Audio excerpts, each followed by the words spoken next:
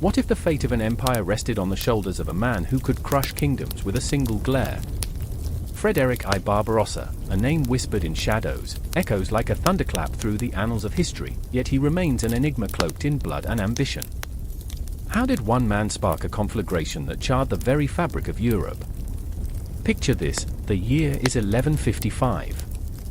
A king marches into Italy, sword drawn, a tempest in human form. His presence electrifies the air, arrogant, radiant, terrifying. Nobles tremble in their velvet-lined chambers, plotting in hushed tones as their dreams of power dance like moths around a flame. Frederick isn't just a ruler, he's a storm incarnate, a juggernaut that leaves chaos in his wake. What drove him? Was it the insatiable hunger for glory or a deeper, darker compulsion? The people of his time lived on a knife's edge, half expecting their dreams to be brought to life, half terrified that their nightmares would claw their way out. Each battle was a gamble, each alliance a high-stakes poker game played on a board of betrayal. Imagine the stench of sweat and iron, the clamor of swords clashing, a cacophony of life and death. Frederick, with his fiery beard and steely gaze, stood at the heart of it all, a lion among rats, a king among men. But who was he really? A noble soul or a ruthless tyrant?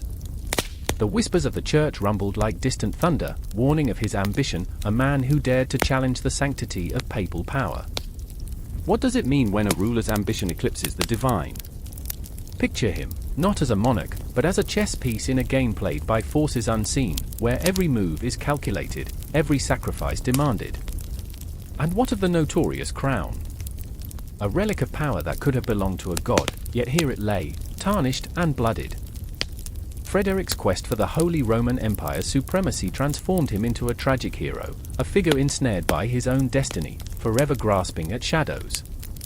In the tangled web of alliances and betrayals, each thread pulls tighter, every twist sharper than the last.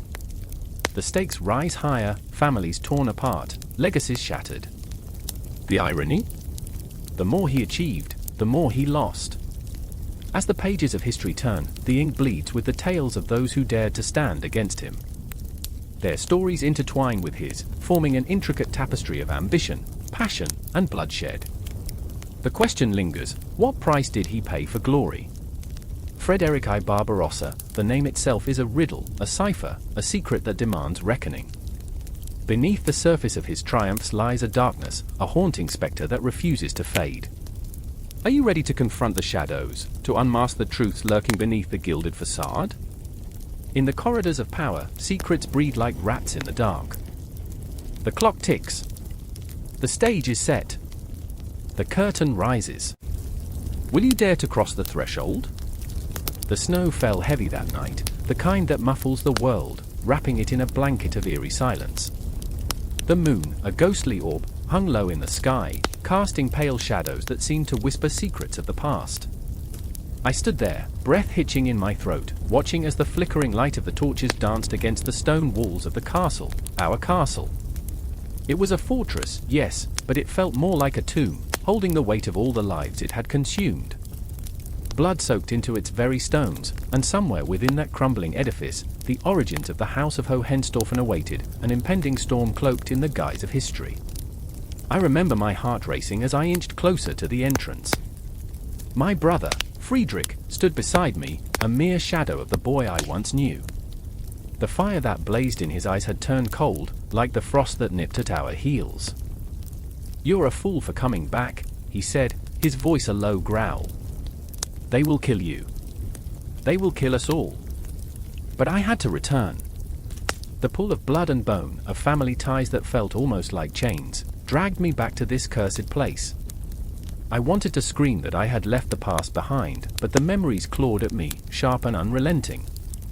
I remembered the laughter of our ancestors, the way they ruled with iron fists, with hearts so ambitious they threatened to rupture. They were giants, but their shadows loomed over us, stifling whatever light we tried to forge. That night, as thunder rumbled in the distance, I could almost hear the echoes of their ambitions, their dreams that turned to nightmares, leaving us haunted by the specters of betrayal. My sister, Agnes, emerged from the darkness, her presence a balm to the unease that churned within. Yet, a flicker of doubt lingered in her eyes. "We shouldn't be here," she whispered, voice trembling like the flickering flames. "The ghosts." I knew what she meant. The ghosts of our lineage, of the Hohenstaufen, watched us with hollow eyes, judging us, waiting to see how the tapestry of our fates would unravel. Tapestries woven with threads of ambition, treachery, and blood, so much blood. I felt the weight of history pressing down, like a giant hand tightening around my throat. Frederick stepped forward, his voice now a hiss. "You think they care about us? We are but pawns in their game." The bitterness in his words cut deep, and I could see the turmoil within him, the unwavering struggle between loyalty to our bloodline and a desperate longing for freedom. He was fierce and flawed like the rest of us, suffocated by expectations he never asked for. The castle loomed before us, an ancient beast that had seen too many betrayals, too many hearts torn apart. I turned to Agnes, her face pale in the moonlight, framed by the darkness of our family's legacy. "What if we change the story?" I asked, though the question tasted of desperation. "What if we carve our own path?" She shook her head, tears brimming in her eyes. "You cannot escape what is written in the stars. The Hohenstaufen are cursed. And perhaps we were. Born under the same stars that had witnessed the rise and fall of kings, we carried the weight of their sins upon our shoulders, like a noose tightening slowly, methodically." My heart thudded as I recalled the tales of betrayal that had stained our lineage, the brother who turned on brother, the sister who whispered venom to the king. Each tale was another thread in this intricate web, pulling us tighter into its embrace. But that night, standing under the cold gaze of the moon, I felt a flicker of rebellion ignite within me. I refused to be a mere footnote in the annals of history. I wanted my name to echo, to resonate beyond the blood-soaked stones of this castle. Frederick, caught in his own tempest of emotions, clenched his fists. "Then we must confront them, confront the shadows," he said, determination seeping into his voice, though fear lingered at the edges. The spirits of our ancestors seemed to stir, restless in their eternal slumber, and I wondered if they would rise to witness our gambit. A howl of wind sliced through the night, and I felt the chill wrap around my spine, like a lover's caress gone wrong. I knew the fates of those who had come before us, those who had attempted to break free from the chains of legacy. It ended in blood, their blood, our blood. But there was a fire inside me, a heat that could not be extinguished. Together, we stepped forward, crossing the threshold into the dark maw of the castle. The air thickened, rich with the scent of age and decay. Cobwebs hung like veils, and the shadows shifted, whispering secrets I yearned to understand. With every step, the past clawed at my heels, threatening to drag me back into its cold embrace. I felt the weight of our ancestors' watchful eyes, and for a moment, I was swallowed whole by the enormity of it all, the weight of lineage, of expectation, of history itself. The walls of this fortress weren't just stone, they were the very essence of our existence, whispering tales of glory and despair. I remember the moment we stepped into the great hall, the vastness of it swallowing us whole. The flickering torches cast shadows that seemed to dance with a life of their own, illuminating the faces of those who had come before us, a gallery of ghosts caught in a single moment, forever frozen in ambition and betrayal. And as the echoes of our footsteps bounced off the stones, I could almost hear their voices, urging us to choose, to follow in their bloody footsteps or to break free, to rewrite the chapters of our own destiny. The tension was palpable, each heartbeat echoing like a drum roll, each breath heavy with anticipation. In that moment, I knew, whatever awaited us in the shadows, whatever dark secrets the House of Hohenstaufen held, we were ready to confront them. Our story was just beginning, and the echoes of the past would not silence us. And in that very instant, as the darkness closed in, I felt the cosmos watching, waiting. The night was alive with possibilities, both terrifying and exhilarating, and all I could do was step forward, into the depths of our legacy, ready to face whatever horrors awaited. The air was thick with uncertainty, a palpable tension that hung in the dimly lit chamber, like an unseen spectre poised to strike. A woman lay on a straw-strewn bed, twisting in agony as the first cries of life shattered the silence. The howl of the wind outside mirrored her pain, a relentless reminder that the world was as unforgiving as the childbirth she was enduring. As Frederick's mother, Countess Matilda, gripped the edge of the mattress, the rough fabric cutting into her palms, a chill swept through the room. wrapping around the hearts of those present like a shroud. I remember the flickering shadows dancing on the walls, the flicker of candlelight casting ghostly silhouettes. Each flicker felt like a heartbeat, counting down the moments until the arrival of the future King of Germany, a boy who would one day wield power but was now just a whisper of hope, tangled in the tumult of birth. The midwife, an older woman with sharp eyes and a soothing touch, muttered words of encouragement, yet they were drowned out by Matilda's cries. "Push, Countess! You must push!" But what did they know of the weight of a crown, the burden of destiny? Countess Matilda was no ordinary woman. She was a storm contained in fragile flesh, a reminder of the fierce lineage that pulsed through her veins. She belonged to the House of Hohenstaufen, and every fiber of her being ached with the knowledge that her child must rise not just as a boy but as a legend. And yet, in that moment, all she could feel was the crushing weight of her own inadequacy, the haunting thought that the future was as unpredictable as the weather outside. And then there was the man waiting in the shadows, Frederick's father, Duke Frederick of Swabia, a figure carved from the stone of his own expectations. He stood at the threshold, arms crossed, tension radiating from him like heat from a flame. The starkness of his expression was a mask of stoicism, but beneath it lay a tumult of fear and anticipation that threatened to consume him. He had fought for this moment, had waged battles and brokered peace, all for the sake of this child. But what if this child, born in the grip of a midnight storm, carried the weight of the world on his tiny shoulders, and was unable to bear it? I remember how time slowed, twisting and stretching like the shadows that grew long and lean. Each heartbeat echoed like a war drum, a reminder of the stakes involved. The clash of swords sounded far away, the cries of soldiers in battle fading into a distant memory. Here, life and death danced dangerously close, and I could almost feel the pulse of history thrumming beneath the floorboards, as if the very ground was alive and aware. Then, with a final, earth-shattering scream, the boy was born, and the air crackled with the raw power of new life. Frederick I, so small, so vulnerable, was thrust into existence, crying out against the darkness. The midwife held him high, a tiny creature wailing, limbs flailing, as if trying to wrestle free from the chains of fate. And in that moment, the storm outside stilled, the wind subsiding as if bowing to the force of this new life. Yet, even in that lull, a shadow lingered, a foreboding that whispered of the trials ahead. I remember the look on Matilda's face, a blend of exhaustion and fierce love, eyes glistening with unshed tears. She reached for her son, her fingers trembling as they brushed against his soft skin. "Frederick," she whispered, the name rolling off her tongue like a solemn promise. But buried beneath the joy was an unspoken fear. Could she protect him from the world that lay ahead? Could she shelter him from the very expectations that might suffocate him? Duke Frederick stepped forward, his heart a wild tempest, his face a mask of pride and apprehension. "A future king," he murmured, the weight of his words heavy, laden with unfulfilled dreams and aspirations.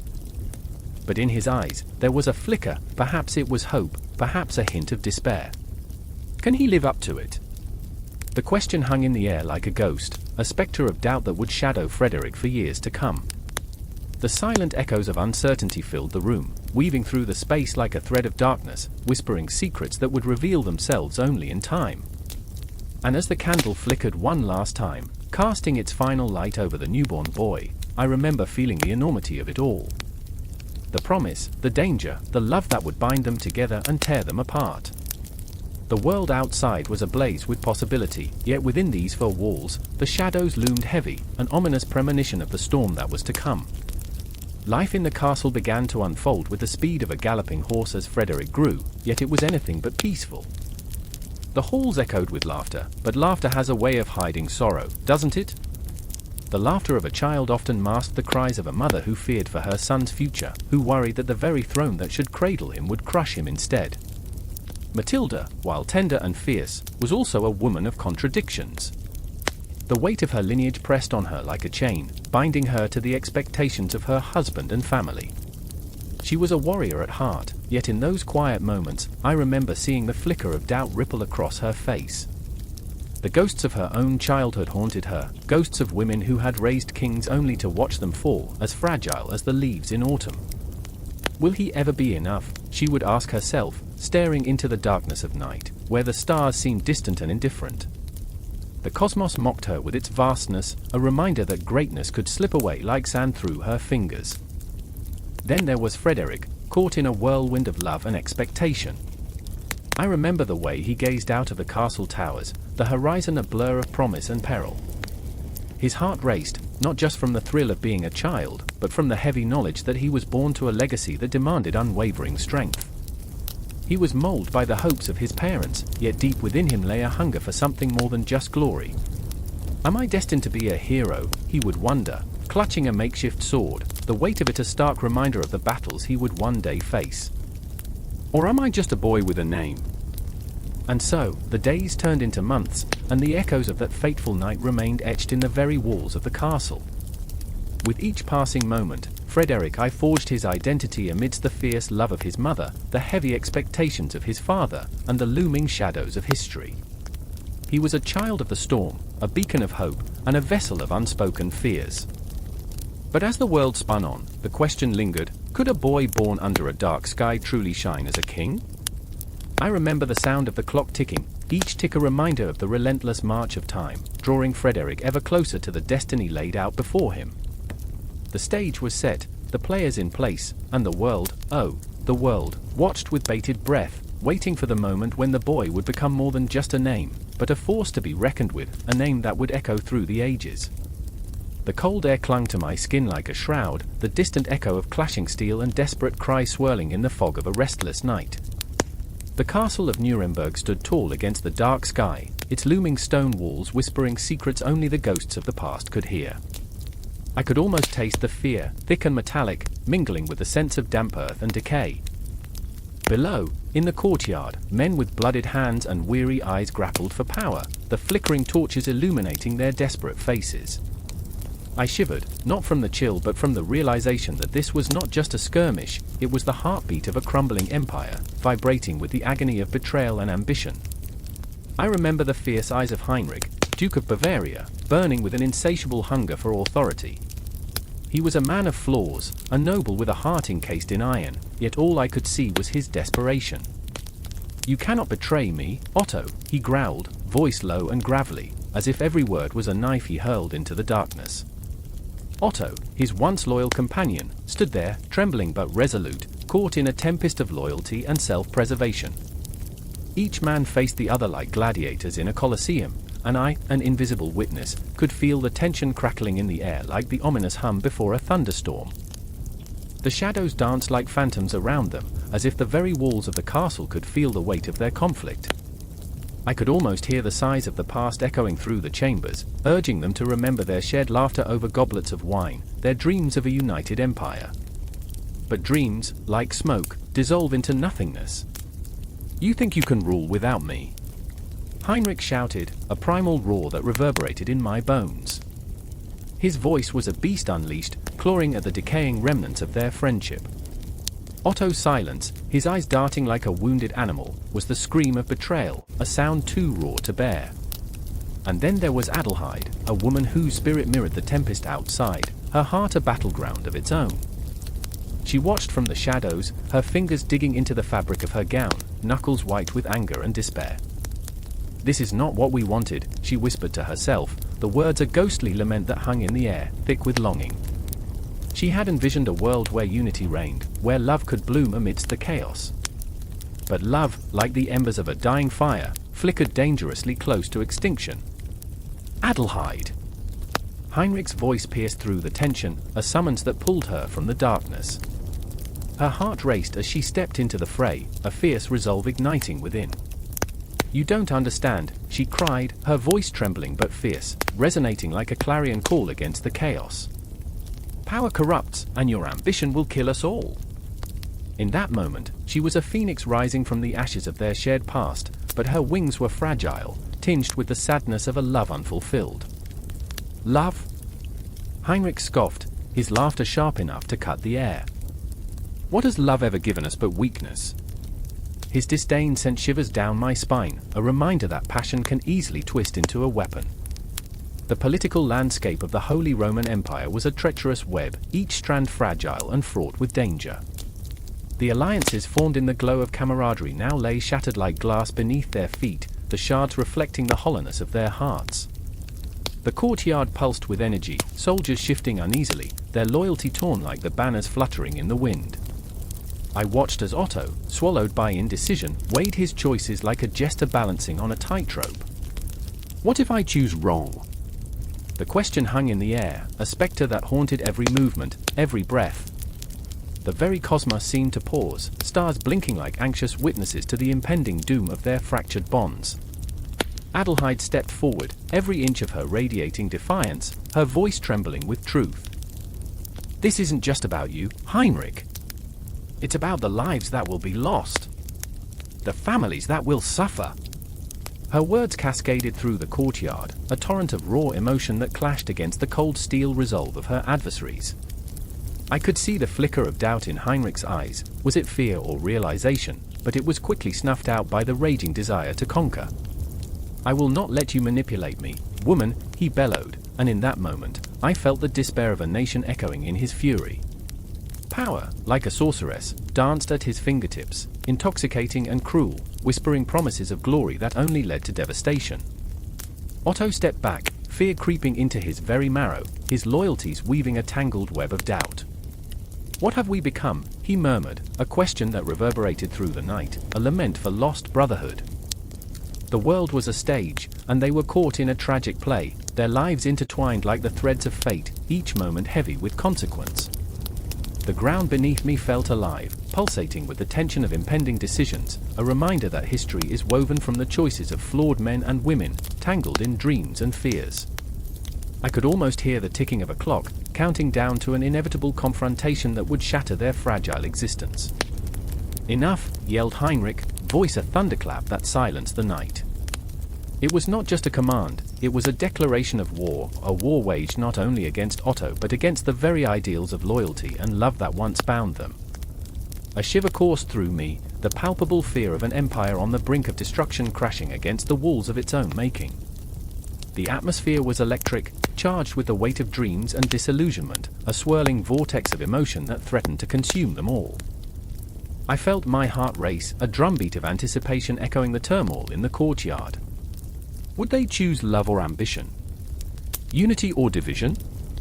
The answer lingered in the air, suspended like a dream on the cusp of awakening, waiting for the first spark to ignite the night. And just as I thought the silence would swallow me whole, a sound erupted, a clash of metal, a scream piercing the night, and in that moment, the world shifted. The boundaries between loyalty and betrayal blurred, the flames of ambition flickered dangerously close to engulfing them all. The political landscape of the Holy Roman Empire in the 12th century was no longer just a backdrop. It was a living, breathing entity, a chaotic tempest of emotion, a never-ending cycle of turmoil and passion that would ripple through history, a story that refused to end. The night screamed with silence, a vacuum of air so thick it felt like a hand gripping your throat. I stood there, heart pounding, ears straining for any sound that might hint at what was coming. The moon hung low, a ghostly witness to the chaos brewing just beyond the castle walls of Swabia, as if the heavens themselves recoiled from the treachery nestled in the shadows. I remember the chill that crept through the stone corridors, curling around my spine like a serpent poised to strike. "They're coming for him," I whispered, though the words barely passed my lips before the darkness swallowed them whole. In that moment, I knew the world was about to shift beneath our feet, the very fabric of our lives fraying like an old tapestry. Frederick stood at the center of it all, a flicker of hope amid a storm of betrayal. His eyes burned with a mix of defiance and dread, a boy still too young, yet forced to wear the crown of a man. I could see it in the lines etched on his brow, the weight of destiny pressing down on his slender shoulders. Marta was there too, a fierce spirit wrapped in fragile skin. Her heart beat wildly, a drum echoing the impending clash of ambition and treachery. She had once whispered sweet nothings to Frederick under the ancient oak outside the castle, a place where laughter dared to float in the air, unbothered by the future's cruel hands. But tonight, her gaze was sharp, cutting through the darkness like a blade, ready to protect the boy she loved from the venomous whispers of the court. I remember the moment I first saw their connection, like two comets colliding in a universe defined by loneliness. Their laughter, how it lit up this melancholy world, turning it from grey to vibrant hues of longing. But now, that laughter lay shattered among the creeping vines of betrayal. They stood at a crossroads, fear tightening its grip around them as the echoes of footsteps approached. "Frederick, we must flee," Marta urged, her voice trembling like a candle in the wind. "They will not let you ascend. They will kill you." He shook his head, defiance coursing through his veins like wildfire. "I was born to lead, to wear this crown. I cannot run." His voice cracked, the conviction wavering. Did he believe it, or was it a desperate plea to himself, a last attempt to cling to the child who dared to dream? I remember the taste of betrayal that hung in the air, thick and bitter. It was a ghost of the past, whispering reminders of how swiftly loyalty could turn into venom. The nobles, once allies, now plotted in hushed tones, their eyes glinting with greed, snakes in fine clothing, their smiles disguising deadly fangs. And then the door burst open, splintering the moment into chaos. Shadows poured like ink into the room, figures cloaked in malice, eyes gleaming with the satisfaction of a hunt. They were here to claim the throne, to snuff out the flickering flame of Frederick's promise. "Run!" I screamed, the urgency spilling from my lips like a desperate incantation. But the words barely registered in the charged air, swallowed by the sudden cacophony of steel and shouts.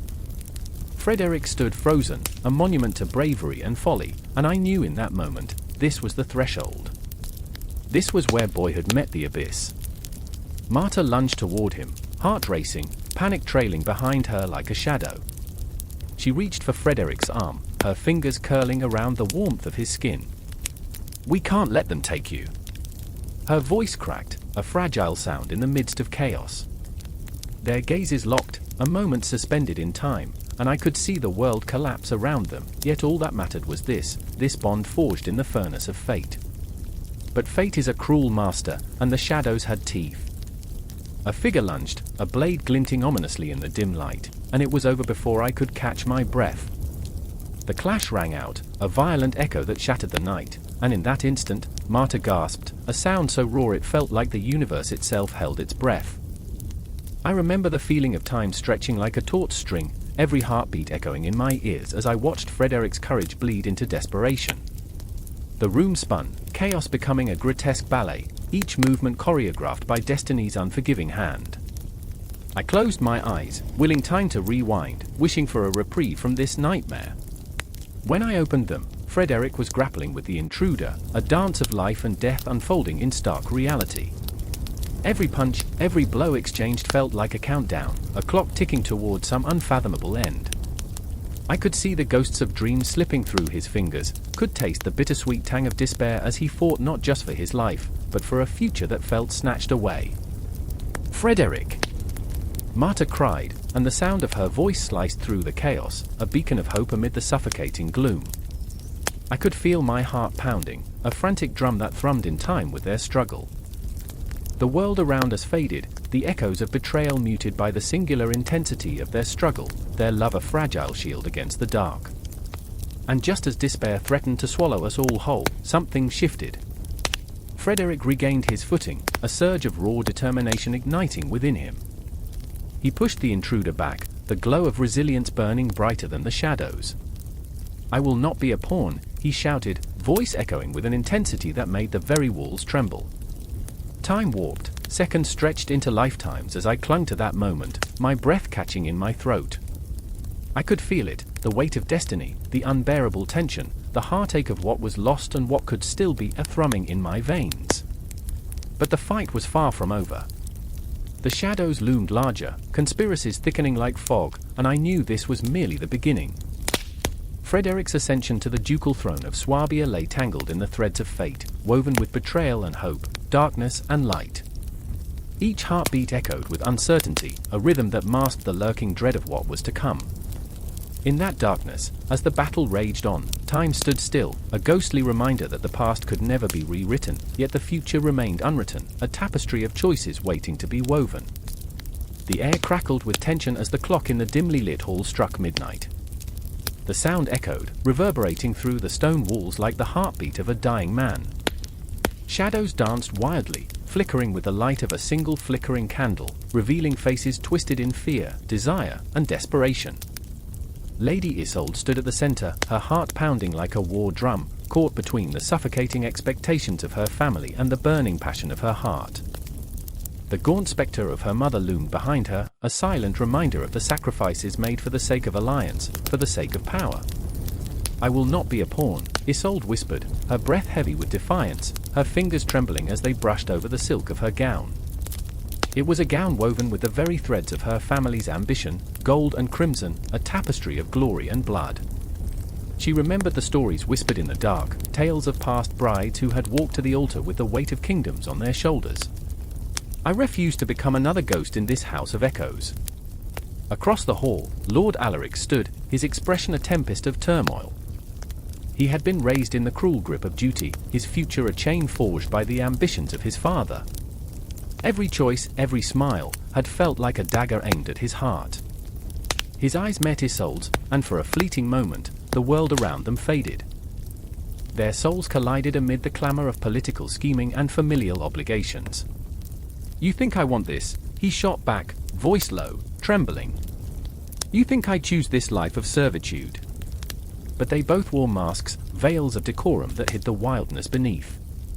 Isolde could feel the weight of the alliance pressing down on them, an iron shackle that threatened to suffocate her. She remembered the last banquet, the way the lords and ladies had laughed while she had felt like a marionette, strings pulled by unseen hands, her laughter a hollow echo in a grand hall filled with nothing but lies. "Marriage is a treaty," her mother's voice whispered in her mind, a haunting reminder of the unforgiving rules of their world. "It is not love. It is survival." Each word a knife, piercing deeper with every heartbeat. Outside, the moon hung low, a silent witness to their suffering, casting eerie shadows that seemed to breathe and shift with their despair.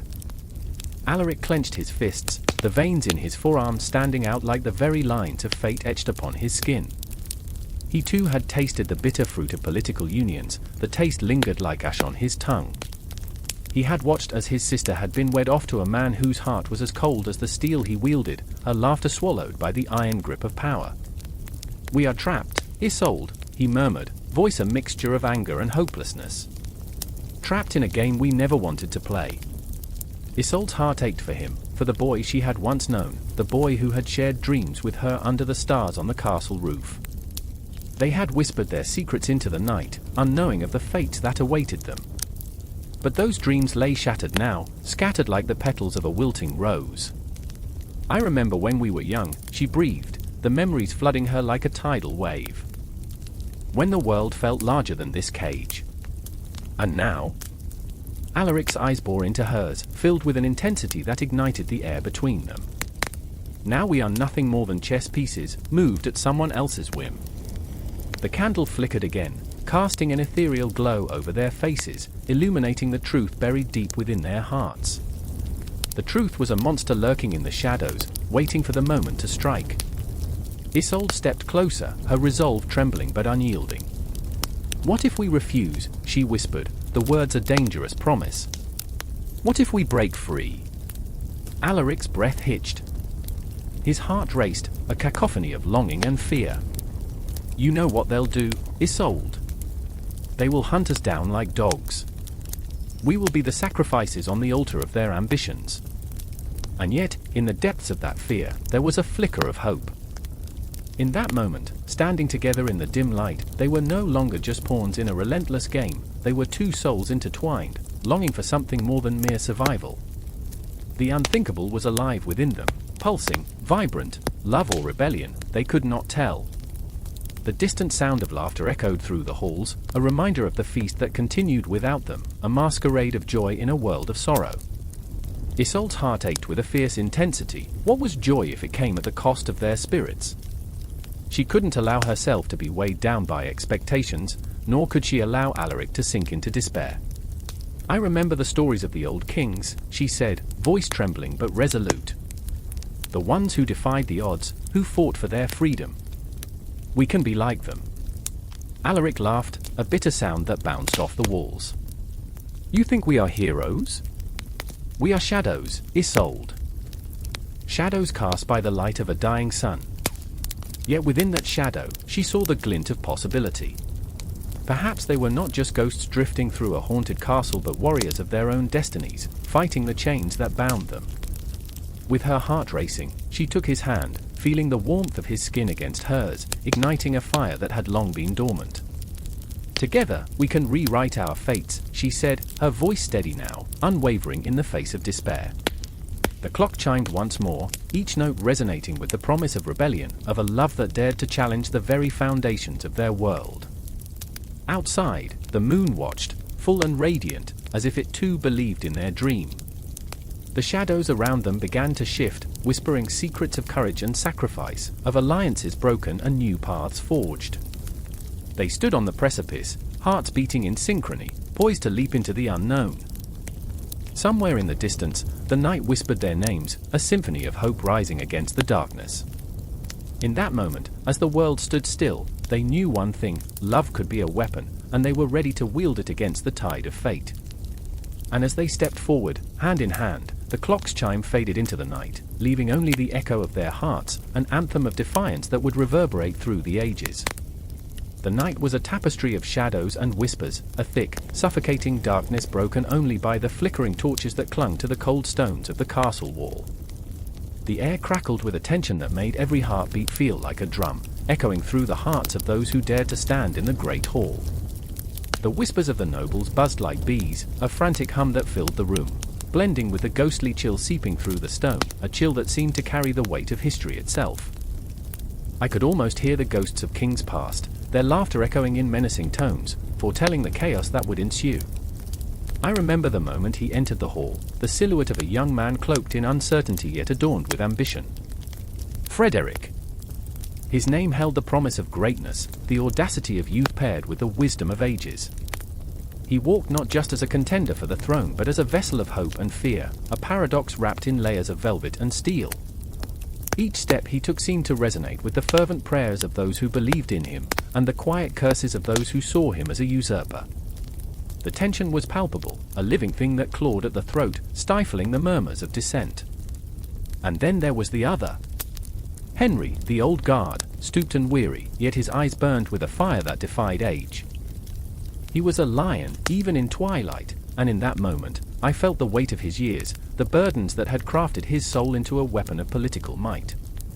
I could see his hands tremble, not from frailty, but from the sheer force of his desire to hold on to power. He was a storm gathering, and I could almost taste the electricity in the air, wild and free, a promise of chaos lurking just beneath the surface. I remember the look that passed between them, a silent battle of wills, sparks flying in a clash of ambitions. Frederick stood tall, a child dressed in armor, while Henry bore the scars of 1,000 betrayals. It was an uneasy truce, a moment holding its breath, suspended in time, and I felt it in my bones. This was a fight not just for the throne, but for the very soul of the empire. The nobles shifted uneasily, their faces a canvas of fear and greed, their prayers twining like smoke around the flickering flames. "Elections are merely a dance," one whispered, his voice a silken promise. "And I," another replied, "am the one who knows the steps." The laughter that followed was hollow, a sound that echoed off the stone walls, mingling with the shadows that danced on the periphery. I could see the beauty and absurdity of it all, how the fate of nations could hang on the whims of a few, their laughter clashing against the backdrop of history like cymbals in a symphony of chaos. Time hung heavy, and the clock on the wall ticked with a cruel precision, each second a reminder that choices were being made, and hearts would be broken. I felt it in the air, the weight of expectation pressing down, squeezing the breath from my lungs. The world was watching, as if every soul from the dusty corners of forgotten villages to the grand courts of distant kingdoms held their breath, waiting for the unfolding drama to reach a crescendo. Frederick's eyes shone like stars caught in a storm, daring to dream of a future unfurling before him, while Henry's gaze was a tempest, a storm cloud heavy with the promise of rain. My heart raced as I watched them, these two warriors on the battlefield of politics, each carrying their burdens like shields forged from the desires of the past. I could feel their struggles, their conflicting emotions, the need for validation, the fear of failure, all wrapped in a shroud of determination. The air thickened with anticipation as the votes were cast, each one a dagger hidden in a bouquet of roses. Every noble grasped their fate with trembling hands, and I felt a surge of empathy that made my soul ache. Here they were, these flawed beings, playing God in a game that would consume them. I wanted to scream, to reach out and tell them that history would not remember their names, only the echoes of their choices. Then came the moment, the hush that fell like a shroud across the hall. Every eye turned to the great wooden board. The counting began, and with each announcement, a heart shattered, a dream crumbled. The whispers grew louder, morphing into a cacophony of disbelief and rage. Frederick's face paled as the numbers fell like guillotines, each one severing hope from reality. And Henry, oh, Henry, he could taste victory, yet it was a bitter wine, sour with the knowledge that the throne would demand a price steeped in blood and betrayal. I could almost hear the heartbeat of the empire, a thundering pulse that beat in time with the rising desperation. The nobles rose, their faces twisted into masks of greed and fear. "This is not a game," one shouted, his voice rising above the din, but it was too late. The dance had begun, and no one could escape the rhythm. The hall pulsed with life, with the electric charge of ambition, a cauldron bubbling over, and I wondered how many dreams would be boiled away in the heat of this fray. And then it happened, a single voice, raw and honest, cutting through the chaos. "We are more than pawns in their game. We are the lifeblood of this realm." It was a woman, her heart laid bare, and in that moment, she was a beacon in the dark. The hall fell silent, the tension crackling in the air, as if even the stones were holding their breath. She reminded us all of our humanity, and I felt my heart swell, my spirit rise. We were more than titles and bloodlines, we had dreams, fears, and a desperate yearning for something greater. But time, relentless and unforgiving, pushed us forward. The clock continued its cruel march, the thrum of fate drumming in our ears. Who would rise, and who would fall? The questions hung in the air, heavy and charged, swirling like smoke from a dying fire. The echoes of the past reverberated, whispering warnings that tinged the air with an eerie sense of foreboding. And as the last vote was cast, I felt it, a shattering moment of truth, a bittersweet realization that would linger long after the night had turned into dawn. The election of a king was not just a choice, it was a reckoning. It would leave scars, some visible, some hidden deep within the soul, shaping destinies, and weaving a tapestry of glory and despair. In that hall, under the weight of history, two men stood on the precipice of greatness and ruin, their fates intertwined like vines climbing a crumbling wall. The very air crackled with the promise of change, and I knew, even as the night stretched on, that this was only the beginning. A new chapter was unfurling, raw, intense, and impossibly alive. The shadows flicker against the stone walls like memories refusing to die. They dance in the low light, whispering secrets that cut deeper than steel. In a dimly lit chamber, the air thick with dust and the scent of old parchment, a figure stands, heart racing, palms slick with the anxiety of 1,000 decisions. This is where power breathes, where it chokes, where it is born anew. I remember the weight of that moment, the pulse of history swelling beneath my feet, thumping like a war drum, relentless and deafening. There he was, Lord Selim, eyes wild with the fire of ambition and desperation, a man caught in the terrible throes of change. He paced like a caged beast, the flicker of a candle illuminating the lines etched into his face, the burden of a leader clinging to fragile hope in a world that thrived on chaos. The echoes of past failures haunted him, shadows of a broken kingdom whispering their taunts. I could see it in his eyes, the ghosts of lost battles, the stench of betrayal, the unyielding grip of fear. And yet, amidst that turmoil, a flicker of determination glowed, a spark in the darkness that refused to be snuffed out. "Everything is at stake," he thundered, fists clenched as though he could crush the very air that suffocated him. "We must act swiftly, decisively. The people are restless, the nobles are hungry for blood, and our enemies lurk just beyond the horizon." His voice cracked, a tremor of vulnerability breaking through the bravado. I could feel the tension in the room, thick as fog, wrapping around my throat like a noose. Then there was Ilara, his trusted advisor, standing in the periphery, a tempest of emotion swirling inside her. She wore her intellect like armor, but even the brightest steel can bend. Her heart, torn between loyalty and morality, sat heavy in her chest. "Selim," she pleaded, her voice calm yet laced with urgency. "You cannot simply consolidate power without considering the consequences. We risk igniting a fire we cannot extinguish. Her words hung in the air like a charged storm cloud, ominous and foreboding. I remember the moment she paused, her breath hitching as memories of her childhood flickered through her mind, the streets of her hometown, once vibrant with laughter, now echoing with the cries of the oppressed. Those memories gnawed at her like rats feasting on a forgotten banquet. People, she murmured, almost to herself, they are not pawns to be sacrificed on the altar of ambition. The pain in her voice was palpable, a raw wound exposed for the world to see. The clock ticked, a cruel reminder that time was slipping through our fingers like sand. With every tick, I felt the weight of the world bearing down on us, the inevitability of decisions that would shape destinies. Selim's gaze hardened as he turned to Alara, a tempest brewing in his chest. "And what do you suggest? We stand idle while enemies grow bolder? While the kingdom crumbles around us?" His words sliced through the air, sharp as a dagger poised to strike. "Perhaps," she countered, her voice steady, "we could look for allies among the people. We have the power to inspire, to ignite hope. But that requires a different kind of strength, a strength rooted in unity, not fear." The way she spoke, the fire in her tone illuminated the darkness that threatened to engulf us. But the storm was gathering strength, and I could feel it rising, coiling like a serpent ready to strike.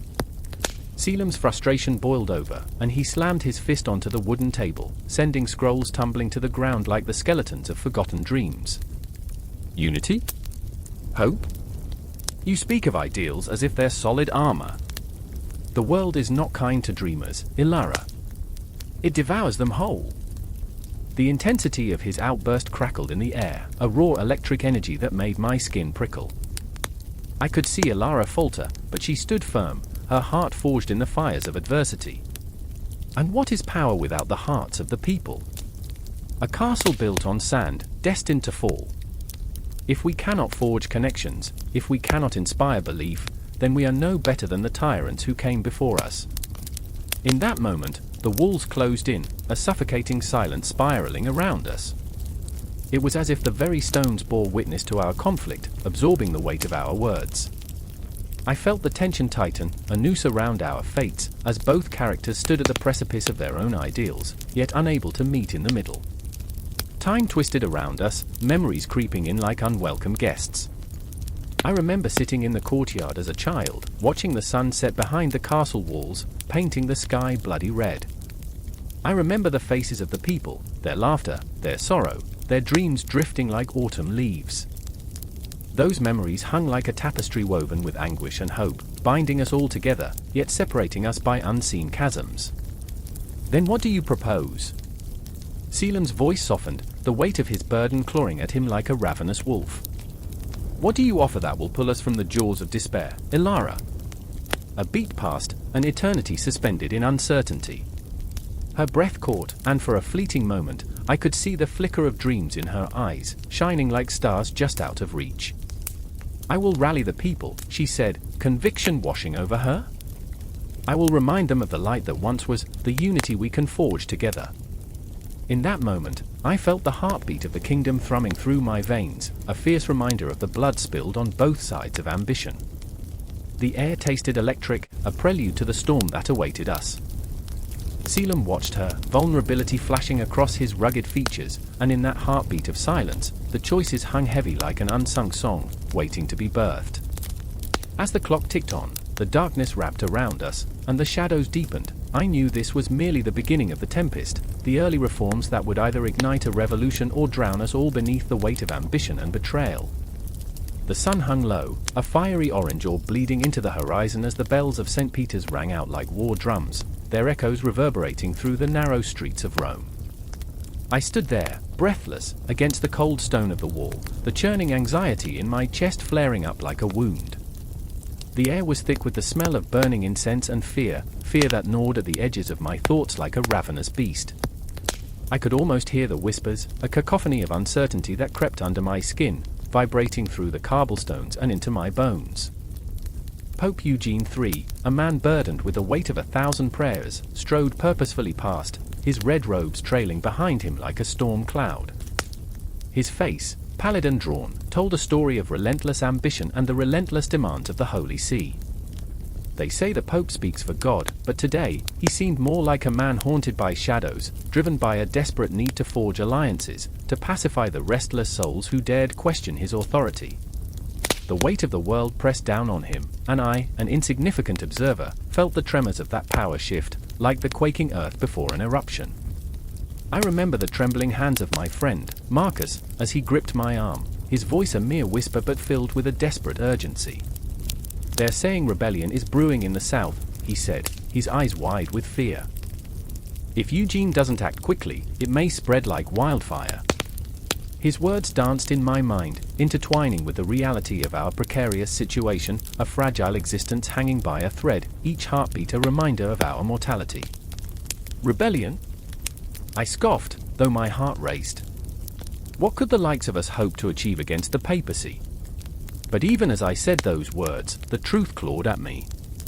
We were more than mere subjects, we were men with hopes, fears, and dreams, and the papacy's grip felt like a noose, tightening with each decree that rang out through the streets.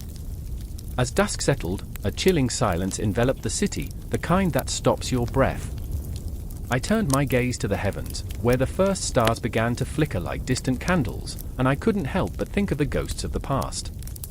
They lingered in the corners of my mind, a reminder of the countless souls who had risen against tyranny, only to pay the price of failure.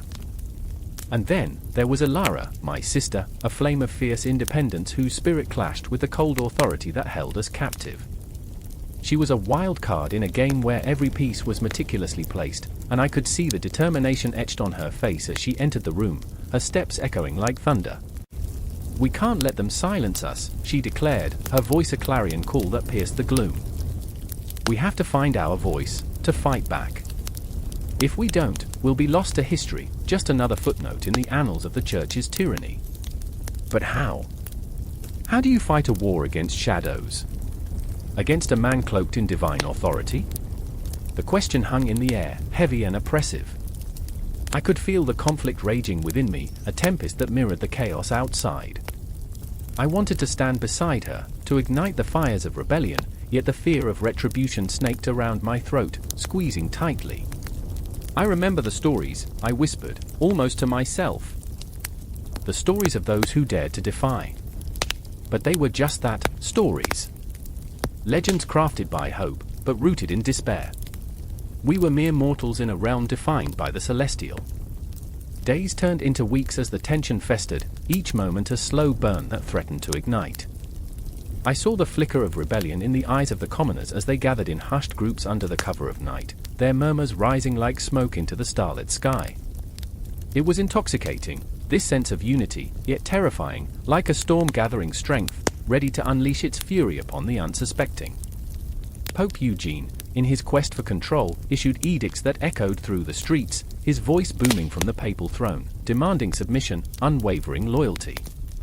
"I am the shepherd," he proclaimed, "and you are the flock." Yet, beneath that authoritative facade, I sensed his struggle, the weight of doubt creeping into his mind. The knowledge that power is a fragile thing, easily shattered. One fateful night, as the moon climbed high, illuminating the cobbled streets with an ethereal glow, the tension reached a boiling point.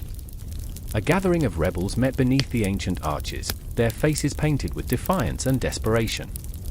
They were men and women driven by a shared dream of freedom, each heartbeat resonating with the rhythm of rebellion.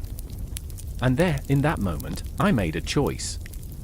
I stepped forward, propelled by a force greater than myself, a fire ignited by Alara's spirit and Marcus's fear. "We are not mere shadows," I shouted, my voice breaking through the din. "We are flesh and blood, and we will not be silenced. Not by the Pope, nor by fear." But as the words left my mouth, I saw it, a figure cloaked in authority, moving through the crowd like a spectre. Eugene's gaze pierced through the darkness, an icy chill that froze the air. His eyes burned with fury, while the crowd trembled, caught between awe and dread. The confrontation loomed, inevitable as the tide. What would happen next? I felt the world pause, breathless and charged with anticipation.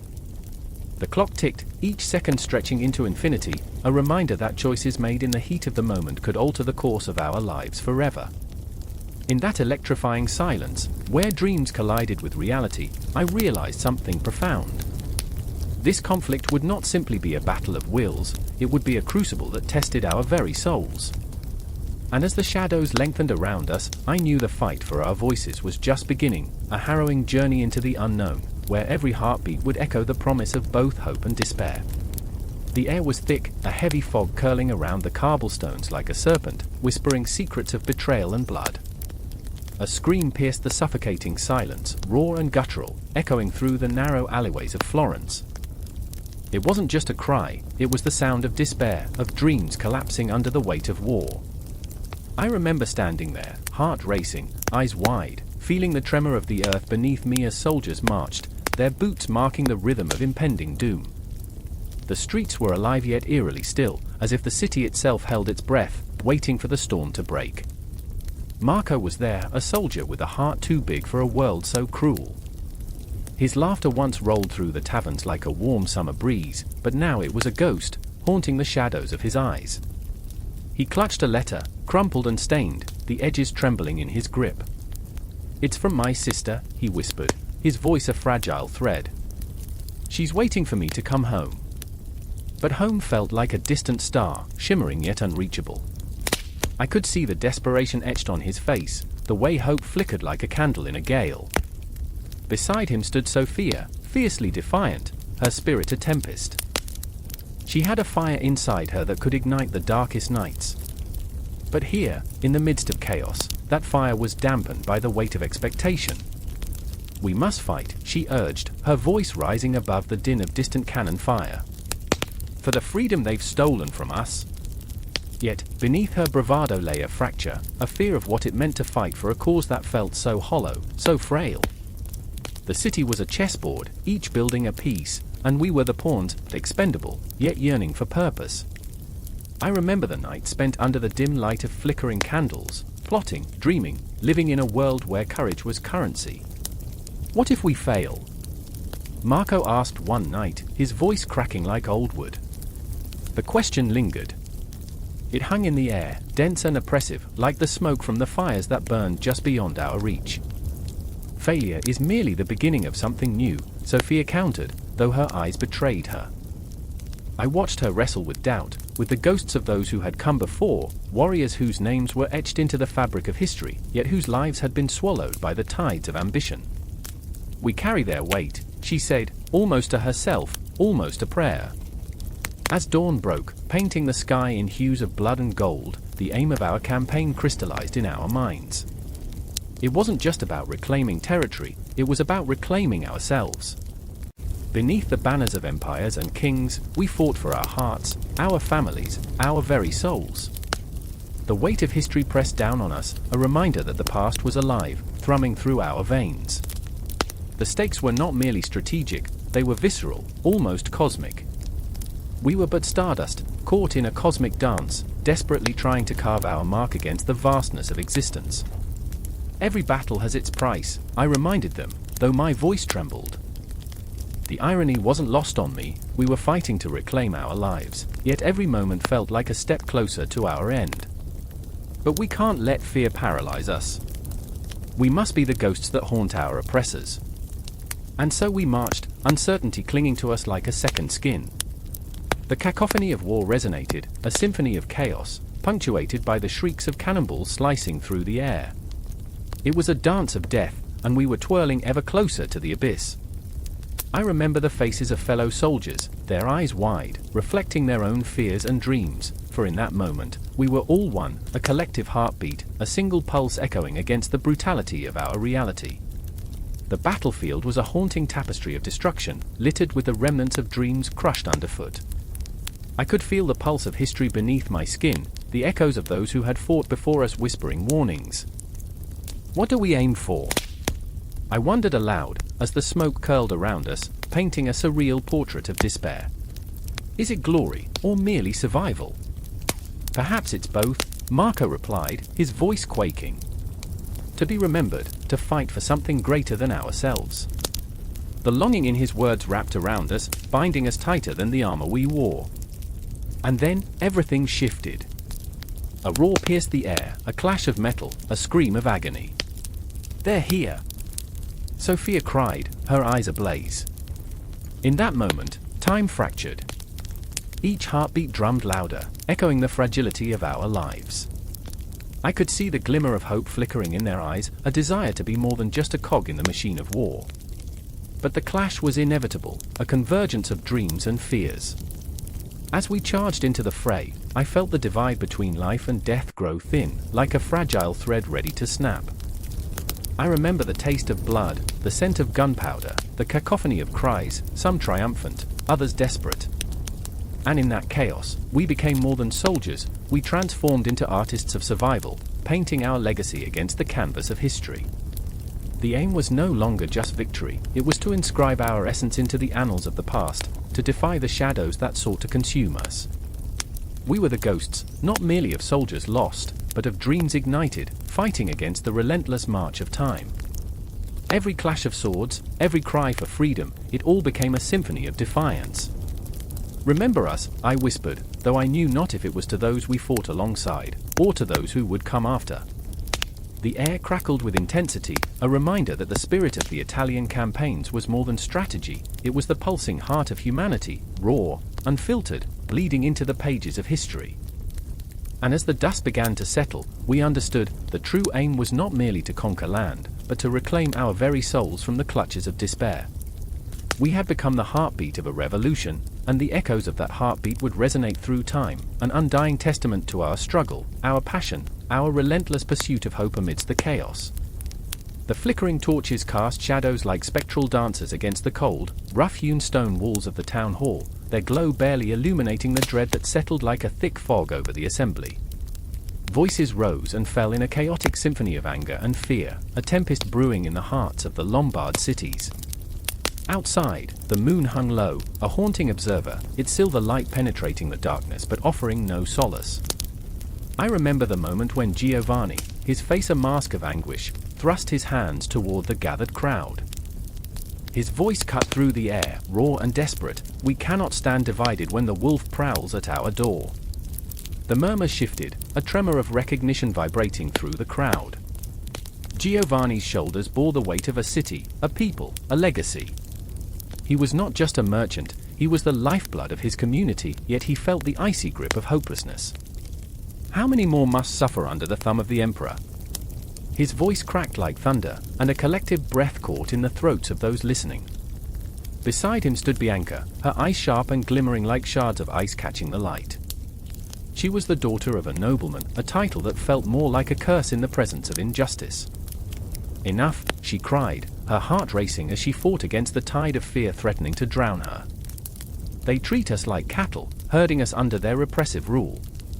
They think us weak." Her voice faltered, a tremor revealing the vulnerability beneath her fierce exterior.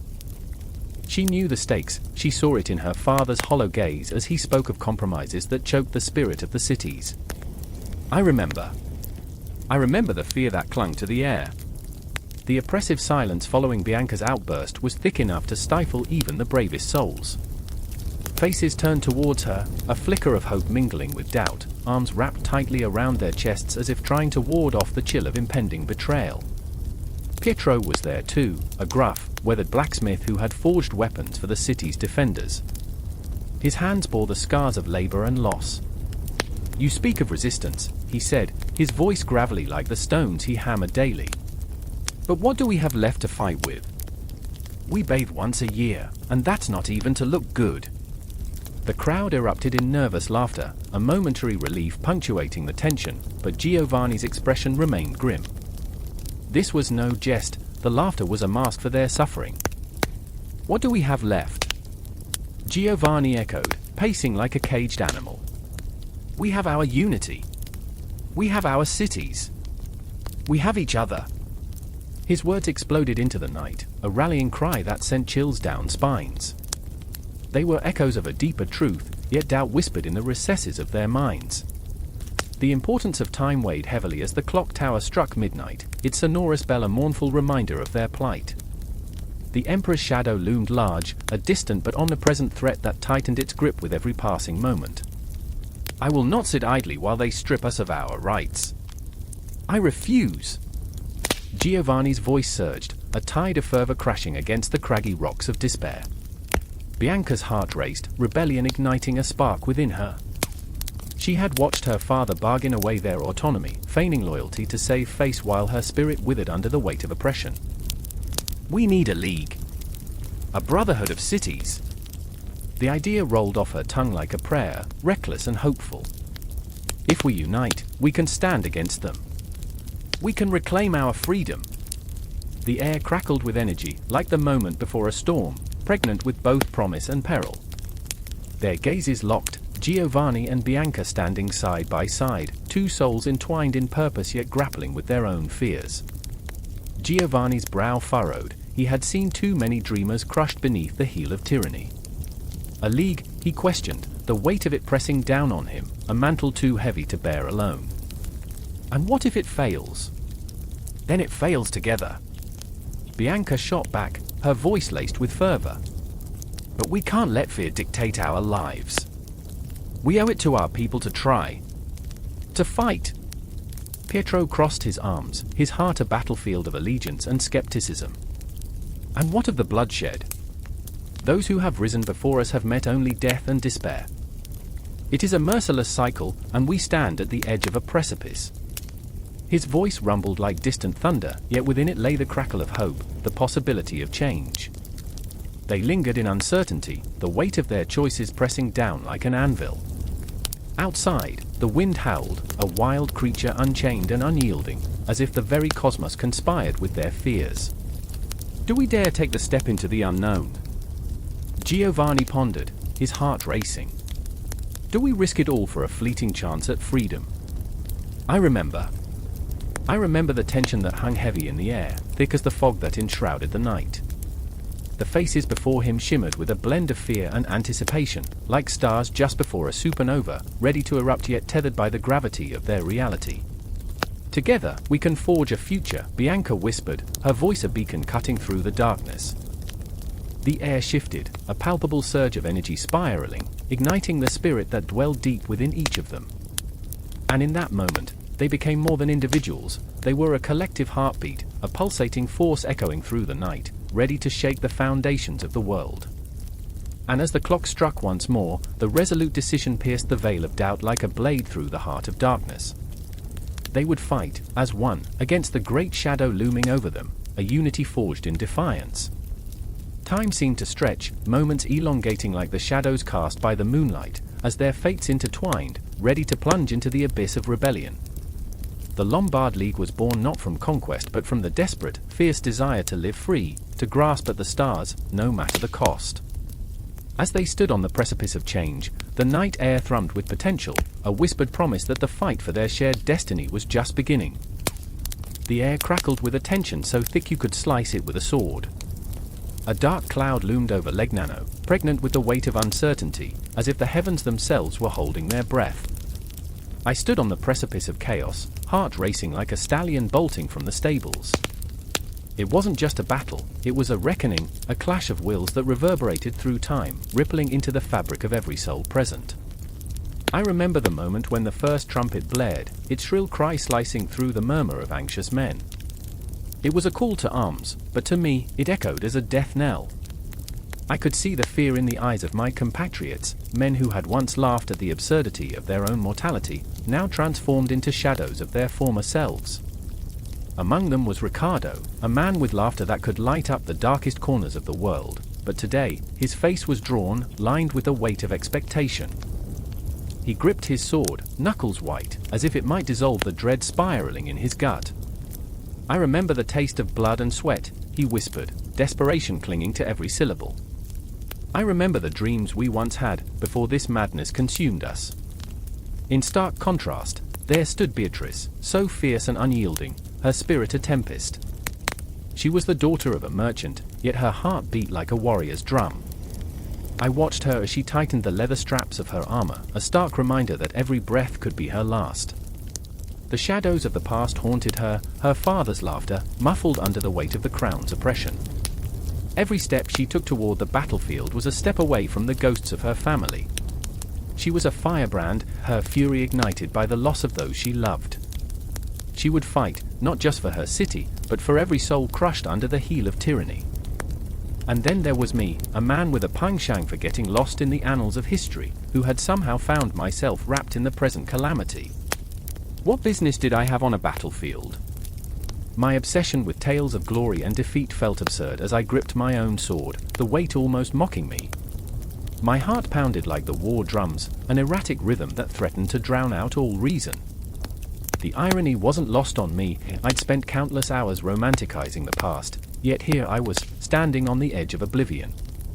The tension snapped like a taut bowstring when the first wave of night surged forward, a rushing tide of steel and fury. The clash was deafening, a cacophony of screams, the sickening thud of flesh against metal, the guttural cries of men falling to earth. I was in the heart of it, feeling every pulse of the battle, every breath stolen by fear and chaos. In that moment, time fractured, the seconds lengthened, stretching into eternity, each heartbeat echoing the primal urge to survive. I caught a glimpse of Ricardo, fighting valiantly, yet the fear in his eyes shimmered like a haunting specter. He was fighting more than just a physical battle, he was wrestling with the ghosts of his past. I could see it in his every movement, the hesitation, the doubt. "Ricardo!" I shouted, the name tearing from my throat, but the tumult swallowed my words whole. He couldn't hear me, couldn't hear the plea nestled in my heart. I had hoped he would find clarity amidst the chaos, but fear shackled him, dragging him into an abyss. Then, Beatrice, a whirlwind of defiance. She carved through the tide of men, her blade a flash of silver, a beacon of hope in the murky darkness. I marveled at her tenacity, how she danced through the fray, moving like a breath of fresh air in a world gone stale. Yet, even she wasn't invulnerable. I saw the moment her foot slipped, the grimace that flickered across her face as a brute knocked her to the ground. My heart plummeted. Time slowed, the world fading around me, and I lunged forward, but something held me back, fear, perhaps. Or maybe it was the realization that I couldn't save everyone. "Get up, Beatrice!" I screamed, as if my words could lift her from the earth. "You are a flame. Don't let them extinguish you." And then, like a miracle, she sprang back to her feet, her eyes aflame with purpose. The fire within her ignited a spark in my own heart, a flicker of courage that blazed into an inferno. In that instant, we were bound not just by our fight, but by our shared humanity, our failures and victories intertwining like the strands of fate. But the battle was relentless, an unyielding tide crashing against our resolve. I could feel the air grow thick with dread, the scent of iron mingling with the earthy smell of churned soil. My senses heightened as shadows danced across the landscape, each flickering flame casting ghostly figures that whispered of fallen heroes and shattered dreams. The cries grew louder, the battle crescendoing into a fever pitch, a symphony of chaos that reverberated through my bones. As the sun dipped low, a fiery orb bleeding into the horizon, I could sense the tide shifting. Defeat felt imminent, lurking like a predator in the shadows, but so did the embers of hope. Time stretched, and the moments blurred between agony and ecstasy. But in the heart of the storm, I could see Ricardo, caught in a moment of grace as he parried an attack with sheer instinct. He lifted his gaze to meet mine, and something flickered, a fragile understanding that we were fighting for more than survival, we were fighting for everything that had ever meant anything to us. Beatrice surged forward, rallying the men, her voice a clarion call that cut through the madness. "For Legnano! For our dreams! For every soul that has cried for freedom!" Her words ignited a firestorm of resolve, a raw power that swept through our ranks like wildfire. And in that moment, we were no longer just men and women, we were a force of nature, a tempest rising against tyranny. And as the battle raged on, the universe watched, stars flickering in silent witness to our struggle. Time spiraled, memories colliding in a kaleidoscope of moments, each heartbeat a prayer, each breath a testament to our unyielding spirit. The cries of the fallen mingled with the resolute declarations of the living, a haunting melody echoing through the ages. In that chaotic embrace, we found ourselves, our flaws and fears stripped away, revealing the raw essence of our humanity. And as the sun dipped beneath the horizon, casting long shadows across the battlefield, the outcome remained uncertain, but one thing echoed in our hearts: we were here, alive, and fighting, not just for Legnano, but for the very essence of who we were, and who we dared to be. The moon hung low over Venice, casting eerie shadows that danced like phantoms across the marble streets. I could hear the distant murmur of the Grand Canal, thick with secrets, its waters shimmering under the night sky. The air tasted of salt and betrayal, a cocktail that left a bitter aftertaste. It was the kind of night that wrapped around you, heavy and suffocating, whispering of dread, an omen of the storm brewing beneath the surface. In the flickering light of a lantern, I saw her, a silhouette against the backdrop of a crumbling palazzo, her breath visible in the chilled air. Emilia, fierce yet fragile, stood at the precipice of decision, her heart racing like the drums of war. She was a daughter of the city, yet felt like an outsider, caught between love and loyalty, caught between the weight of her father's ambitions and the quiet yearning for peace. Her fingers trembled as they grazed the parchment in her pocket, the Treaty of Venice, a fragile promise that could shatter lives or bind them together forever. Emilia! A voice sliced through the tension. Marco, her brother, appeared from the shadows, his eyes glinting with fear and desperation.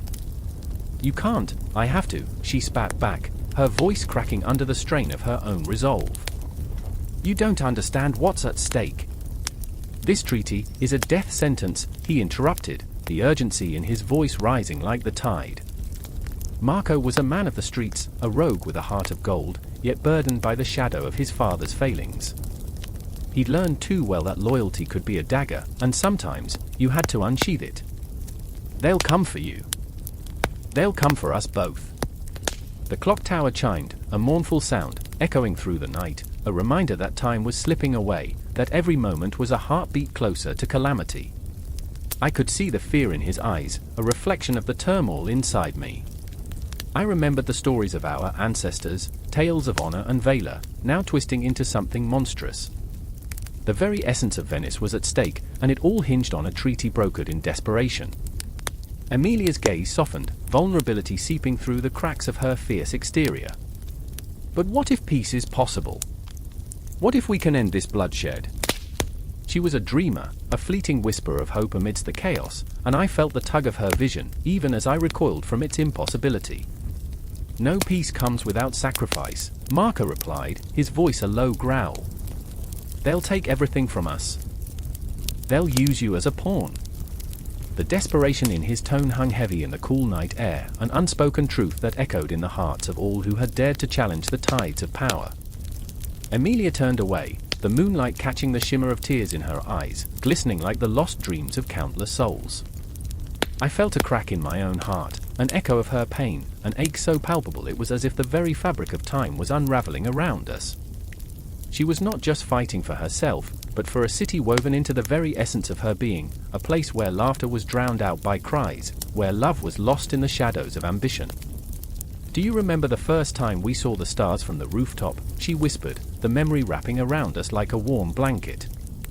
You said they were like lanterns guiding lost souls home. I wanted to believe that, Marco. I still want to. Those stars won't save us, he shot back, but even he faltered. The universe beyond them was vast, indifferent yet alive with possibility. Time felt like a river, sweeping us toward an inevitable confrontation, a clash of ideals that would leave our souls ragged and raw. Suddenly, the echo of footsteps shattered the night, cold and calculated, and anxiety gripped me. The shadows elongated, merging with fear, and I realized we were not alone. A figure emerged, drenched in darkness, cloaked in authority. Count Lazzaro, the architect of this fragile peace, had arrived, his presence suffocating the air with his ambition. The time for dreams is over, he intoned, voice smooth as silk, yet sharp as a blade. You must choose, loyalty to your family or loyalty to your people. Emilia's heart raced, caught in a vice of loyalty and dread. She glanced at Marco, the brother who wore his heart on his sleeve, ready to fight for her, ready to sacrifice everything. Yet in his eyes, I saw the ghosts of their father's expectations, the weight of history pressing down on them like a heavy mantle. Choose wisely, Lazzaro said, stepping closer, his breath a toxic blend of authority and seduction. The Treaty of Venice will change everything. You only have to sign. A flick of the pen, and you can end the bloodshed. His eyes glinted with a chilling promise, a glimmer of power that danced dangerously close to madness. I remember, Emilia whispered, her voice breaking yet resolute, the stories of our ancestors, of their battles for freedom. I won't become a pawn in someone else's game. Then you choose destruction, Lazaro hissed, his voice slicing through the air like a guillotine. The tension thickened, coiling around us like a serpent, each heartbeat a ticking clock. I felt my breath hitch, the weight of the moment crashing down like a tidal wave. And there we stood, 3 souls caught in a web of choices, each thread woven with the possibility of redemption or ruin. The night pulsed with energy, a throbbing ache that tightened my chest, and I felt the pull of fate, the inexorable march of time dragging us into the abyss. The hourglass had turned, and the sands were running out. Would they choose love over ambition? Would Emilia grasp the hand of hope, or let it slip away?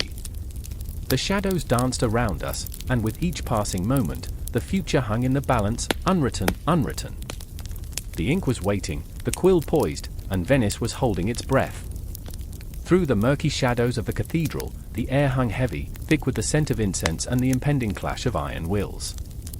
I could almost hear the heartbeat of history pulsing beneath the stone, a rhythm both ancient and visceral, echoing like a whisper on the wind.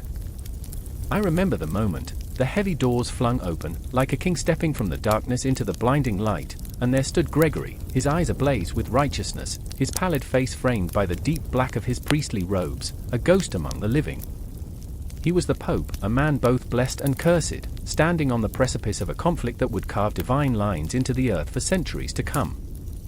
And then there was Henry, the young king, his crown a weighty circle of gold pressing down on his brow as if the heavens themselves resented his rise. The tension crackled between them, a live wire of ambition and despair, each man representing an authority that was both sacred and secular. I felt my breath hitch in my throat, the air electric with the fear of what was to come.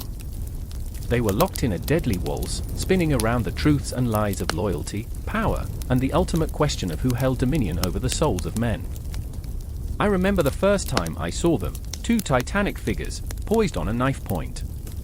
Gregory, with his holy resolve, and Henry, fierce with youthful passion, as if the very earth should tremble beneath their feet.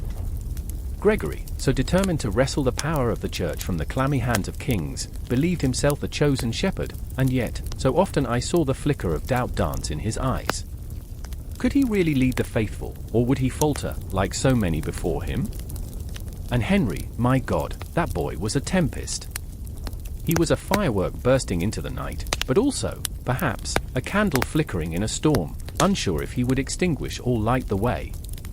Each time he took a step, the wooden pews creaked beneath him, as if the very church mourned for his future.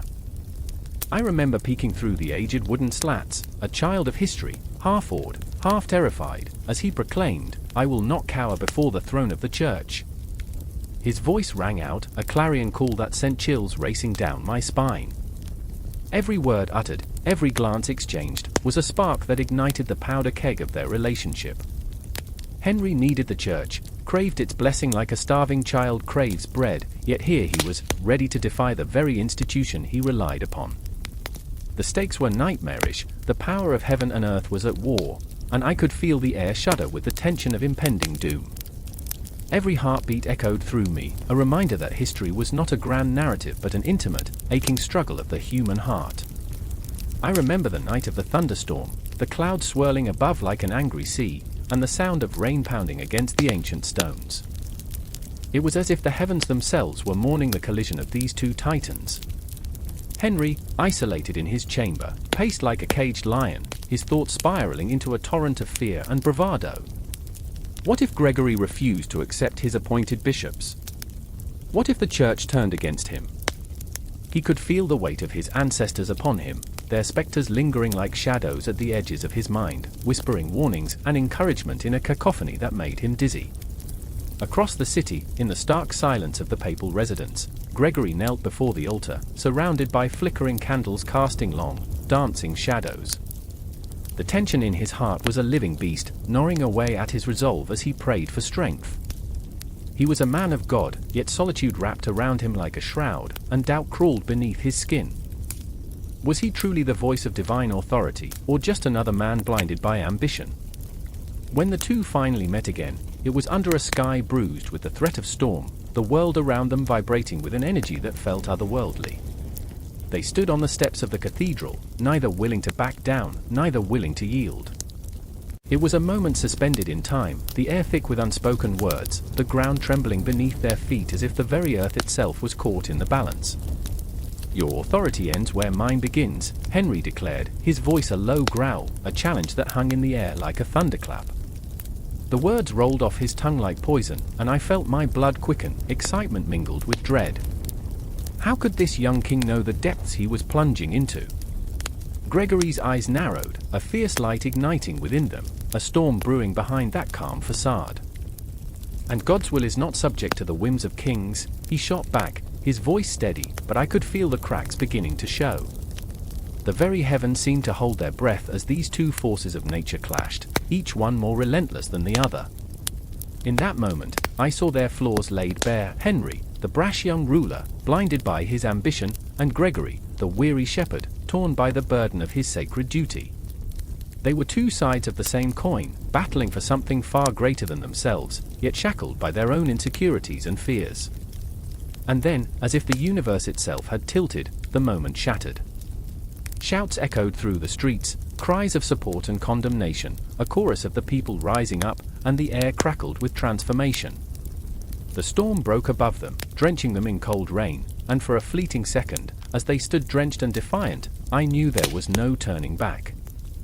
The battle was joined, the echoes of their conflict would resonate through the ages.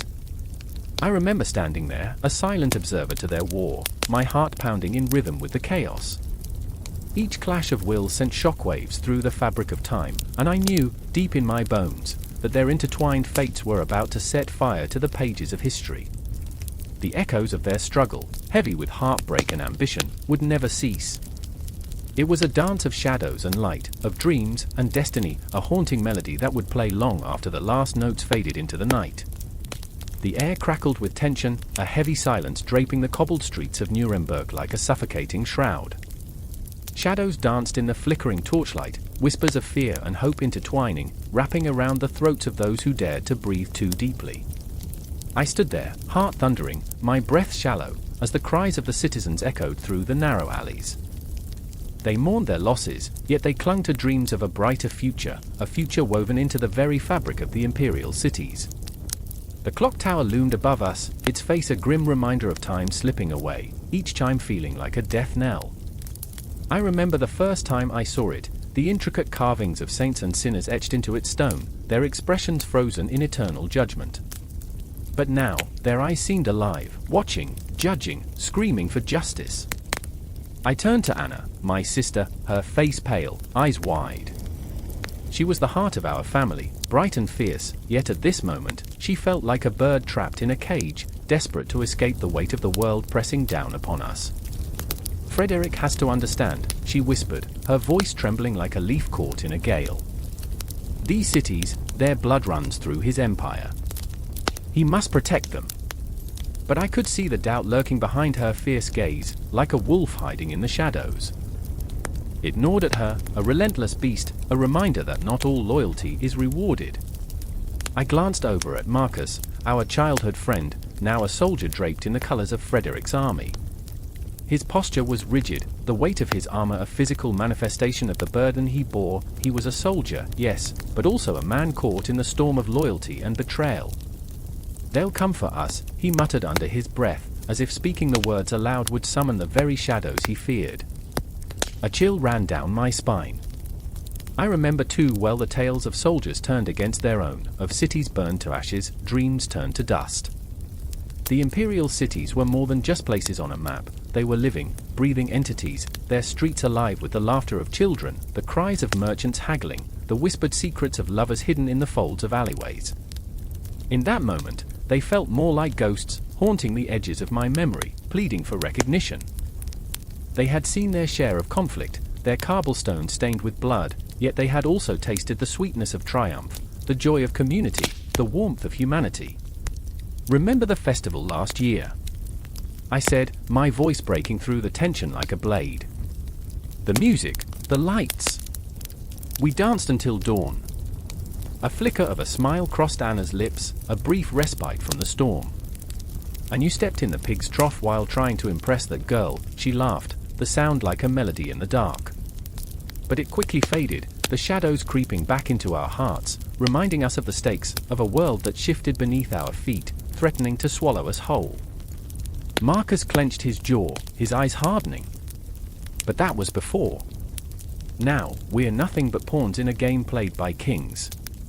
His words fell heavy, an anvil dropped into the abyss. He'll let the cities burn if it means securing his throne. A fire ignited in Anna's chest. We must fight for them. These cities, our home, are worth more than ambition. The passion in her voice stirred something deep within me. I wanted to believe, to feel that same intensity coursing through my veins. But fear coiled around my heart like a serpent. I could see the empire crumbling, the tension fraying like old rope, unraveling at the seams. Dark clouds gathered on the horizon, and with them, the specter of conflict loomed, a shadow that threatened to engulf us all. In that fragile moment, a cry pierced the air, echoing like a death knell.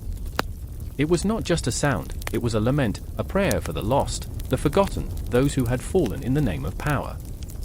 I felt it resonate within me, and I knew that the fate of the imperial cities was not just a matter of politics, it was woven into the very fabric of our lives. Each stone held a memory, each street a story. Frederick thinks he controls us, I murmured, the realization dawning like the first light of dawn. But he doesn't see that we are the pulse of this empire. Without us, he is nothing. Anna nodded, her spirit reignited, as if the dawn had truly broken. Then we will show him. We will rally the people, remind him of the strength we hold. Together, we are unbreakable. And in that moment of fierce resolve, I felt the weight lift, if only slightly, as whispers of hope threaded through the air. But doubt lingered, an insistent specter. Would the people rise? Would they remember the joy of dancing under the stars? Or would they cower in fear, letting the darkness swallow them whole? As we stood there, the shadows drew closer, the air thick with unspoken fears and hopes. I felt a rhythmic pounding in my chest, a drumbeat of war, of dreams, of lives intertwined in a fragile tapestry of existence. The imperial cities were at a precipice, teetering on the edge of oblivion, and we were caught in the web of their fate. Tomorrow, we would stand before Frederick. We would face him in the heart of the empire, and the weight of our world would rest upon our shoulders. I closed my eyes, letting the darkness wash over me, knowing that whatever awaited, we would face it together, like ghosts intertwined in a dance, bound by the memories of our past, forever haunting the corridors of history. And as the clock struck midnight, the echoes of our resolve whispered through the streets, a promise carved into the night. The imperial cities were alive, and we were their heartbeat. The battle for their soul was only just beginning. The sun hung low in the sky, a molten orb spilling its blood-red light across the battlefield. I remember the acrid scent of smoke curling through the air, mingling with the metallic tang of fear that clung to my skin. A soldier, his armor rusted and dented, fell at my feet, the weight of his lifeless body a stark reminder of the cost of our crusade. In that singular moment, clarity struck me like a thunderbolt. The Third Crusade was not just a mission, it was a maelstrom of ambition, vengeance, and a deep, unquenchable thirst for redemption. Frederick Barbarossa stood not far from me, his fierce gaze piercing through the chaos. The king's manner, a wild halo against the horizon, was a tempest of fury and determination. I could see the fire in his eyes, a blaze fueled by loss and driven by a promise to reclaim the Holy Land, to avenge his fallen brothers, to carve his name into the annals of history. Oh, how the weight of his legacy bore down on him, a chain forged in anguish. Every man who falls is a ghost, he roared, his voice rising above the clamor, a rallying cry that sent shivers down my spine. We fight not just for land but for the souls trapped in shadows. I watched him, my heart pounding in my chest, feeling both admiration and a creeping dread. He was a king, yes, but he was also a man burdened by the echoes of his past, ghosts of battles lost and dreams shattered. In that moment of fervor, I saw the flicker of doubt cross his face, a fleeting glimpse of the weight he carried, yet he pushed it aside, shoving the uncertainty deeper, burying it beneath layers of determination. And then there was Isabella, a noble woman whose beauty was eclipsed only by her fierce spirit. She stood among the soldiers, not cowering behind the walls of any fortress but wielding her sword with the same ferocity as any knight. Her heart was a wild thing, beating with the rhythm of 1,000 battles fought in her dreams. Isabella was not merely a woman in a time of men, she was a force of nature, and yet her eyes held a storm of sorrow.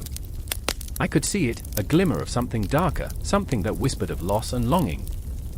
"I will not be a pawn in this game," she declared to me one evening as we sat by the flickering campfire, the flames dancing like phantoms around us. "The Holy Land calls to me, yes, but what am I to gain from this bloodshed? Will I find peace in Jerusalem, or only more ghosts?" Her voice trembled, and I reached out, grasping her hand, feeling the pulse of her anguish thrumming beneath my fingers. We each fought our own battles, and hers was the most heartbreaking of all. Time felt suspended, warped like the shadows flickering on the canvas of the night. Days bled into nights, and with each passing moment, the spectre of our mission loomed larger, casting long shadows over our hearts. Frederick's zeal became an obsession, a relentless drive that propelled him forward even as the toll of war began to wear him down. I watched him rally his troops, invoking the names of saints, the weight of history behind him. "We are the chosen. We will carve our destiny," he shouted, but I could see the cracks in his armor, the weariness in his stride. "We're not just fighting for the cross," I whispered to Isabella one night as the stars blinked overhead, a million distant eyes watching our every move. "We're fighting for something we can never quite grasp, for something that feels both sacred and cursed." The silence hung heavy between us, and in that quiet, I felt the pull of something greater, a longing for purpose that coursed through our veins like wildfire. Yet, the more we fought for a cause, the more we lost ourselves in the fray. The land became a canvas splattered with the crimson ink of our failures, and the cries of the fallen echoed through our dreams. Each clash of steel against steel rang in my ears like a funeral bell, a constant reminder of mortality. I remember the night the city fell, its walls crumbling, despair flooding the streets. Frederick stood resolute, a titan among men, but I could see the storm brewing within him. "What have we done?" he whispered, his voice cracking, the weight of his dreams, a kingdom reborn, shattered by the very bloodshed he sought to end. And in that moment, Isabella's heart broke too. The pain of 1,000 losses washed over her, and I could feel it like a cold wind cutting through the remnants of our resolve. "I wanted to believe," she choked out, her voice barely a whisper, "that we could save something, that our sacrifices meant more than this endless cycle of death." I gripped her shoulder, but the warmth of her spirit dimmed, a candle flickering against the darkness, and I feared we were all ghosts now, trapped in this horrific dance. The stars above us dimmed, swallowed by the heavy clouds of impending doom. Frederick roared a battle cry, a sound that was both fierce and haunting, and as he charged toward the horizon, I felt the pull of destiny tugging at my heart. Would we be remembered as heroes or forsaken souls lost to history? I was torn between loyalty to my king, the love of a warrior's life, and the aching desire to step back from the abyss that threatened to swallow us whole. And so we marched into the night, haunted by our pasts, driven by dreams, our souls entwined in a tapestry woven with pain and glory. As we moved forward, I could feel the heartbeat of history pulsating beneath our feet, a rhythm that promised both salvation and despair. The dawn was coming, and with it, the weight of our choices would bear down upon us, an unyielding reminder that in the quest for glory, the shadows would always linger, waiting to claim their due. The wind howled through the narrow streets of the city, a banshee's wail against the stone facades that had stood silent through centuries of triumph and despair. Somewhere, a bell tolled, deep, resonant, like the heartbeat of an empire trembling on the brink. The air was thick with smoke from burning torches, mingling with the acrid scent of sweat and fear. It clung to the skin, a shroud of impending doom. I remember standing there, my heart racing, each pulse a drumbeat demanding attention. The gathering crowd was a sea of faces, twisted in anxiety, hope, and desperation. They were hungry for purpose, desperate for salvation. I could see their eyes glimmering in the flickering light, wide, wild, and filled with a thirst for something greater than themselves. And in that moment, I caught sight of her. Isolde. Her gaze pierced through the chaos, fierce and defiant. She stood tall, though the weight of her grief pressed heavy on her shoulders. I saw her clench her fists, white-knuckled, as if holding on to the last threads of her brother's memory. He had gone off to war, drawn by a call far more poetic than the reality, a crusade promising glory, but only delivering silence. He will return, she whispered to no one, a mantra that echoed in the empty spaces of her heart. I wanted to reach out, to tell her about the relentless grip of battle, the way it clutches the very soul. But words felt hollow in the face of her unyielding resolve. And then there was Eric, his spirit fractured like the cobblestones beneath our feet. He stood at the edge of the gathering, haunted by the ghosts of his past. Each step he took felt like a betrayal, a move toward a future that had no room for the shadows that danced behind him. I watched him swallow hard, as if the air itself was too thick with memories, of laughter tinged with pain, of promises made in whispers, now lost to the winds of ambition. I cannot be the one to fight, he murmured to himself, eyes cast downward, but I saw the fire flickering within. But I must. Those words wrapped around me, tightening, an invisible noose. How could one so broken find the strength to rise? The Empire called, and it was a call that resonated with the anguish of the living, the grief of the dead. Mobilize, they said. For honor, for faith. But what of the honor in wielding a sword when the heart is a trembling thing, so easily shattered? I wanted to shake him, to scream that courage was not the absence of fear but the will to face it. A loud voice cut through the air. A knight, resplendent in armor that gleamed like freshly fallen stars, stood atop a makeshift platform. His presence commanded the crowd, and I felt the shift, a collective intake of breath as anticipation surged like a tide. Brothers and sisters, he bellowed, his voice an anthem of fervor. The infidels gather at our gates, their shadows creeping closer. Will you stand by and watch as they desecrate our lands, our faith? His words sparked something primal in the crowd, a wild heartbeat sinking with his fervor. But beneath the surface, I could feel the cracks forming.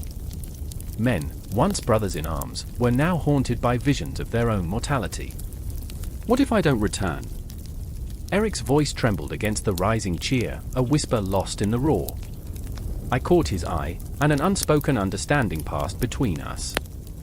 The fear was palpable, a living thing that twisted in the gut. Isolde stepped forward, caught in the swell of emotion, her fierce spirit igniting like a flame. And what of those left behind, she cried, desperation weaving through her words. What of our families, our honor? This crusade may promise glory, but it demands sacrifice. It demands blood. Her voice was strong, but I saw the tremor in her hand, the flicker of doubt that momentarily clouded her resolve. That doubt was a ghost, lingering in the shadows of our hearts. Each face in the crowd bore its own burden, a father, a son, a brother. They stood together in this chaotic symphony, united by fear and hope, yet each was an island, adrift in a sea of uncertainty. The cries for unity rang hollow, like a bell tolling in a graveyard, full of promise, yet echoing with despair. Will you fight? The knight's voice boomed, relentless. Will you answer the call of the Empire? The air crackled with tension, a charged moment where every heartbeat seemed to draw us closer to the precipice of action. But I could see Eric's body tense, muscles straining against the weight of a choice he hadn't wanted to make. I remember, he whispered, so low I could barely catch it. I remember the laughter before the war, before dreams were painted red. I wanted to reach out and hold him, to shield him from the weight of expectation that pressed down like a storm cloud ready to unleash its fury. And then it happened, like the snap of a bowstring, the moment when tension reaches its breaking point. The knight raised his sword high, glinting in the firelight, a symbol of defiance and destiny. Then rise. Rise for your families. Rise for your faith. The words surged through the crowd, igniting something deep within, awakening the primal instinct to fight. But Isolde stood frozen, caught in the eye of the storm. And what of us left waiting? She cried, her voice breaking. What if the banners returned stained with blood, our homes hollow and our hearts shattered? Those questions hung in the air, heavy and unyielding, as the crowd erupted into a cacophony of shouts and cries for war. I felt the ground beneath me shift, the collective will sweeping us toward a fate none of us could foresee. Each heartbeat was a drum, each breath a step closer to the unknown. And as the crowd surged forward, the shadows deepened, the night whispering secrets, promises, and fears. I realized we were all entangled in this twisted dance of destiny, haunted by the ghosts of what was and what might be. The call to arms rang out, a haunting melody that drew us in, leaving no room for retreat. The Empire was mobilizing, and we were but leaves in the wind, caught in the storm, spiraling toward a fate written in blood and sacrifice. The sun hung low and cruel over the horizon, casting a blood-red glow across the battered tents of Frederick's encampment. A cacophony erupted, the sound of men shouting and horses neighing, a symphony of chaos that echoed the turmoil in Frederick's heart. He stood amid the disarray, his brow glistening with sweat and uncertainty, feeling the weight of 1,000 eyes upon him. The Holy Land was a promise, a ghost dancing just beyond reach, but first, he had to navigate the treacherous currents of human desire and despair. "Is this what we've become?" whispered Conrad, Frederick's loyal but weary squire, his voice cracking like ice underfoot. He knelt beside a broken cart, the remnants of their provision strewn like forgotten dreams. The road ahead lay riddled with challenges, a grim testament to their folly. "We set out to save souls, and look at us. Men reduced to scavenging like rats. It's shameful." Frederick turned, his heart pounding in his ears. "Shame? You talk about shame as if the weight of it could crush us. Look around, Conrad. This is no noble quest, it's survival." He clenched his fists, feeling the rage bubbling beneath his skin, a tempest yearning to break free. They had marched through sweltering heat, braved storms that threatened to swallow them whole, yet here they were, staring down the abyss of hunger and doubt. "I remember the stories," Conrad continued, his eyes clouded with memories. "The heroes who fought for glory, who took the Holy Land as if it were their birthright. They didn't eat scraps from the ground." Frederick's gaze drifted into the distance, where the mountains loomed like ancient sentinels, watching, judging. "Stories. They're all we have left." His voice trembled, the truth seeped into his bones like a chilling mist. "But what do our stories mean when we're nothing but ghosts already?" The tension thickened, palpable as the clouds swirling above, hinting at a storm. In the shadows of the encampment, whispers fluttered, tongues wagging like flames. A man stepped forward, clad in tattered leather, eyes glinting with desperation. "Frederick!" The men speak of turning back. They say this is madness. "Is it worth our lives?" The words hit him like daggers, sharp and unforgiving. Behind the bravado, Frederick felt the truth clawing at his insides. Was it worth it? He clenched his jaw, forcing back the flood of insecurity. What do they know of courage? Of sacrifice? Fear is a shackle, a cage. "We are not rats, we are lions." But even as he spoke, doubt twisted in his gut, whispering venomous suggestions. His heart raced. He wasn't just leading men, he was leading dreams, aspirations, frail hopes that could shatter like glass with a single thought.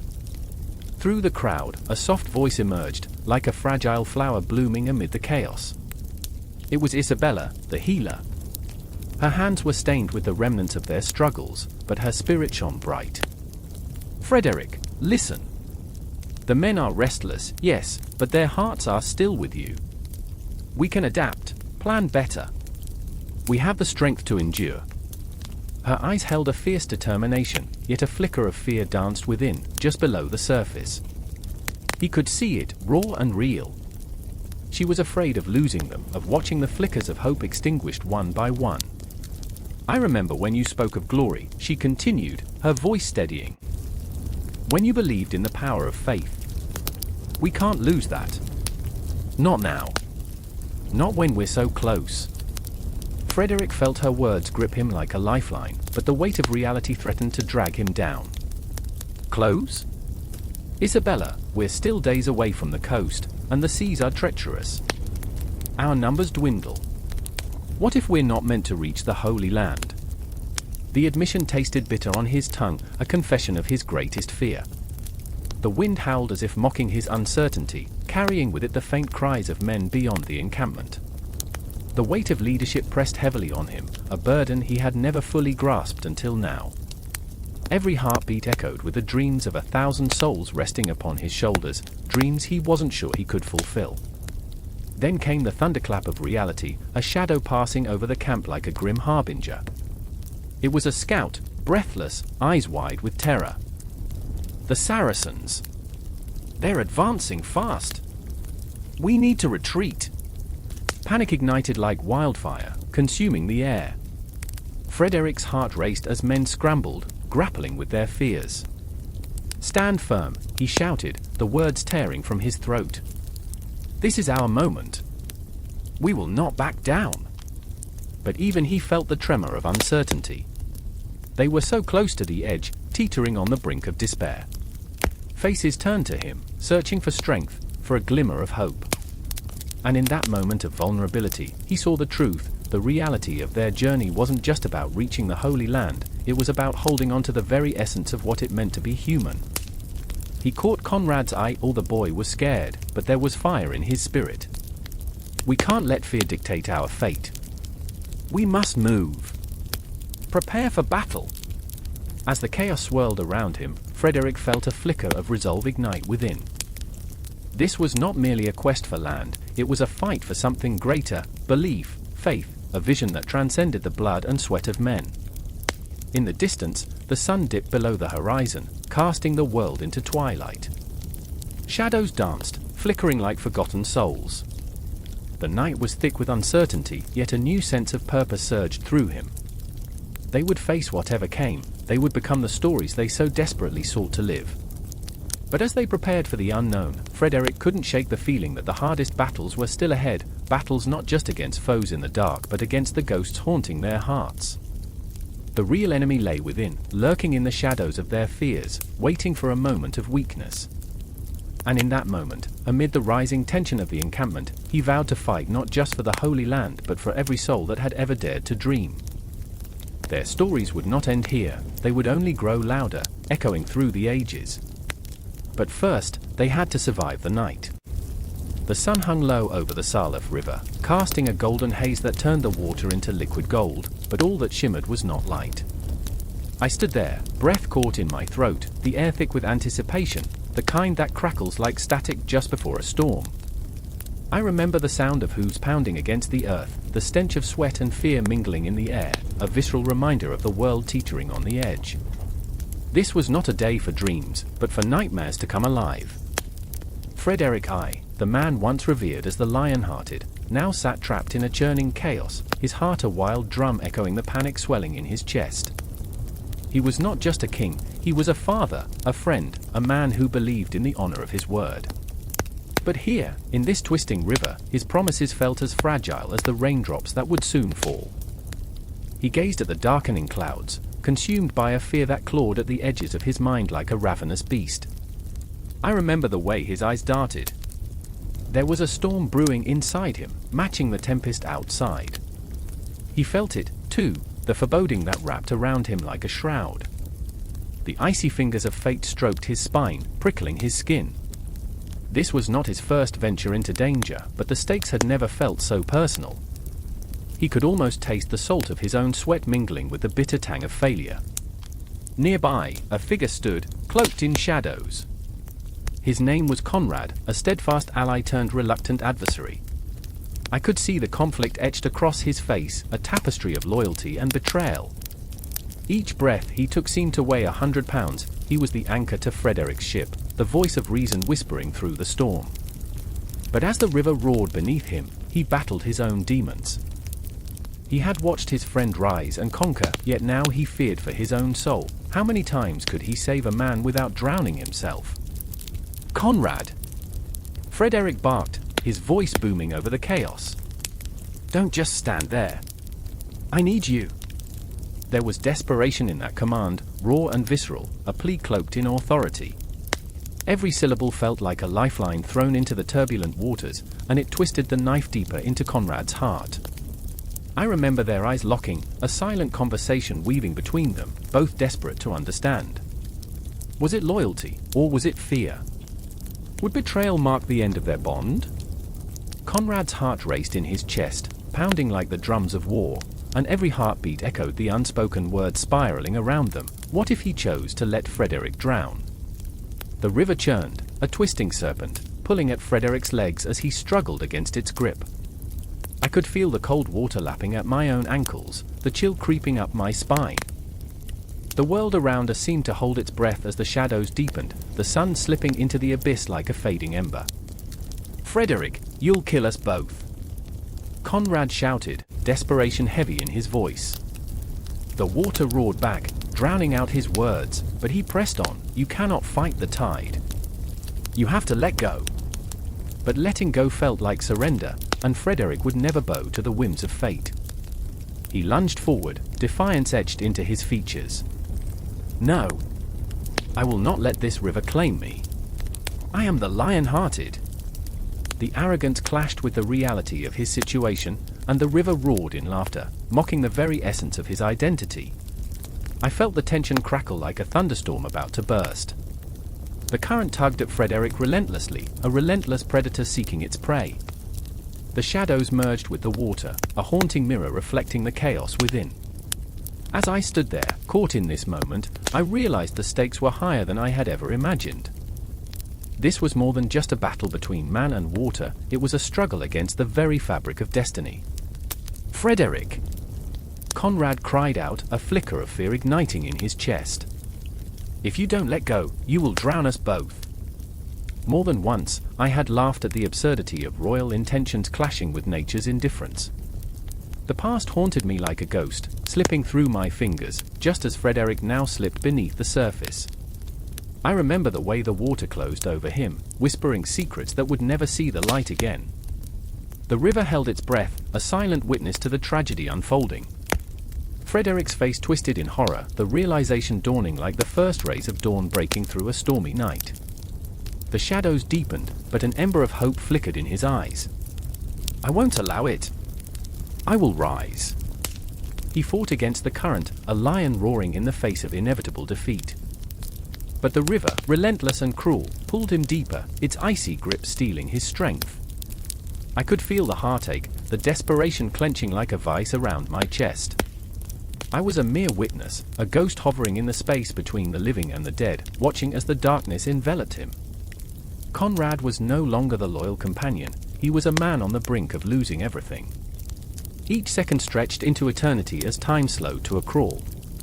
I could see the guilt writhe in his gut, coiling like a snake ready to strike. The perfect storm brewed within him, and the tension became palpable, a living thing that dripped with the weight of what was about to happen. It was then that I saw the shadows shift, the river's surface reflecting not just light, but the depth of their struggles. Frederick, once so invincible, was losing ground, his pride morphing into desperation. Water splashed around him, a violent dance between life and death. And in that moment, I felt the air grow thick with unresolved fears, emotions spiraling, a cosmic dance of despair and hope. The river roared, a symphony of chaos, but in that cacophony, I heard the whispers of their souls, fragile, flawed, and human. Frederick struggled against the inescapable pull of the Salif, but the current was stronger, and he was one heartbeat away from surrender. Time slowed, and the world around them faded, the river now a swirling abyss, dragging them both into its depths. Would courage be enough to save them? Or was it just another cruel joke played by fate?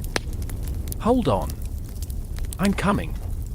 Conrad shouted, desperation entwining with courage, but the riptide roared back, drowning his voice in its mocking laughter.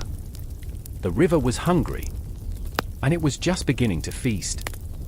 The darkness hung heavy, a thick damp blanket smothering the castle walls, where whispers of dread lingered like ghosts. The air, once vibrant with laughter and life, now crackled with a tension so visceral it clawed at the throat, choking off any shred of hope. I watched as the heavy iron doors swung open, revealing a cacophony of faces contorted in grief, disbelief, and something darker, an undercurrent of fear that rippled through the assembled crowd. Frederick was gone. His absence was a void, a gaping maw that threatened to swallow us whole. I remember the moment I heard the news, like a hammer striking a bell, reverberating through my bones. It shattered the mundanity of existence, and for a heartbeat, the world paused.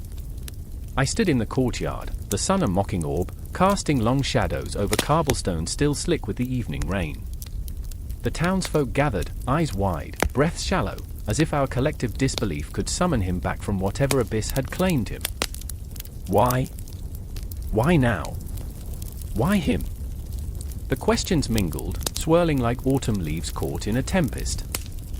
Each one echoed like a funeral dirge in my chest, wrapping around my heart with iron chains. I felt the heat of Margot beside me, her hands trembling as she clutched the hem of her dress. Her eyes, usually a vibrant green, were now dulled, as though a light had been extinguished. Frederick was everything, she murmured, her voice cracking, fraying at the edges like an old tapestry unraveling. He was supposed to lead us. To protect us. I reached for her, but the distance felt insurmountable, a chasm carved by despair. I remembered when he had rallied us, his voice a clarion call that promised a brighter future. Together, he had said, gripping our shoulders, we will build a legacy. But that promise lay shattered among the cobblestones now, a cruel joke played by fate. As the hours droned on, shadows lengthened, weaving through the crowd like dark tendrils of doubt. Each face mirrored my dread, but it was Thomas whose expression cut the deepest. He stood a few paces away, a statue carved from stone, eyes hollow, mouth twisted into a grimace. I wished I could read his thoughts, but there was something primal in his silence, something that felt as if he were wrestling with demons too powerful to voice. I remember the stories he told us, he said suddenly, his voice a low rumble, a growl rising from the depths of his anguish. About honor, about sacrifice. He believed in fighting for a cause. His words struck me like arrows, each one a reminder of the void he left behind. But now? Now we're just lost. I can't do this without him. The world around us spun, a carousel of grief and confusion. I felt the weight of every gaze upon us, the unspoken judgment, the whispered suspicions. Who will lead us now, they wondered. Who will fill the void? A sudden commotion stirred the crowd, like a spark igniting dry kindling. A figure emerged, Lady Isolde, her presence commanding, yet the tremor in her hands betrayed her fierce facade. She stepped forward, her voice slicing through the murmurings like a knife. We must honor him. We must stand united. But her words faltered, heavy with the weight of loss. I could see her struggling, fighting to maintain control, yet the fear loomed like a storm cloud threatening to burst. United?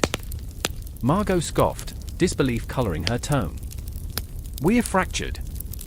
We're divided. Frederick held us together with his charm and vision, but now, she choked, a sob clawing its way up her throat, we're just a collection of scared souls. I wanted to reassure her, to promise that we would find our way, but the truth wrapped around my heart like barbed wire. Fear had a way of spreading, like an infection, and I could feel it seeping into the cracks of our unity.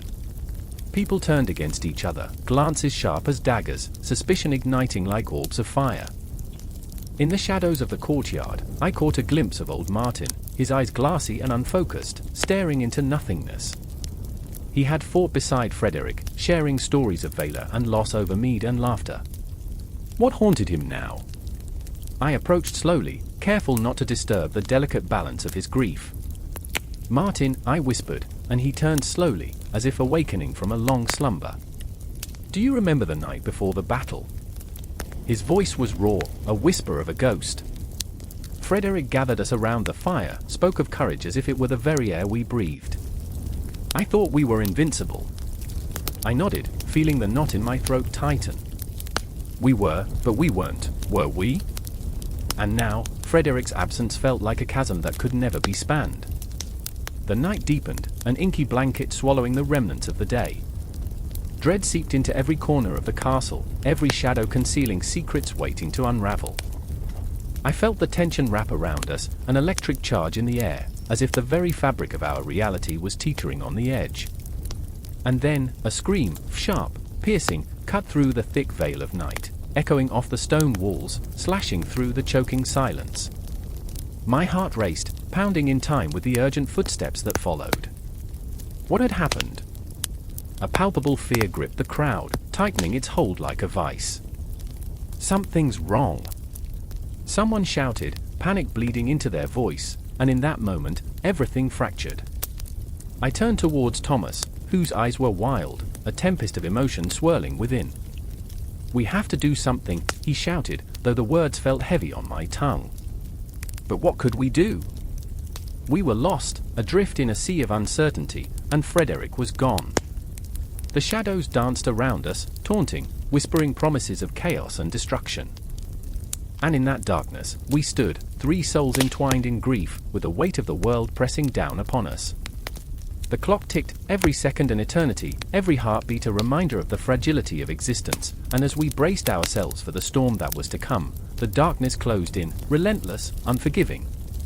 The night trembled with the echoes of clashing steel, the screams of men caught in the throes of battle slicing through the heavy air like a dagger. In the shadows of the great castle, a flickering torch cast ghostly figures on the stone walls, the only witnesses to the chaos unfolding outside. I stood there, heart pounding, as if it were trying to break free from the cage of my ribcage. Each beat felt like a war drum, urging me toward action, toward the impending storm that was Frederick I, the man who promised unity but wielded division like a blade. Around me, the air thickened with the stench of sweat and fear. I could see Berengar, my friend, his face a mask of desperation, eyes wide with the wildness of a cornered animal. The weight of our feudal obligations hung over him, a palpable shroud that threatened to suffocate hope. "We can't hold them off," he shouted, voice cracking, as if the walls themselves were about to crumble beneath the weight of our despair. I remember the way he laughed over flagons of ale, carefree and bold, but that bravado was stripped away like the armor from his shoulders now. And then there was Isabella, standing separated from us, a flickering silhouette against the backdrop of chaos. She was a flame in the darkness, fierce yet fragile, caught between duty and desire. Her lips were set in a grim line, a mask of resolve concealing the turmoil within. I could see her eyes darting, calculating, sizing up our feeble defenses against an unstoppable tide. She had once dreamed of a world where love could flourish, unchained by the iron grip of feudal loyalties, yet here we were, shackled by the very bonds we had tried to defy. "Isabella," I called, my voice a desperate plea, but the sound barely escaped my lips, swallowed by the tension wrapping around us like a noose. She turned, and in that fleeting moment, I saw her vulnerability, a crack in her stoic facade. "We can't fight this war. Not like this." "Fight," she hissed, her voice sharp as a blade drawn too soon. "This isn't a fight, it's submission. To Frederick's will, to tyranny masquerading as order." She shook her head as if trying to dispel the shadows creeping closer, but in her eyes, I saw a flicker of fear. Fear of failure, of loss, of becoming nothing more than a pawn in a game far larger than ourselves. Outside, the clash of armor was relentless. Victory hung just out of reach, and desperation clawed at my insides like a ravenous beast. I remembered my father's stories of knights, of honor and valor, of a time when men fought for glory rather than the whims of a sovereign who saw us as mere pieces on a chessboard. Frederick I, the Holy Roman Emperor, was supposed to be the unifier, the man who would bring peace. Instead, he was the architect of our ruin, a tyrant in the guise of a benevolent ruler. I clenched my fists, feeling the roughness of the stone beneath my palm. "We can't let him take everything from us. We fight for our homes, for our families." Berengar snorted, a harsh sound in the midst of despair. "Homes? Our homes are nothing but shadows of what they once were. What good is fighting when lives are lost for scraps? Frederick's ambition will swallow us whole. It's like watching the tide come in, knowing the flood will take everything." But there was a fire within me, a flickering flame that refused to be extinguished.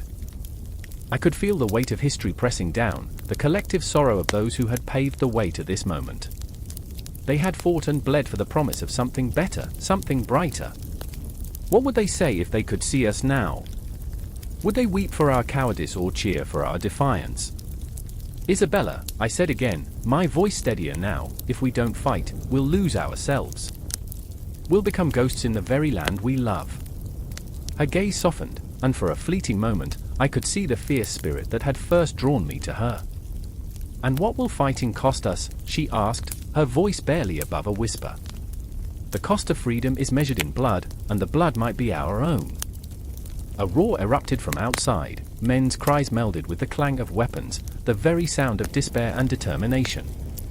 In that moment, I knew, deep within my marrow, that we were at a crossroads. The legacy of Frederick I was not only written in the annals of history but carved in the hearts of those who dared to resist.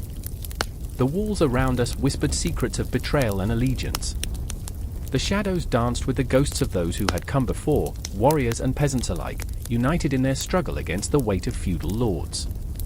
The very stones of the castle seemed to breathe, alive with memories of decisions made in tumultuous times.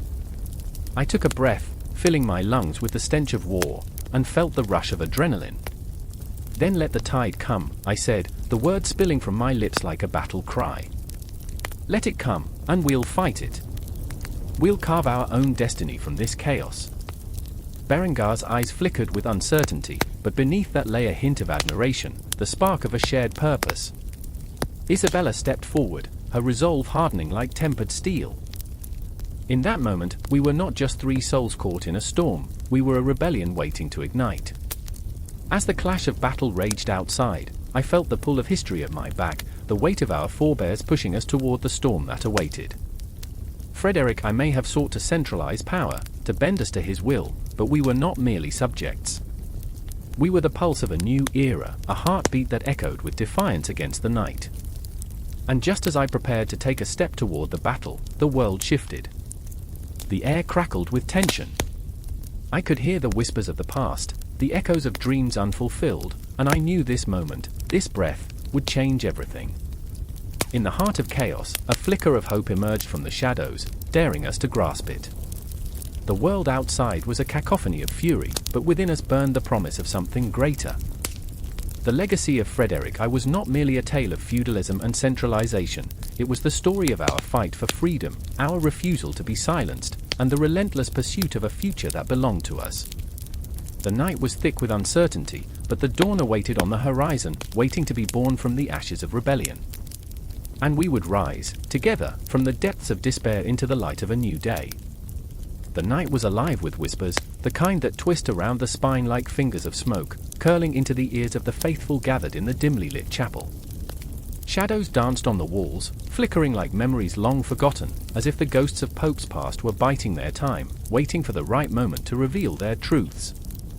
The air felt heavy, thick with tension, as Cardinal Guglielmo clutched the edges of the altar, a man suspended between his faith and the relentless weight of political machinations. His heart pounded in his chest like a war drum, steady yet chaotic, and he knew, deep down, that the shadows had come to claim him. I remember the first time I saw him, Guglielmo whispered to the darkness, his voice trembling like an autumn leaf caught in an insistent breeze, forever spinning yet never landing. "Frederick, the conqueror, the enigma." He stood there, cloaked in ambition, the very embodiment of an empire poised to devour the church whole. The way he spoke, as if conjuring a spectre, made the candles flicker nervously. Frederick's presence was a storm on the horizon, a constant reminder that power could be as intoxicating as it was devastating. Across the cold, stone floor, Sister Isabella knelt, her hands clasped in fervent prayer. But her heart was a battlefield, torn between sacred vows and the doubt that gnawed at her spirit like a ravenous beast. Frederick's reign loomed over them like a vulture waiting for the ill-fated to falter. "I see him in my dreams," she confessed to the dark, her voice catching in her throat like a fish on a hook. "His eyes are the color of storm clouds, full of promise and danger." What does it mean, dear God? Why does my heart race at the thought of him? It was a question that spiraled into the void, one that echoed through the ages, reverberating like the toll of a distant bell, signaling an approaching doom. And yet there was a flicker of excitement too, a dark thrill that set her blood ablaze. The church stood firm, a bastion of faith, but her own faith was crumbling like an old edifice, eroded by the relentless tide of Frederick's ambitions. "I remember," she continued, her breath quickening, "the day he declared himself king of Sicily, the day the shadows lengthened." Each word was heavy, a stone cast into the depths of her soul. He promised prosperity, a united Europe, but promises are like smoke, beautiful, fleeting, and ultimately, insubstantial. The chapel creaked, as if the very stones shared her foreboding. Meanwhile, Guglielmo's fingers tightened on the altar, his knuckles turning white. "The papacy is not just a title," he roared into the void, his voice a wrenching scream against the silence. "It is a flame, and Frederick seeks to extinguish it. He was a man enmeshed in a web of conflict, caught between divine duty and the secular power that threatened to engulf them all. The Pope was not merely a figurehead, he was the heart of Christendom, and Frederick, was a tempest that could sweep it all away. As the candle flames flickered, the shadows deepened, and Guglielmo saw visions of the future flash before him, the papacy stripped of power, the church reduced to a puppet, strings pulled by the very man who once reverenced it. Each heartbeat felt like a countdown, a thudding reminder of the impending clash. "What shall we do?" he pleaded to the silence, his insides churning. "How do we stop a man who wears ambition like a crown?" The atmosphere crackled with unspoken words, tension so thick you could cut it with a knife. Isabella felt the weight of her own heartbeat, a rhythm pulsing in sync with Guglielmo's turmoil. In the silence, their gazes met, a flicker of shared fear igniting a kindling of something deeper, understanding, perhaps, or something more dangerous. "What if," she murmured, the words spilling forth like blood from a fresh wound, "what if we do not fight him? What if we embrace him instead? Perhaps he is our salvation." The idea hung in the air, fragile as gossamer, but as thrilling as a lightning strike. The church could bend, it could sway like the mightiest of trees in a storm. Perhaps, in doing so, they could carve a space for themselves in Frederick's powerful shadow. I remember, Guglielmo's voice was quieter now, almost a whisper, "The power of compromise, it is an intoxicating thing." But the darkness laughed, an echoing laugh that seemed to wrap around them like chains. Compromise? The specter of doubt, a cold shiver creeping into the corners of their minds. Will it save us, or will it be our undoing? With each passing heartbeat, time twisted, and the night thickened, a living entity that inhaled their dread and exhaled uncertainty. The clock's steady tick-tock became a countdown, each second amplifying their despair, a reminder that fate was a fickle mistress, always lurking just out of reach. The tension shimmered, electric and raw. Guglielmo's resolve transformed, the foundations shook. "We must confront him," he declared, the fire of his conviction igniting something deep in Isabella's heart. "We will not bow to shadows." A pact formed between them, two souls entwined in a desperate dance, caught in the currents of history. They would stand against Frederick, against the tide that threatened to drown them. The papacy would not kneel, it would rise, a phoenix from the ashes of fear. The candles flickered, shadows swirled, and the night whispered secrets. The battle lines had been drawn, but the outcome remained uncertain. What would be sacrificed in the struggle for power? What would be lost in the pursuit of faith? "I remember the darkness," Guglielmo whispered, the words a chilling echo in the silence. "But sometimes, the darkness is the only light we have." And with that, the night swallowed them whole, the air thick with dread and anticipation, a haunting prelude to the storm that was destined to come. The air crackled with tension, a palpable charge that danced along the walls of the grand hall. Frederick I, crowned with a golden circlet that seemed to weigh heavier with each passing moment, stood before a sea of faces. Every one of them was steeped in expectation, but it was the shadows lingering just beyond the flickering torchlight that chilled him to the bone. They whispered secrets, ancient shadows of the Byzantine Empire tangled in a web of fear, ambition, and betrayal. He could almost hear their voices, echoing through the centuries, a haunting chorus of despair and longing. "I remember," he thought, the weight of his past pressing down. Memory surged like a tide, crashing against the shores of his mind. His father's tired voice, filled with warnings about the East, about the Byzantine court, where every smile concealed a dagger, every toast masked a poison. He was a young boy then, eyes wide with naivete, dreaming of glory without understanding the cost. Now, with the weight of his kingdom on his shoulders, he understood all too well, the price of ambition was steep, and the Byzantine Empire was a labyrinth filled with dead ends and dark corners. Across the hall, a figure emerged from the shadows, dark hair framing a face that could have been sculpted by a master's hand. It was Manuel Comnenus, a man whose very presence ignited a tempest of emotions within Frederick. They were not merely rulers, they were painted in the same brush of history, each stroke laden with rivalry and the desperate hunger for power. Frederick's heart raced. Manuel's eyes flashed with a dangerous intelligence, a spark of something ancient and fierce. They had danced this dance before, rivals yet oddly intertwined, like the threads of fate that seemed to bind their kingdoms in an unholy alliance. Frederick, Manuel's voice was silk wrapped around a blade, smooth yet sharp. Your ambitions cloud your judgment. The East is not a game to play. The words dripped with condescension, and Frederick felt a fire ignite within him, but he held it back, a coil of tension, ready to spring. This was the moment, the crucible where two empires could shatter or bind together. He took a breath, the air thick with the scent of burning fat from the torches, mingling with the musty aroma of old stone. "I remember," Frederick murmured under his breath. "When I believed you were my ally." His heart pounded. Each thump was a reminder of the betrayals that lurked between them, the ruthless politics that twisted like a serpent, coiling tighter with every passing moment. Manuel had been a friend, a fleeting shadow of camaraderie that had faded into suspicion. Their relationship was a precarious tightrope. One misstep could plunge them both into chaos. A sudden crash echoed, jolting Frederick from his thoughts. A servant, pale-faced and trembling, burst through the doors, eyes wide with terror. "The people are restless. They speak of war." The words hung in the air, thick and suffocating. Frederick's heart sank, a lead weight in his chest. How quickly the tides turned. One moment, they were allies, the next, enemies in a game of thrones. War. Manuel's lips curled into a mocking smile. "Ah, the sweet music of clashing swords. You revel in it, don't you?" His laughter was a haunting melody, echoing off the stone walls, and Frederick could feel the heat of embarrassment flush his cheeks. Was he that predictable? No, he would not let Manuel see his uncertainty. He straightened his back, the steel of his resolve hardening. "Let them speak," Frederick retorted, his voice steady, but inside, a storm brewed. He thought of the families, the children, the old and the frail. Would he send them to the slaughter for the sake of power? Yet the allure of conquest was intoxicating. Power at his fingertips, the very thing his ancestors had fought for, blood spilled upon blood.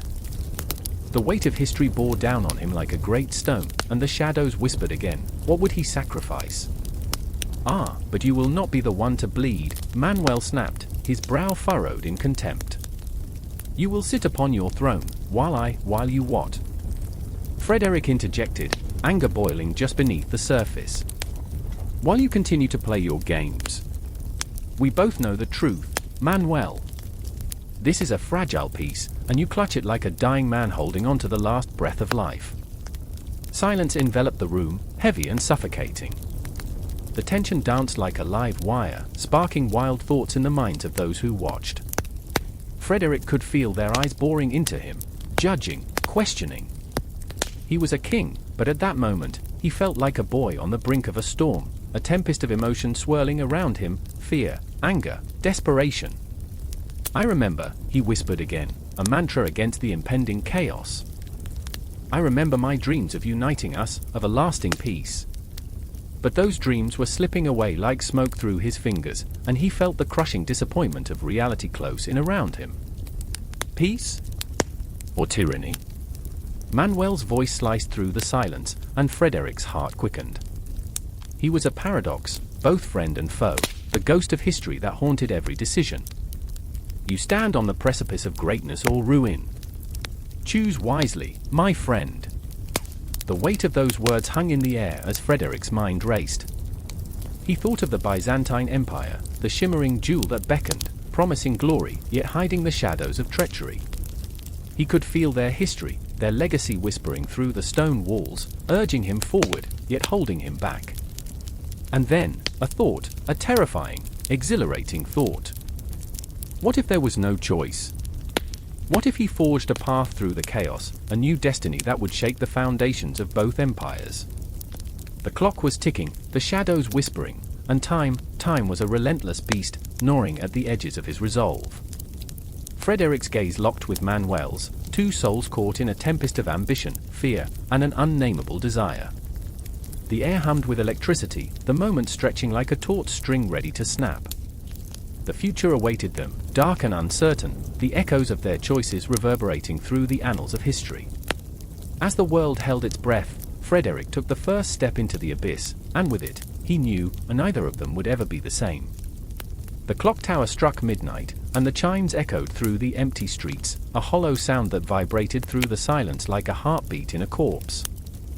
I stood in the shadows, cloaked in the darkness of a city that had seen too much, too many empty promises wrapped in gold and silk.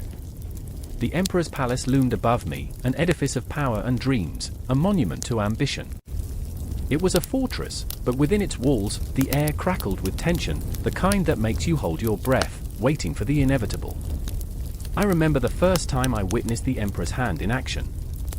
It was a grand festival, the streets were alive with laughter, bright banners fluttering like nervous butterflies. People cheered for a man who painted his benevolence in broad strokes, but my heart carried a weight. I remember the faces of those who lingered at the edges, their eyes dark with hunger. I was one of them, a shadow among shadows, wondering if my voice could ever rise above the din. But who would listen? Mara stood beside me, her eyes fierce, reflecting the fiery spirit of the rebellion that churned beneath the surface of our society. She had lost her brother to the Emperor's decrees, his blood staining the cobblestones in a twisted dance of power and punishment. I felt her anger like a living thing, thrumming in the air, and in that moment, I knew we were both haunted by the same ghost. "Do you think he even hears us?" she whispered, her voice a tremor, barely breaking the stillness. Her question hung there like a blade poised above our heads, ready to fall. I wanted to scream, to shake the heavens until they answered. Instead, we stood, prisoners of our own despair, the moon bearing witness to our muted rage. The city was a tapestry of contradictions, oh vibrant, yet stifling. Each corner held a new tale of hope and sorrow. I could taste the bitterness of unfulfilled dreams on my tongue. "He builds temples but forgets the people," I said, the words tasting like ash. Mara nodded, her hands clenched into fists, the knuckles white against the shadows. The Emperor, a celestial being of grand design, cast a long shadow. But his contributions to culture? They felt like a mirage, shimmering in the distance, always just out of reach. He had turned art into propaganda, education into a tool of control. Schools, once places of learning, had become a breeding ground for loyalty adorned in bright colors, a gaudy disguise for the chains that bound us. I could feel the laughter of children echoing in my mind, but it was drowned out by the silence of the forgotten. The festival ended as abruptly as it had begun, leaving behind a haunting aftertaste. As the crowd dispersed, I caught a glimpse of the Emperor through the ornate archway, the figurehead wrapped in silk, his face a mask of serenity. But serenity is often a shroud for chaos, and I could see the flicker of something darker behind his eyes. My heart raced, a war drum beating in my chest. What lies behind that mask? As night swallowed the festival whole, Mara and I found ourselves at the foot of the palace, our breaths mingling in the cool air, a fragile bond forged in shared sorrow. "What if we could change it?" she asked, the spark of rebellion igniting once more in her heart. I could see the weight of doubt pull at her, but the fire in her eyes burned brighter. In that moment, our lives intertwined, two souls against a world that threatened to crush us. The city whispered secrets in the dark, shadows weaving tales of ancient ghosts and lost dreams. I thought of the children again, their laughter a distant echo, and the scars of the past etched into the walls of our hearts. "We have to try," I said, the determination bubbling within me, raw and untamed. The weight of our purpose hung heavy, yet exhilarating, flowing through our veins like a tide rising against the moon's pull. In that charged silence, the clock tower chimed again, an ominous reminder of time slipping through our fingers. I felt the urgency, the weight of our footsteps echoing against the cobblestones, each step a declaration of war against the Emperor's grasp. The world blurred around us, a whirlpool of hopes and fears, dreams and nightmares, colliding in a cacophony of emotion. But deep down, a seed of fear rooted itself in my heart. What if the Emperor's contributions to culture and education were woven with strands of betrayal? What if he held the power to crush our dreams as easily as he had elevated his own? The thought gripped me, a vice around my chest, and the shadows seemed to dance in response, mocking our resolve. Mara's fierce spirit seemed to sense my hesitation. "We are not alone," she reminded me, her voice steady, a lighthouse amidst the storm. "There are others. With us." Each word was a lifeline, a thread pulling me closer to hope, and I clung to it with everything I had. Together, we would stitch our voices into a tapestry of defiance, a chorus of the forgotten. The air was electric, charged with the potential of what we might become. As dawn broke, spilling gold across the horizon, I felt something shift. The city stirred, and with it, the dreams of its people began to awaken. In the heart of the darkness, light flickered to life, a last defiant stand against the Emperor's rule. We stood at the threshold of change, the past behind us and a world ablaze with possibility stretching before us. And in that moment, we were no longer just shadows waiting for our voices to be heard. We were the storm, a force that refused to be stifled, desperate to reclaim the narrative of our lives. Time swirled around us, an unrelenting tide, the city holding its breath. Would we rise or fall? I could feel the pulse of the moment, every heartbeat echoing the desperation of the countless souls longing for freedom. The clock struck again, marking the passage of time, yet it felt like a promise, one we were determined to fulfill. And as the sun broke free from the horizon, illuminating the shadows of the past, I knew this was only the beginning. The Emperor's role in culture and education? A facade that trembled on the brink of revelation. Our story was not over, it had only just begun, a flame igniting in a world waiting to be set ablaze. A storm raged outside, the thunder's roar shaking the very stones of the castle walls. I stood at the window, breathless, staring into the chaos beyond. The rain pounded like the drums of war, a relentless symphony echoing the turmoil in my heart. Lightning split the sky, illuminating faces, twisted with fear and desperation. I could barely make out the figures rushing through the courtyard, drenched, their eyes wild with panic. They thought the end was near. They believed the world would collapse around them, and I, as king, could do nothing to save them. I felt their desperation clawing at my throat, suffocating me in a grasp stronger than iron chains. "Frederick," a voice trembled behind me. I turned, seeing Clara, my advisor, her hands clasped tightly together. Her dark eyes, usually filled with fire, were dimmed by uncertainty. "What will you do?" The question hung in the air, heavy, pregnant with implications. How could I answer her? The truth was a specter in my mind, a truth I had tried to ignore. "Governance is not a throne of gold, Clara," I whispered, the words sharp like the crack of thunder rumbling overhead. "It is a burden, a crown of thorns." My heart raced, but it was not fear that quickened my pulse, it was the awakening of something buried deep within me, a sense of duty writhing like a caged beast desperate for freedom. Yet, how could I govern a kingdom that seemed to be spiraling into madness? I thought of the townsfolk, their faces lined with worry, shadowed by specters of famine, disease, and war. I could still hear the cries of children, begging for bread, the hollow laughter of men drowning their sorrows in cheap ale. They bathed once a year, for heaven's sake. So yes, romance was earthy. A dark chuckle escaped my lips, a desperate laugh in the face of despair. But beneath the humor lay the gnawing understanding that the weight of kingship was a burden heavier than any crown could bear. And then, there was Nikolai. My brother, my rival. He stood in the corner, arms crossed, teeth clenched. The storm outside echoed the storm within him. "You think you're the only one who suffers," he spat, voice sharp as a blade. "You sit here, rotting in your castle, while the world outside burns." His words cut through the tension. Was it jealousy that drove him, or a brother's love twisted into something dark and bitter? "I am not a puppet, Nikolai," I shot back, frustration bubbling like a witch's cauldron. "I bleed for these people. I see their pain, and it haunts me.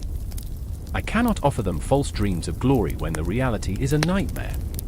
I could feel his resentment coiling like a serpent, ready to strike. "What good is a king who cannot inspire hope?" he challenged, his voice a growl, a primal scream in the tempest. "You preach wisdom, yet all I see is a man paralyzed by fear.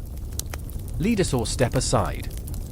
Each word felt like a dagger, a wound that refused to heal. I could feel the weight of their expectations pressing down on me, like 1,000 eyes watching, waiting, demanding. Outside, the rain poured heavier, as if the heavens wept for the anguish of mortals below. The castle felt like a cage, stone walls closing in, suffocating me. "Do you know what kingship means, my brother?" I asked, unable to hide the tremor in my voice. "It means carrying the ghosts of the past, the weight of every decision made, every life lost. It means watching the dreams of the innocent drown in the flood, while you can do nothing but stand and stare." Nikolai stepped forward, fists clenched, shadows dancing across his face. "And what do you propose? To sit in silence, letting our people suffer while you ponder philosophy? Governance is action, not a lecture." His fury ignited the air, crackling like the lightning slicing through the night sky. I felt the tension, thick and suffocating. "Action without wisdom is chaos," I shouted, the words tearing from my throat, raw and ragged. The storm outside seemed to echo my despair, a cacophony of uncertainty that matched the turmoil within me. I will not be a tyrant. I will not wield power like a sword, slicing through the innocent. For a moment, silence enveloped us, the thunder fading into a distant murmur. It felt as if time stood still. Clara's eyes darted between us, a bridge between two worlds, two souls locked in a battle not just of words, but of ideals. What if the people don't care about wisdom? What if they crave strength, she whispered, her voice laced with desperation. What if they want a king who shows no fear? I felt the weight of her words, a truth I had been avoiding. I remembered my own father, a king whose heart had hardened over the years, whose laughter had turned to ice. "There is no solace in a throne that demands blood," I murmured, haunted by the shadows of my lineage. Yet, even as I spoke, doubt gnawed at me. I could feel the pulse of the kingdom outside, restless, aching for leadership, for someone to rise above the shadows. "What is your vision for this kingdom?" Nikolai challenged, his voice low, but charged with urgency. "Are you willing to fight for it, or are we to perish in indecision?" I stared into the storm, feeling its fury match my own. I remembered the faces of the people, those who lived and suffered, who loved and fought. I could see the flickering light of hope amidst the darkness, a fragile candle in a tempest. The question lingered in the air, a heavy weight. What would it take to ignite that light, to guide them through the storm? And as I stood there, grappling with the tempest within and without, I realized the answer was not a simple one. Governance was not about wielding power, it was about bearing the burden of choices, of dreams, of suffering. I felt the electricity in the air, the shimmer of destiny dancing just out of reach. The storm continued to rage. The echoes of thunder were no longer just a backdrop, they were the heartbeat of a kingdom on the brink. I took a deep breath, feeling the gravity of the moment. It was time to confront the storm, both inside and out, to find my voice amid the chaos. The confrontation loomed, and I understood that kingship was, above all, a dance with shadows. There was no retreat, no surrender. The choices lay ahead like a path shrouded in fog, and I would have to walk it, no matter where it led. The clock struck midnight, its echo reverberating through the chilling silence of the grand hall. Shadows danced against the stone walls, flickering just like the hope that clung to the air. In that moment, every heartbeat felt like a drumroll of dread. The nobles, finely dressed and heavily perfumed, sat in their velvet-lined chairs, polished smiles plastered on faces that watched the impending storm with both excitement and fear. I blinked, and suddenly, the room breathed, pulsing with tension. Seated amidst the opulence was Lady Eliza, her slender fingers trembling as she clutched a goblet filled with cloying wine, a sweet poison that dulled the edges of reality. Her thoughts spiraled. What if they know? What if they can see through the silk and satin, through the layers of lies? The weight of her secrets hung like a noose, tightening with each whispered word among the gentry. She recounted the bitter taste of betrayal, remembering how her brother, once a partner in ambition, had turned into a ghost of her past, haunting her every move. Across the room, Lord Wilhelm leaned back in his chair, a facade of ease draped over him like a well-worn cloak. His heart raced, a wild stallion within the confines of his chest. He recalled the echo of his father's laughter, long gone but resonant, a stark contrast against the chill of power. "You must take what you desire," his father had said, "for the throne is not given, it is seized." But the throne of Frederick's empire was a treacherous seat, and the nobility were vultures, circling, hungry for blood, his blood. The air thickened as Frederick himself strode into the room, a titan cloaked in regal authority, each step a thunderclap that sent ripples of unease through the assembly. His eyes, sharp and piercing, swept over the nobles with an intensity that felt like a trial by fire. "Tonight," he declared, voice like steel, "we face our enemies." He wasn't speaking of the rival lords or foreign kings, no, he meant the shadows lurking within their very ranks. Eliza swallowed hard, the tension coiling tighter around her throat. She remembered her father's words, heavy with the weight of history, "Trust no one." She had trusted her brother, and he had paid the price. Would she betray the very blood that ran through her veins to escape the noose tightening around her? "Fear is the true enemy," Wilhelm whispered, half to himself, half to the swirling thoughts of revolution that gripped his mind. He longed for a different kind of world, one where loyalty wasn't a currency, where friendship wasn't forged in the fires of ambition. He felt the pull of destiny, a siren song promising power and peril in equal measure. The echoes of the past wrapped around him like chains, but he could still smell the freedom, sweet and intoxicating. "Who will be the first to spill blood?" Frederick's voice cut through the murmurs like a dagger. The nobles exchanged glances, shifting uneasily. Every heart in the room raced, each pulse a reminder of the perils of nobility, the treachery, the ambition, the madness. Eliza's eyes met Wilhelm's across the room, a flicker of recognition sparking between them, a shared understanding of the darkness that enveloped them both. They were stars caught in a black hole, drawn together yet destined to collapse. The clock chimed again, and Eliza felt the weight of the night pressing down on her, an invisible hand gripping her throat. "What are you willing to sacrifice?" she thought, her mind racing through the labyrinth of loyalty and love, betrayal and fear. "What is left?" Her brother, once her confidant, now a specter in the corner of her mind, whispered accusations. "You would betray everything, your name, your title, for what?" A fleeting moment of freedom. And then, in a flash, the tension snapped. A figure darted from the shadows, knife glinting under the candlelight, targeting the throne itself, and in that instant, the world spiraled into chaos. Shouts erupted, the nobles rising, scrambling for safety, their carefully constructed facades crumbling like brittle parchment. Wilhelm lunged, instinct overriding reason, his body a blur as he maneuvered through the throng. He could see Eliza's face, wide-eyed terror etched into every feature. "No," he screamed, the word a primal roar as time slowed, each heartbeat dragging with it a weight of inevitability. He reached her just as the assailant was upon them, a whirlwind of violence threatening to consume them. Eliza felt the cold sting of the blade as she stumbled, but it was Wilhelm's hand that caught her, pulling her back from the brink of oblivion. Their eyes locked, a fleeting moment where everything else faded away, the ambition, the betrayal, the fear. In that instant, she understood the depths of her own darkness, the poison that had seeped into her very soul. She could either succumb or rise from the ashes of their shared turmoil. The hall was in disarray, a storm of chaos, but in the eye of that storm, Eliza and Wilhelm stood, breaths mingling in the charged air. "We can be more than this," he whispered, a plea doused in desperation. "We can fight together." The promise echoed in her heart, a flicker of hope amid the despair. But as Frederick's icy gaze locked onto them, the promise felt fragile, a gossamer thread threatening to snap under the weight of reality. "Loyalty is a double-edged sword," he declared, his voice cutting through the din. "You must choose where you stand." In the shadows of Frederick's empire, the stakes were higher than ever. Betrayal loomed, a specter that would not let go.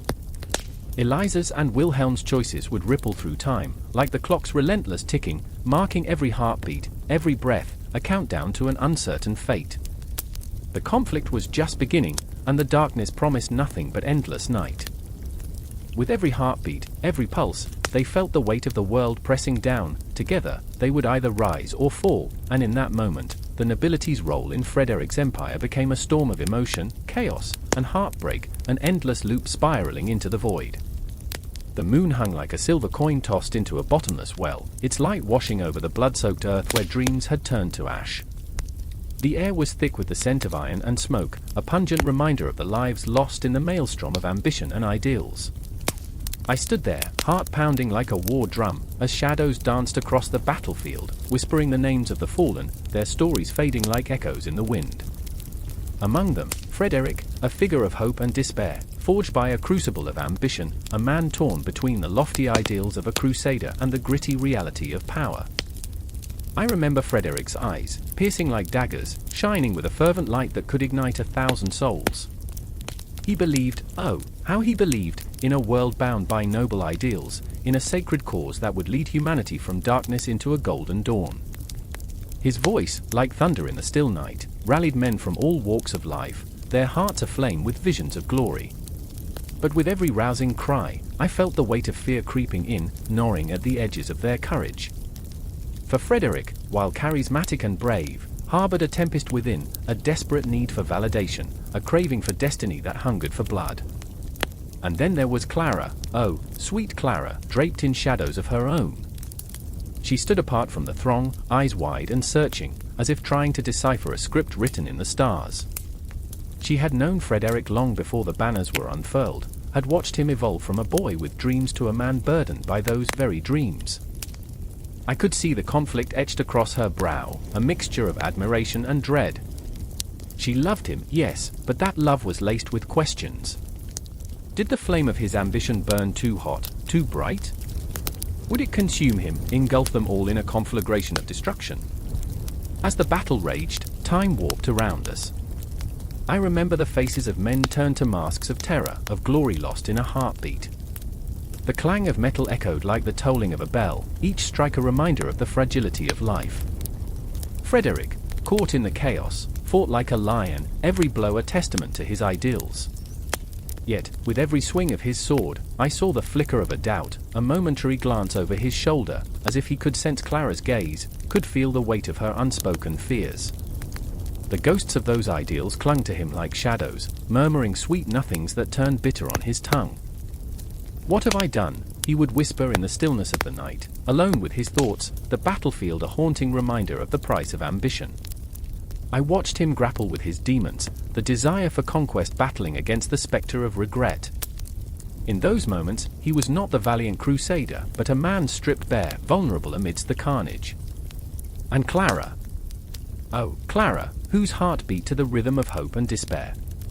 She ventured closer to the chaos, her spirit a fragile tendril reaching out, trying to tether Frederick to the man she once knew. "Come back to me," she would murmur, a mantra woven into the fabric of the night. "Remember who you are." Her voice cut through the din, a haunting melody that pierced the veil of violence, yet each time he turned, I could see the chasm widening between the idealist and the man forged in the flames of conflict. The night grew colder as the moon hung low, a witness to the unfolding tragedy. I felt the pull of fate wrapping around me, tightening like a noose, every heartbeat echoing louder, like a countdown to an inevitable reckoning. The clash of swords dulled, and with it, the cries of men faded into a mournful silence. In that profound stillness, I sensed the whispers of history, the tendrils of time curling around the figures of Frederick and Clara, weaving their destinies into the fabric of the cosmos. What is left when ideals fall? I wondered, haunted by the question. As the battlefield transformed into a graveyard of dreams, I felt the weight of their choices hanging heavy in the air. Frederick, with his heart ablaze, had set a course that would ripple through time, a legacy forged in the fires of ambition and heartbreak. Clara's silent screams echoed in the void, a cry for the man she feared would lose himself entirely to the darkness. Outside the realm of their conflicts, the world continued to spin, unforgiving, relentless. The impact of Frederick's crusading ideals began to unfurl like dark wings, casting shadows over cities and souls. The future, laden with consequences, beckoned ominously. Each choice reverberated beyond the moment, a haunting melody that would linger long after the dust settled. I could see the ghosts of history stretching their fingers into the cracks of time, grasping at the hearts of those who would come after, shaping destinies with unseen hands. And just when I thought the silence would swallow us whole, a rallying cry broke through like a thunderclap, echoing in the night. Frederick, now a storm of fury and passion, raised his sword high, igniting a fire within those who still believed. In that instant, I realized the dichotomy of his journey. He was a man standing on the precipice, straddled between light and darkness, hope and despair. The ideals he fought for would birth new battles, new struggles, a cycle that would echo through generations like a relentless tide. But Clara, oh Clara, stood resolute in her conviction, a beacon in the shadows. "You can't fight this alone," she screamed, the urgency in her voice slicing through the chaos, an urgent plea to the man she loved. Her heart bled for him, each beat a desperate attempt to bridge the chasm of ambition and humanity. The clash of ideals hung thick in the air, a palpable tension that resonated with every breath, every heartbeat, as they teetered on the edge of something vast and unknowable. In that moment, as the storm raged and emotion swirled like autumn leaves caught in a tempest, I knew their struggle was far from over. The echoes of Frederick's crusading spirit would pulse through history, shaping lives in ways unseen, while Clara would be the anchor, forever caught between love and despair. The battle was merely a precursor, a prologue to a tale that would weave through the fabric of time, leaving threads of hope and heartache in its wake. And in the shadows, the cosmos watched, holding its breath, waiting for the next act to unfold. The cold, dark stones of the castle walls seemed to pulse with the breath of ghosts. I stood at the intersection of shadows and light, heart racing, as I watched Frederick, a man cloaked not just in fabric but in the weight of an empire, stride through the flickering torchlight. His eyes were ignited with a ferocity that made me shudder. The air was thick with tension, a living entity that wrapped around us, whispering of change, of chaos, of a new dawn. "Change is a beast, one I've tamed," he declared, voice reverberating off the ancient stones, slicing through the air like a sword. Around him, a council of lords stood frozen, their faces a canvas of doubt and fear. I could see it in their tight-lipped expressions and clenched fists. They were men of the past, clutching to their titles and their traditions, while Frederick was a storm, a wild wind ready to reshape their world. I remember standing there, heart pounding like a war drum, caught in a tempest of emotions. The night wrapped around me like an old friend, familiar yet unsettling. But it wasn't my heart that ached the most, it was the weight of betrayal etched upon the face of Heinrich, Frederick's once loyal advisor, now a man at the crossroads of loyalty and despair. I could see him struggling within, a tempest of conflicted emotions brewing beneath his stoic facade. His loyalty, now a noose around his neck, tightened with every word Frederick spoke of reform. "Frederick," Heinrich finally spoke, voice quivering, raw. "You cannot transform an empire without blood. You cannot sow seeds of progress in barren soil." His eyes were wild with fear, the kind that churns in the stomach, the kind that grips the soul. He was a man trapped in the ruins of his own belief, shaking, knowing that each radical change would cost lives he had sworn to protect. And then, there was her, Elizabeth, the daughter of a disgraced noble, hidden in the shadows behind the council.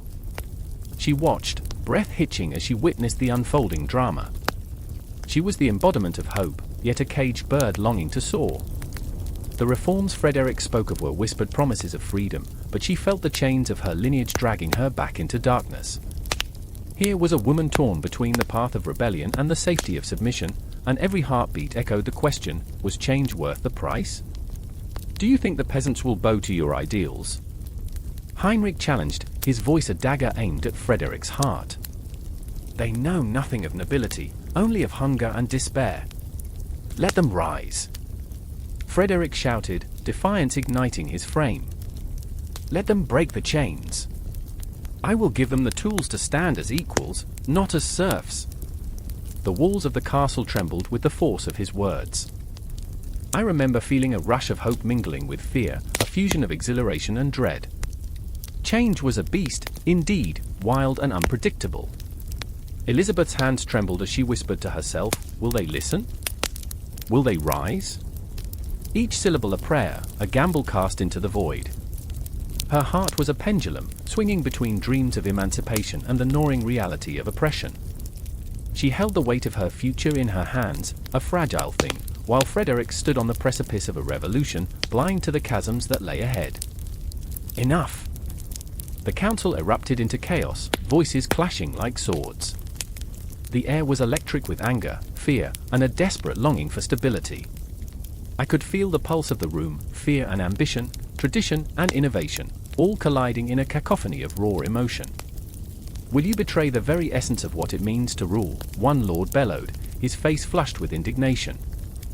We are bound by blood, by tradition. You would break that bond for what? For the whims of the masses. Frederick's gaze flickered. For a moment, I saw a flicker of doubt, an ember of uncertainty in his eyes.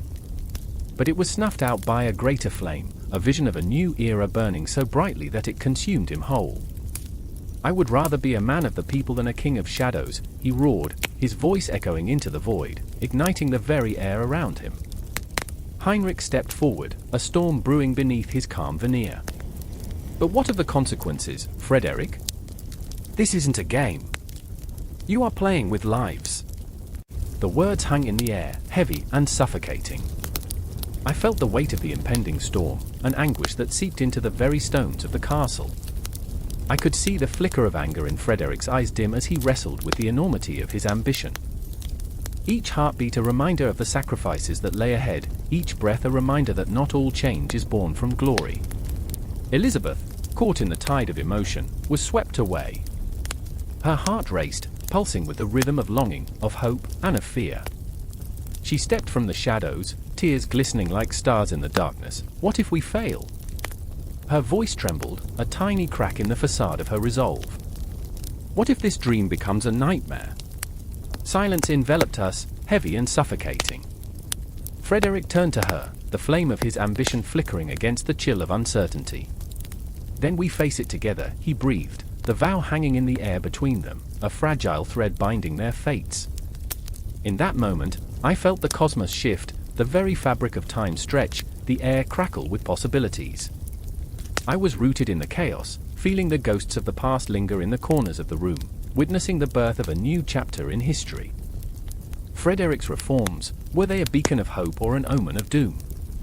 The answer danced just out of reach, a tantalizing glimpse of what could be.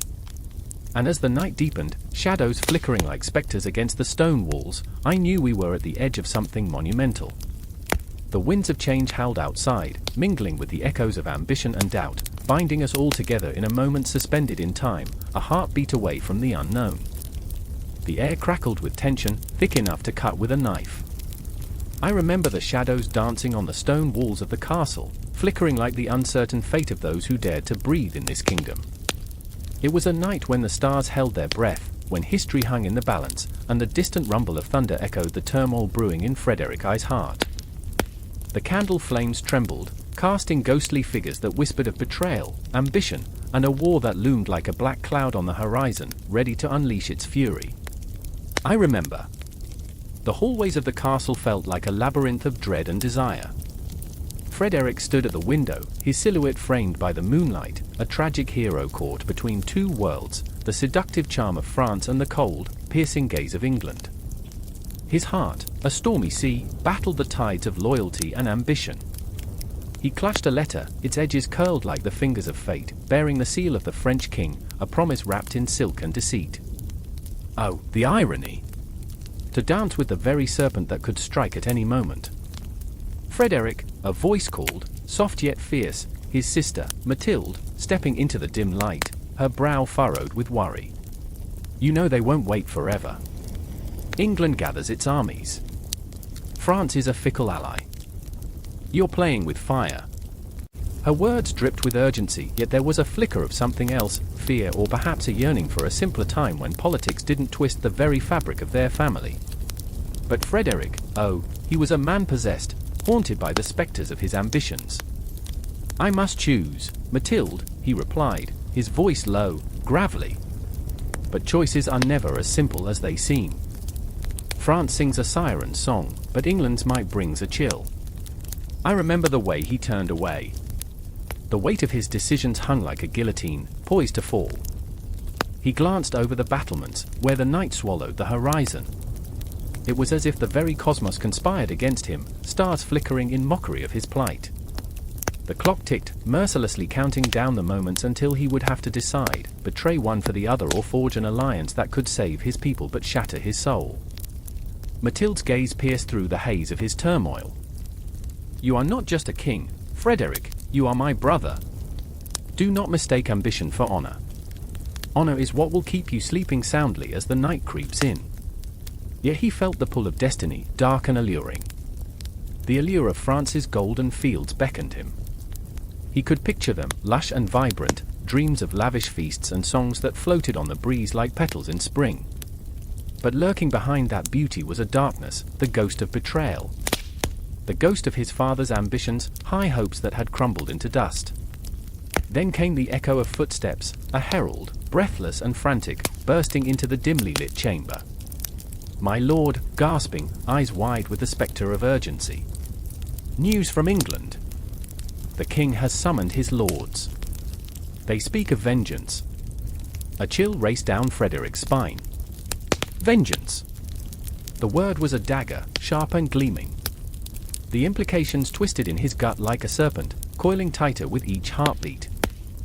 He realized, in that moment, that the stakes were higher than he had ever anticipated, the battlefield stretching far beyond the borders of his kingdom. It was a war of souls, of alliances and enmities that could tear the very fabric of Europe asunder. Mathilde grasped his hand, her fingers trembling. Frederick, please. Think of our people. The innocent lives that hang in the balance. You do not need to shoulder this alone. But he turned, his eyes aflame with the weight of destiny. Alone? Mathilde, the world is a vast, cold sea.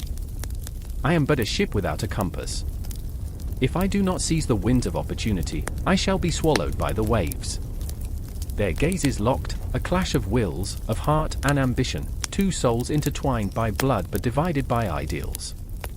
Mathilde's heart ached, knowing the darkness that enveloped him, the ambition that would consume him whole, leaving nothing but ashes in its wake.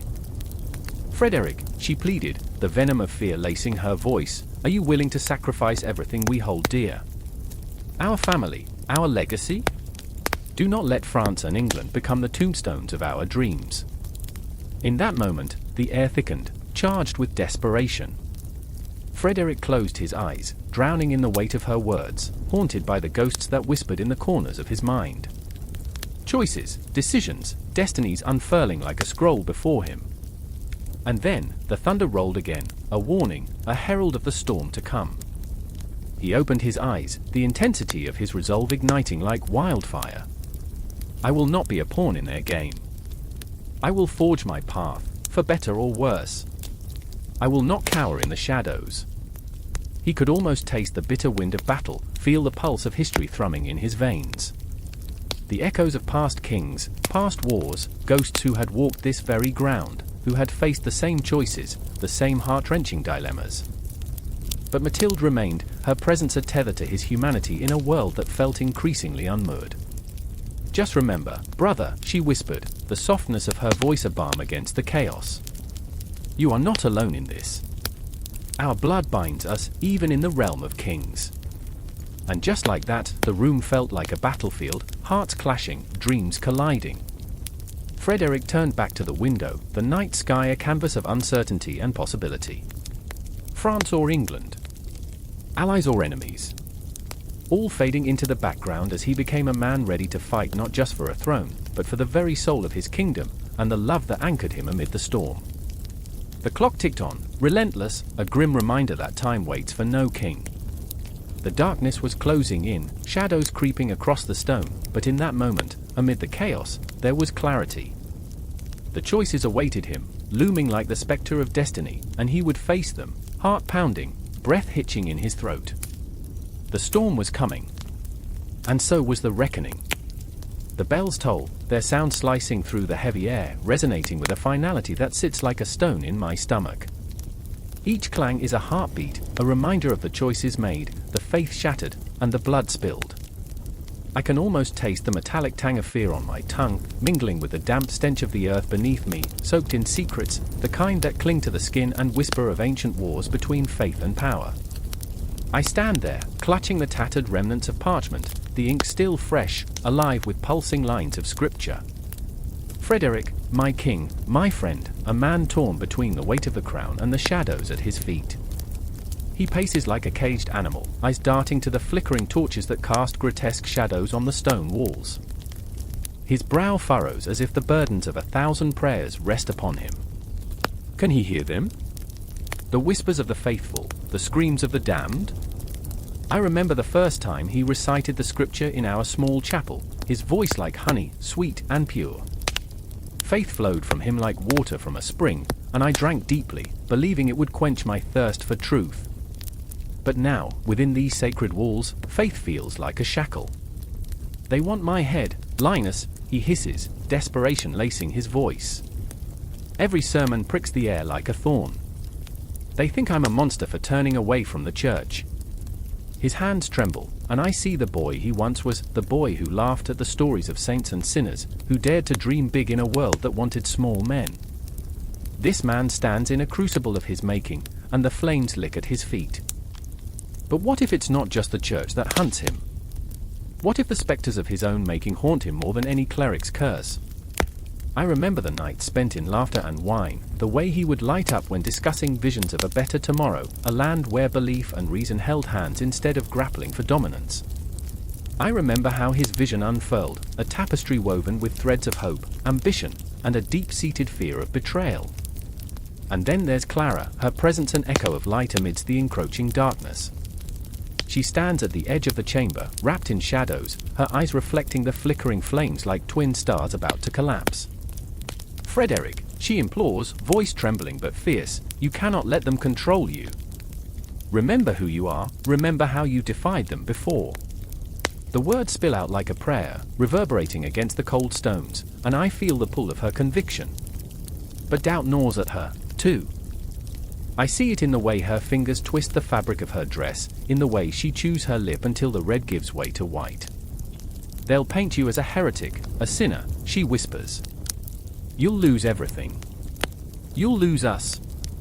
The room grows heavy with unspoken truths, the weight of love tangled with the sharp pang of loyalty, binding us all in a crucible of uncertainty. When Frederick's gaze snaps to her, it's electric. If I yield, Clara, I become a puppet. A hollow man ruled by fear instead of faith. His voice rises, shaking the very air between us, and the words hang, sharp and unyielding. I refuse to be their pawn. But as the clock ticks, echoing the steady beat of time marching forward, the question looms, what's the cost of standing firm? What remains in the wake of such convictions? A man can stand tall against the tides of power, but his heart can fracture, splintering under the weight of sacrifice. I feel it, a terrifying pulse, a unity forged in shared suffering. I remember the day Clara revealed her truth, her belief shattering like glass against the stone floor. I dreamt of the stars, Linus, she had said, her voice raw. They told me to choose between love and duty. I had watched her face, the shadows flickering across her skin, turning her into a mosaic of emotion. But Frederick, love is a duty, is it not? And there it is, the crux of the matter, a tangled web of loyalty binding us to our beliefs, as fragile as a spider's thread, yet as unyielding as the rock beneath our feet. The flicker of a torch catches Frederick's eye, and for a moment, fear, naked and raw, crawls across his features. They're coming. The whispers outside have grown louder, a relentless tide crashing against the walls of this once hallowed space. Clara, he breathes, and the weight of his gaze wraps around her like a shroud. If they come for me tonight, promise you won't follow. Stay hidden, keep your faith. Frederick! Her voice breaks, a raw, haunting cry that pierces through the fabric of time, a plea that hangs in the air between us, heavy with the burden of what's to come. You can't, but he's already stepping away, the turmoil in his heart mirrored in his stance. I have to face them, he says, his voice resolute, yet I sense the tremor beneath. If I don't stand for my beliefs, what will become of us all? And I watch, frozen, as the darkness of night swallows him whole. I remember the tales of old, how kings would walk into the flames, how the fires would consume them while the world watched in awe or horror. This is our story, too, a mix of blood and faith, ambition and despair, the lines growing blurred as the night envelops us. The door creaks open, shadows flit across the threshold, figures emerging from the darkness, their faces masks of intent. I can hear the soft murmur of scripture on their lips, words meant to soothe but sharp enough to pierce. It's a hymn of war, a battle cry cloaked in holiness, and the chill in the air bites deep. Frederick! I want to scream, to reach out and pull him back from the edge, but the words are caught in my throat, tangled in the echoes of despair. And as the confrontation unfurls, with faith and power clashing like titans, I realize we're not just spectators. We're woven into this tapestry of conflict, each thread a life, a choice, an indomitable spirit that refuses to bend.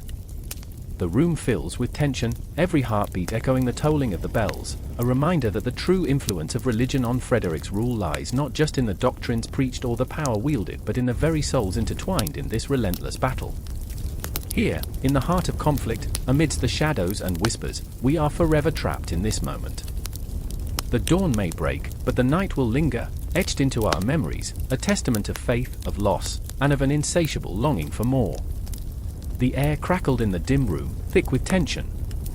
Heartbeats echoed against the cold stone walls, each pulse a reminder of the fragile humanity that bound them. I remember the tepid light flickering from the single candle, casting shadows that loomed larger than life, drawing caricatures of fear on our faces. Voices rose and fell like a haunting melody, a chorus of women, their desperation tangible, yet their resilience shimmering in the silence that followed. Sophia, her eyes ablaze with a fierce determination, stood at the center of the storm. She was a tempest, clashing with the oppressive weight of tradition, her spirit a wild flower breaking through the cracks of concrete. What will they do if we stand by? Her voice, sharp as a blade, cut through the murmur like a scream in the night. We cannot wait for the men to decide our fate. Each word was a stone thrown into still waters, rippling out into the hearts of the others, igniting a flicker of hope amidst the darkness. Across the room, Clara's back pressed against the wall, a mere shadow in the flickering light. I could feel her fear radiating like heat from a fire, but her heart, a wild, caged bird, sang a different tune. What if they find out? Her whisper was barely audible, but every ear strained to catch it. The threat of discovery loomed like a predator, hungry and lurking just beyond the horizon. She was a puzzle of contradictions, torn between the chains of expectation and the yearning for liberation. The tension thickened. Frederick, our revolutionary, our guiding star, was at the heart of this turbulence, but he was not alone. Oh no, he was surrounded by us, by the very women who dared to dream, who dared to challenge the order of things. Every decision he made was intertwined with our lives, each act of defiance a dance against the unyielding tide. But in that moment, I could see the weight of it all etched into his features, the furrows deepening in his brow as he wrestled with the burden of our hopes. I remember, I thought, the night spent whispering dreams into the ether, the echoes of our laughter ringing off the walls like a promise. But those dreams were now tinged with the threat of despair. The time was upon us, we were the pulse in the veins of a revolution, but what cost would it demand? As the clock ticked ominously in the corner, each tick was a reminder that time was a thief. How many moments had slipped through our fingers like grains of sand? How many voices silenced by the weight of fear? I glanced at Sophia again, her fiery spirit igniting the air around her, and I felt a wave of fierce loyalty wash over me. We cannot go back, I whispered, though I could feel the tremor in my voice. Each breath was heavy with the scent of earth and impending rain, a storm brewing beyond the walls. The meeting reached a fever pitch, a cacophony of voices rising and falling like the tide, driven by emotion, desperation, and an unyielding hunger for change. I saw Clara's hand tremble as she gripped the edge of the table, her knuckles white against the dark wood, a symbol of both her fear and her resolve. We must support him, she said, her voice breaking, but what if he fails us? Frederick's presence loomed large, a figure draped in shadows and dreams, a man whose very actions could alter the course of history. Yet, it was the women surrounding him who lent him strength. We were the undercurrent of the revolution, the unseen force that surged beneath the surface. Without us, he was but a ship adrift, a captain without a crew. And then came the moment, a shuddering breath in the room, an electric silence that swallowed our voices whole. Frederick stepped forward, his gaze piercing through the darkness, locking onto Sophia with a fierce intensity. I will not fail you, he declared, his voice steady yet tinged with an urgency that resonated in the depths of our souls. I fight not just for freedom, but for every woman who dreams of a world beyond these walls. Every heartbeat thrummed with an unspeakable energy, and I felt the weight of history pressing down upon us, the echoes of those who had come before us flooding the air with their hopes, their victories, their failures. The room felt alive, teetering on the brink of something monumental, a moment that would either shatter us or elevate us into the realm of legends. I remember the flicker of doubt in Clara's eyes giving way to a glimmer of courage, her spirit ignited by Frederick's words. She took a step forward, her voice stronger now. Then we will fight alongside you. And just like that, the chant began, rising like a phoenix from the ashes, a reverberation of solidarity that filled the very air we breathed. But shadows loomed, dark and heavy, whispers of betrayal lurking just beyond the threshold. There were eyes watching us, unseen forces ready to strike at our resolve. The air shifted, charged with the electric promise of revolution, but also the chilling specter of loss. What if we lose everything? Clara's voice quavered, a haunting echo of our deepest fears. The candle flickered, casting a ghostly glow over us, an ethereal reminder of those who had fought and fallen. Each woman in that room was a warrior, yet as we stood united, the reality of our vulnerability washed over me, a stark contrast to the fierce fire that raged within. We were both fragile and indomitable, a paradox of strength and fear, the very essence of what it meant to be human in the face of overwhelming odds. And just as the storm outside broke, unleashing torrential rain against the windows, the storm inside surged. We were no longer mere spectators, we were forces of nature, rising from the shadows, a tidal wave of voices ready to drown the silence. The truth hung heavily in the air, women had always played pivotal roles in Frederick's life and politics. We were not just support, we were the architects of his dream. Let them come, I thought, as the storm raged. Let them try to silence us. In that moment, I knew the struggle was just beginning, and we would be the spark that ignited the flame of change. Our voices would rise, our hearts would beat as one, and we would not be forgotten. We were the pulse of history, the heartbeat of a revolution that refused to be contained. And so we stood, on the precipice of action, our souls intertwined, braced against the coming storm. The night swirled around us, a tapestry of shadows and flickering hopes, as we faced the unknown together, ready to carve our place in the world, one heartbeat at a time. The air is suffocating, thick with the dust of stone and sweat. I remember the clang of metal, the shouts of laborers echoing against stark walls that rise like ancient giants, shadowing the hearts of men. Frederick's hands, calloused and stained, wield the chisel with a desperation that almost feels like prayer. The castle, still in its skeletal infancy, looms above him, a monstrous thing, half curled in the grip of a darkening sky that seems to weep with every strike against the granite. I remember his eyes, fierce and haunted, reflecting the weight of a vision that teeters dangerously on the edge of madness. It was the kind of night when silence becomes a tangible presence, pressing against the skin like the phantom touch of the dead. The laborers would whistle, unease creeping into their song, a melody laced with the knowledge that every stone carried the weight of lives unspoken. Each hammer strike seemed to awaken ghosts, the echoes of those who had fallen in the pursuit of grandeur, lost in a haze of ambition and despair. And here was Arnold, a boy of only 15, his face smeared with soot, hands trembling as he tried to keep up with the grueling pace. His heart raced, for beyond the walls lay a world filled with dread, of pestilence and betrayal. "I can't," he gasped, dropping the pickaxe, the sound swallowed by the cold night. Frederick's gaze snapped toward him, a storm brewing in those deep-set eyes. "I can't keep doing this. Do you think they care?" Frederick's voice sliced through the air, sharp as the very stones he was crafting into fortresses. "They will come for us, Arnold. They always do.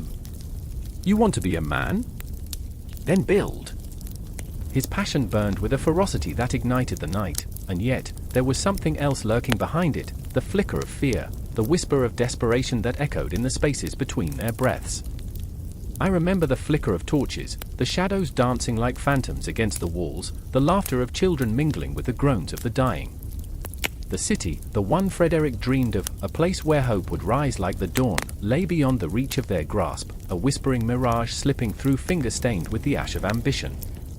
Beside him, Lena stood, arms crossed, defiance etched across her brow. She was a woman of fierce metal, her spirit forged in the fires of battle and loss.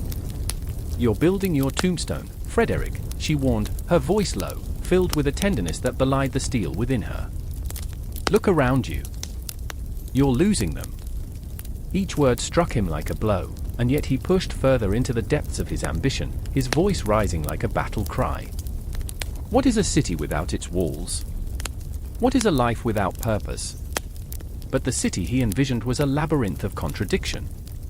I remember the laughter of the tavern, the scent of fermented grains mingling with the bitterness of despair. They bathed once a year, I joked to the shadows, so yeah, romance was earthy.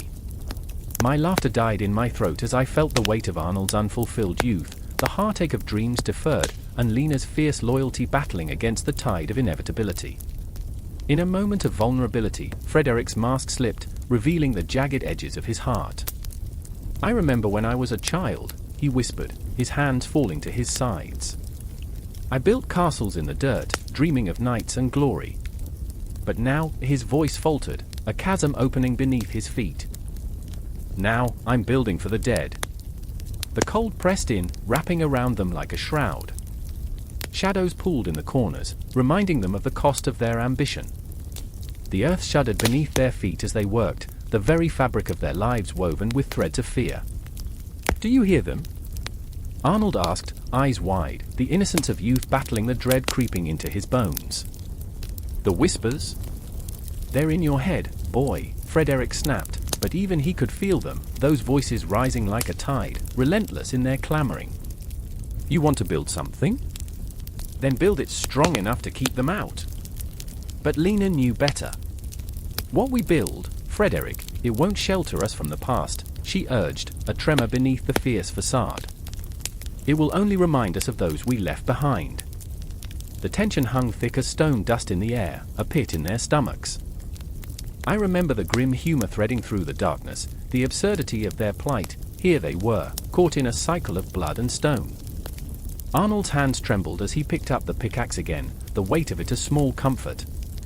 "Maybe we should build a wall between us and the ghosts," he murmured, his voice barely above a whisper, but the suggestion hung there, heavy with truth.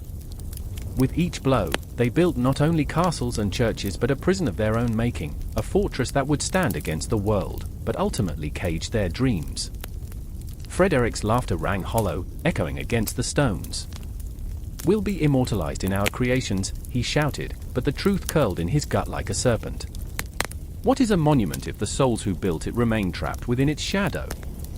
I remember the night sweeping down, an abyss of uncertainty. In that silence, they continued to build, breathless and raw, each stone a heartbeat, each wall a silent scream against the encroaching darkness. As dawn broke over the horizon, the shadows whispered their secrets, and the city loomed larger, a specter in the distance, mocking their efforts, reminding them that in their quest for glory, they might have lost themselves entirely. And so they labored, not knowing that the true battle lay not against ruin or despair, but within the tangled web of their own choices, their own fears, and the ghosts that would forever haunt their restless dreams. The cycle continued, the stone and the sweat merging into the tapestry of their lives, an echoing reminder that in the pursuit of castles, churches, and cities, they stood on sacred ground, a ground stained with the weight of their own desires, each heartbeat a fleeting moment, a life stretched thin against the eternal void. The night was heavy with silence, an eerie hush wrapped around the cobblestones of the old city, a stillness that could drown a man in his own thoughts. Shadows stretched like fingers through the narrow alleys, reaching for the flickering flame of a lone lantern that struggled against the darkness. It was here, in this forgotten corner of history, that I felt the weight of a legacy heavy enough to crush bones, to wrench tears from the heart, a legacy forged in blood and ambition. I remember the face of my father, lined with the scars of his own battles, his brows knitted with worry as he spoke of Frederick I, the Barbarossa, a king whose very name seemed to echo with the roar of thunder. "He was a man of iron," he said, his voice trembling with reverence and fear, a whirlwind in a world teetering on the brink. But I was too young to grasp how tightly entwined his legacy was with our fate, and the fate of a fractured Germany yearning for unity, yet splintered in its desires. Then there was Clara, my sister, with her wild curls and eyes that sparkled like stars trapped in a jar. She believed in the stories of knights and honor, of a man who would rise and save our land. But Frederick was no knight riding a white horse. He was a tempest, and Clara's heart danced in the winds of his ambition. She would dream of glorious battles, imagining herself in the fray, yet each night she woke with the taste of ash on her tongue. Dreams of glory warped into nightmares where she found herself lost in dark forests, chasing shadows that whispered of betrayal. But betrayal was not the only spectre haunting us. The war drums thundered in the distance, and I could feel the pulse of our people, a restless, aching hope that mirrored my own conflicted heart. I was neither a soldier nor a poet, but the threads of history wove around me like a shroud, whispering tales of glory and despair, of unity and division. And Frederick, with his iron grip, was at the center of it all, a man whose ideals of empire and honor collided violently with the dreams of those who walked in his shadow. I remember the day the sun rose crimson over the horizon, painting the sky with the blood of yesterday's battles. It filled the air with dread, a premonition that hung thick like fog. Clara stood by the window, her small hands clutching the wooden sill, as if the very beams of our home might collapse under the weight of history. "Do you think he will come for us?" she asked, her voice a fragile whisper. I wanted to comfort her, to tell her that heroes always found a way. But deep inside, I felt the tremor of uncertainty, the gnawing fear that echoed through the ages. In the streets, the people prayed for Frederick's return, for his strength to unify the splintered factions. They lit candles and sang hymns, their voices rising like smoke toward a sky that seemed to mock their faith. The air was thick with the scent of hope and despair, a volatile mix that made my heart race. But I knew, deep down, I knew, that what they sought was not just a king. It was a savior, a miracle, someone to mend the frayed edges of our fractured world. And then came the news, like a thunderclap that shattered the fragile illusion of peace. Frederick had marched, his red beard like a banner of defiance against the unseen forces that sought to tear him down. But every step he took felt like a candle flickering in the wind, a heartbeat racing toward its demise. My heart ached for him, for the burden he bore, an empire to command, a people to protect, but I could see the cracks forming in that iron facade. Days turned into weeks, and the tension swelled like a storm cloud. Clara became a ghost of herself, wandering through our home, her laughter replaced by silence. The legend she once spun now hung like a noose around her neck, suffocating her spirit. "He is not coming," she murmured one night, her voice hollow. "He is lost in the shadows, just like us." Her eyes were haunted, reflecting the flickering lantern light that danced like a dying ember. I wanted to scream, to shake her from this despair, but words felt like stones in my throat. It was on a night soaked in rain that the ultimate confrontation came, the clash of ideals and the grind of history that left scars deeper than any blade could. Frederick, the Barbarossa, stood before the council in a hall filled with ghosts, echoes of those who had come before him, dreamers and warriors, all trapped in the cycle of ambition. His voice boomed, raw and unyielding, yet tinged with a weariness that pulled at my chest. "Germany must rise. We are not a patchwork of fiefdoms. We are a nation." It was a rallying cry that ignited the hearts of many, but I could sense the shadows creeping in, the divisions that threatened to tear apart the very fabric of what he sought to create. Clara and I stood at the fringes, watching as the ghosts of our past whispered secrets that only we could hear. I felt the weight of our father's legacy pressing down like a shroud, the choices made long before us echoing in the air thick with uncertainty. What if he fails? I whispered to Clara, the words slipping through my lips like a prayer. What if our hopes are just illusions? Her gaze met mine, fierce yet trembling, as if she held the weight of the world on her small shoulders. The air crackled with tension as Frederick's voice rose, urging unity where division had taken root. I could feel it, a slow, creeping dread that clung to my skin like fog. Clara's fingers entwined with mine, her grip a lifeline as we stood on the precipice of history, teetering between the past and an uncertain future. "He will bring us together," she said, conviction threading through her words even as doubt simmered beneath. But I could hear the whispers of dissent, the undercurrent of betrayal winding through the crowd, voices of those who would not follow, who would shatter the fragile tapestry Frederick sought to weave. And just as the storm seemed poised to break, the night erupted in chaos, the clashing of swords, the cries of men caught in the throes of ambition. I felt my heart race, the fear coursing through my veins like fire. Clara's face paled, reflecting the flickering lanterns that struggled against the encroaching darkness. I wanted to shield her, to protect her from the reality crashing down around us, but there was no refuge. Not then. Not ever. The legacy of Frederick I lay before us, raw and exposed, a tumultuous struggle for identity and power, a fight for the soul of a nation. As the shadows closed in, I understood that our stories were woven into his, our fates entwined in the delicate threads of history. And though the night seemed endless, I could feel the dawn creeping on the horizon, an uncertain promise waiting to break. The castle tower shuddered as if it were alive, the echoes of battle reverberating through the cold stone walls. A young boy stumbled through the corridor, his small hands trembling, clutching a wooden sword far too heavy for his fragile frame. He could hear the shouts, the clanging of metal, the cries of men caught in a maelstrom of chaos. Panic clawed at his throat as he gasped, "Where is my father?" He pressed against the wall, his heart pounding like thunder in the storm of war. Across the hall, in a chamber filled with the scent of sweat and blood, Friedrich of Hohenstaufen stood with his back to the door, shoulders squared like a shield against the world. His breath was shallow, a silent prayer escaping his lips. "I will not fail them," he whispered, though the words trembled like leaves in a tempest. His father had entrusted him with the legacy of their name, and now, with the fate of the dynasty hanging in the balance, he felt like a marionette tangled in its own strings. Outside, the sun blazed overhead, blinding and indifferent, casting shadows that danced grotesquely upon the ground. It was a beautiful day, the kind of day that felt mocking amidst the cacophony of death. Friedrich could still hear the laughter of children from the village, their innocence like a dagger to his heart.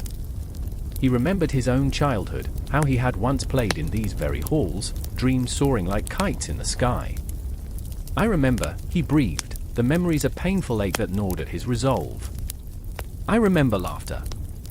And then there was Beatrix, fierce and unyielding, her heart a wild tempest of loyalty and fury.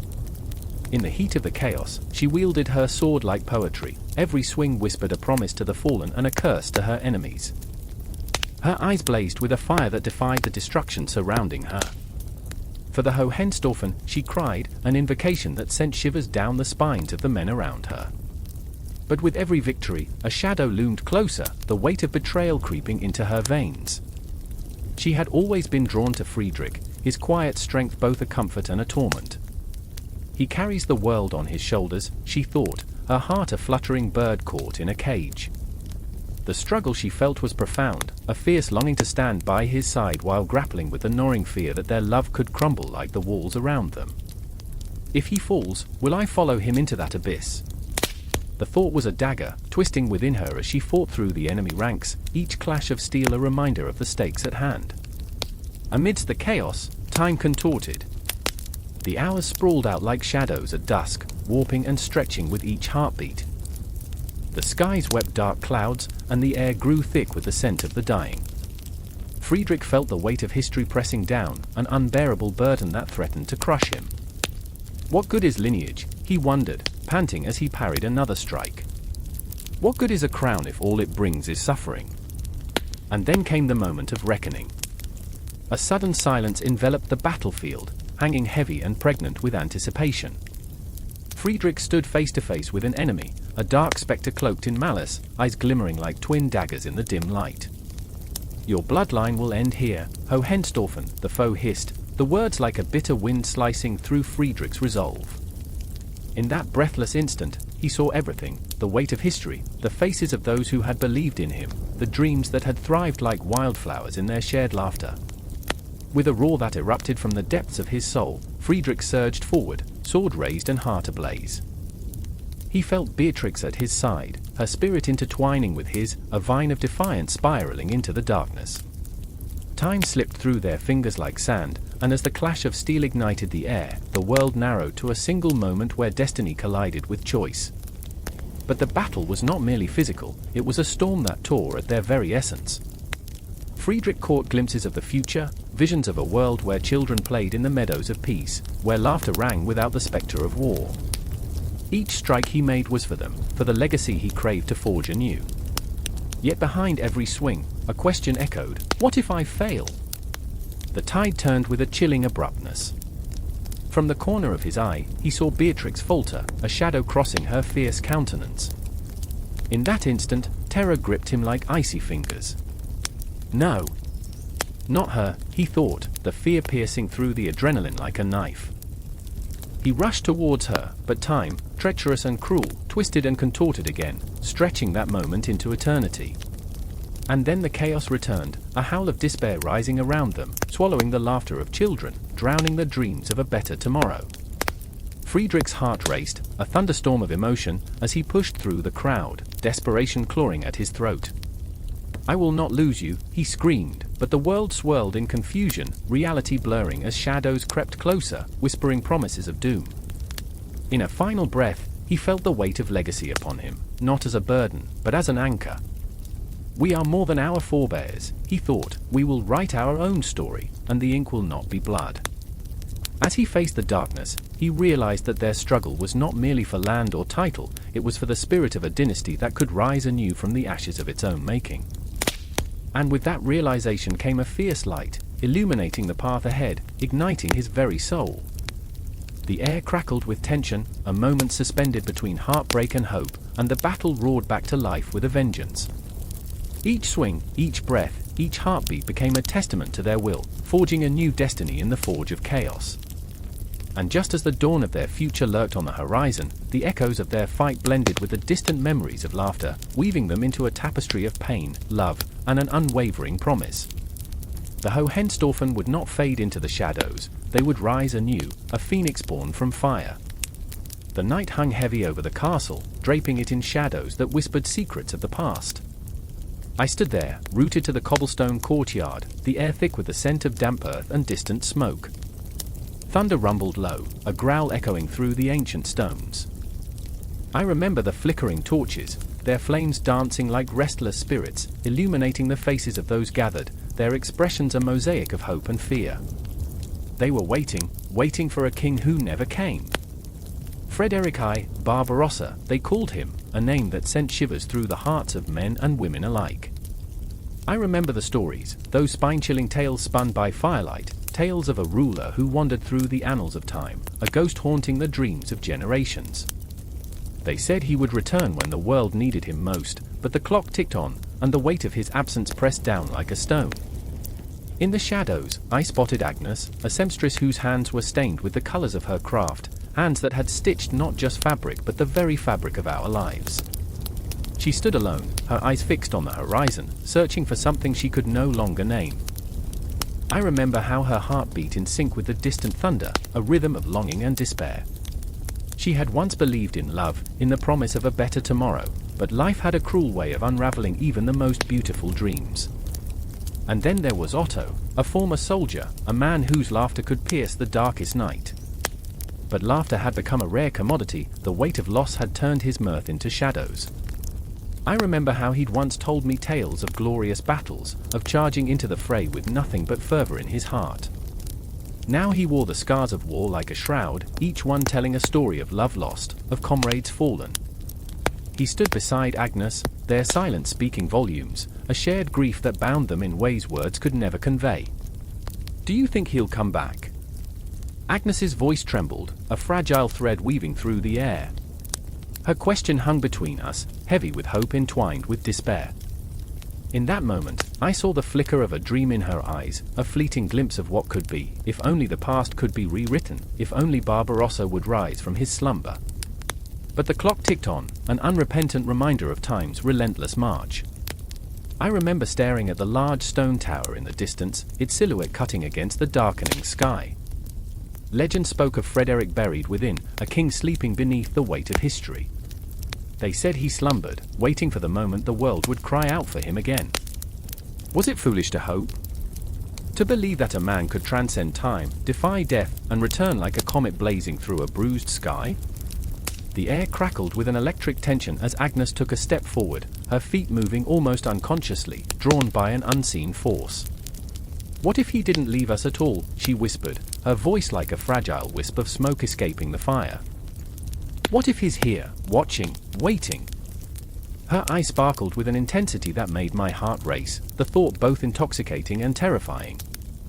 "Legends don't always tell the truth, Agnes," Otto replied, his voice a low rumble, heavy with the weight of weary cynicism. What good is a king who slumbers while his people suffer? His gaze drifted toward the horizon, where shadows coalesced into shapes so indistinct they felt otherworldly. It was as if the very landscape held its breath, waiting for something, an apocalypse, a miracle, or perhaps just the end of all things. I remember how the storm cloud swirled above us, a tempest brewing, not in the sky, but within our hearts.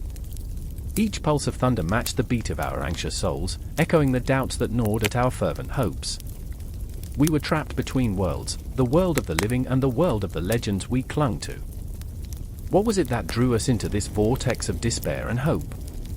Was it the longing for a savior, a figure to lift us from the mire, or the haunting realization that we might be left to navigate our own fates? Maybe we're all waiting for a king, I murmured, my voice scarcely above a whisper. But what if we're meant to find our own strength? The words felt foreign on my lips, a realization that struck like a bolt of lightning. Perhaps it was not Frederick we needed, but the courage to rise from our shadows, to forge our destinies in the chaos of our lives. As if in response, the storm unleashed its fury, rain spilling from the heavens like tears shed for a world lost in uncertainty. Agnes stepped closer to Otto, their shoulders brushing, warmth igniting in the cold embrace of despair. Could love blossom in the ruins?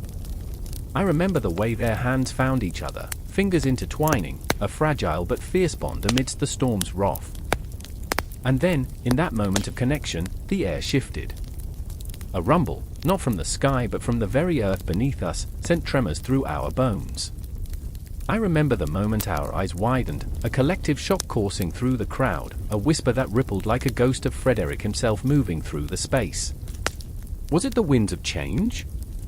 A harbinger of hope, or perhaps the shadow of despair closing in? Time folded in on itself, blurring the line between the past and the present. Each heartbeat echoed the myths of old, the tales of kings and heroes, of battles fought and sacrifices made. In the darkness, we bore witness to the legacy of a man whose name elicited both awe and dread.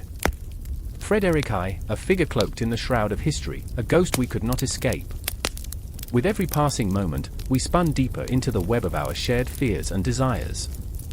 The promise of dawn lingered just beyond the horizon, yet it felt as though we teetered on the brink of oblivion.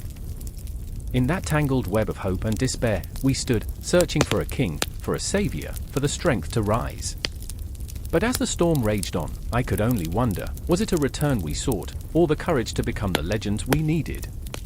The echoes of our hearts blended with the howling winds, intertwining with the myths of Frederick I, leaving us suspended in time, forever caught between memory and destiny.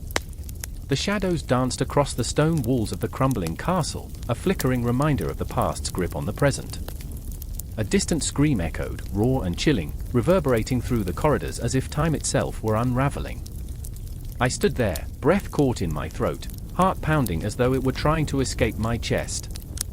Frederick's face flashed before my eyes, a mask of fear and determination, caught between the weight of duty and the desperate desire to flee. I remember his hand trembling, the weight of history hanging heavy like a noose around his neck. "Find her," he shouted, desperation lacing every syllable. "Find Isabella." The urgency of his voice pierced the dim air, igniting something primal within me. I had known Frederick all my life. He was a man caught in a tempest, swirling at the edge of chaos. Every decision was a battle, every heartbeat a reminder of the choices that had led to this moment. I could see it in his eyes, the flickering hope that teetered on the edge of despair. Isabella, sweet Isabella, the light in the darkness. Her laughter once echoed through these halls like a melody, a sharp contrast to the stench of damp and decay.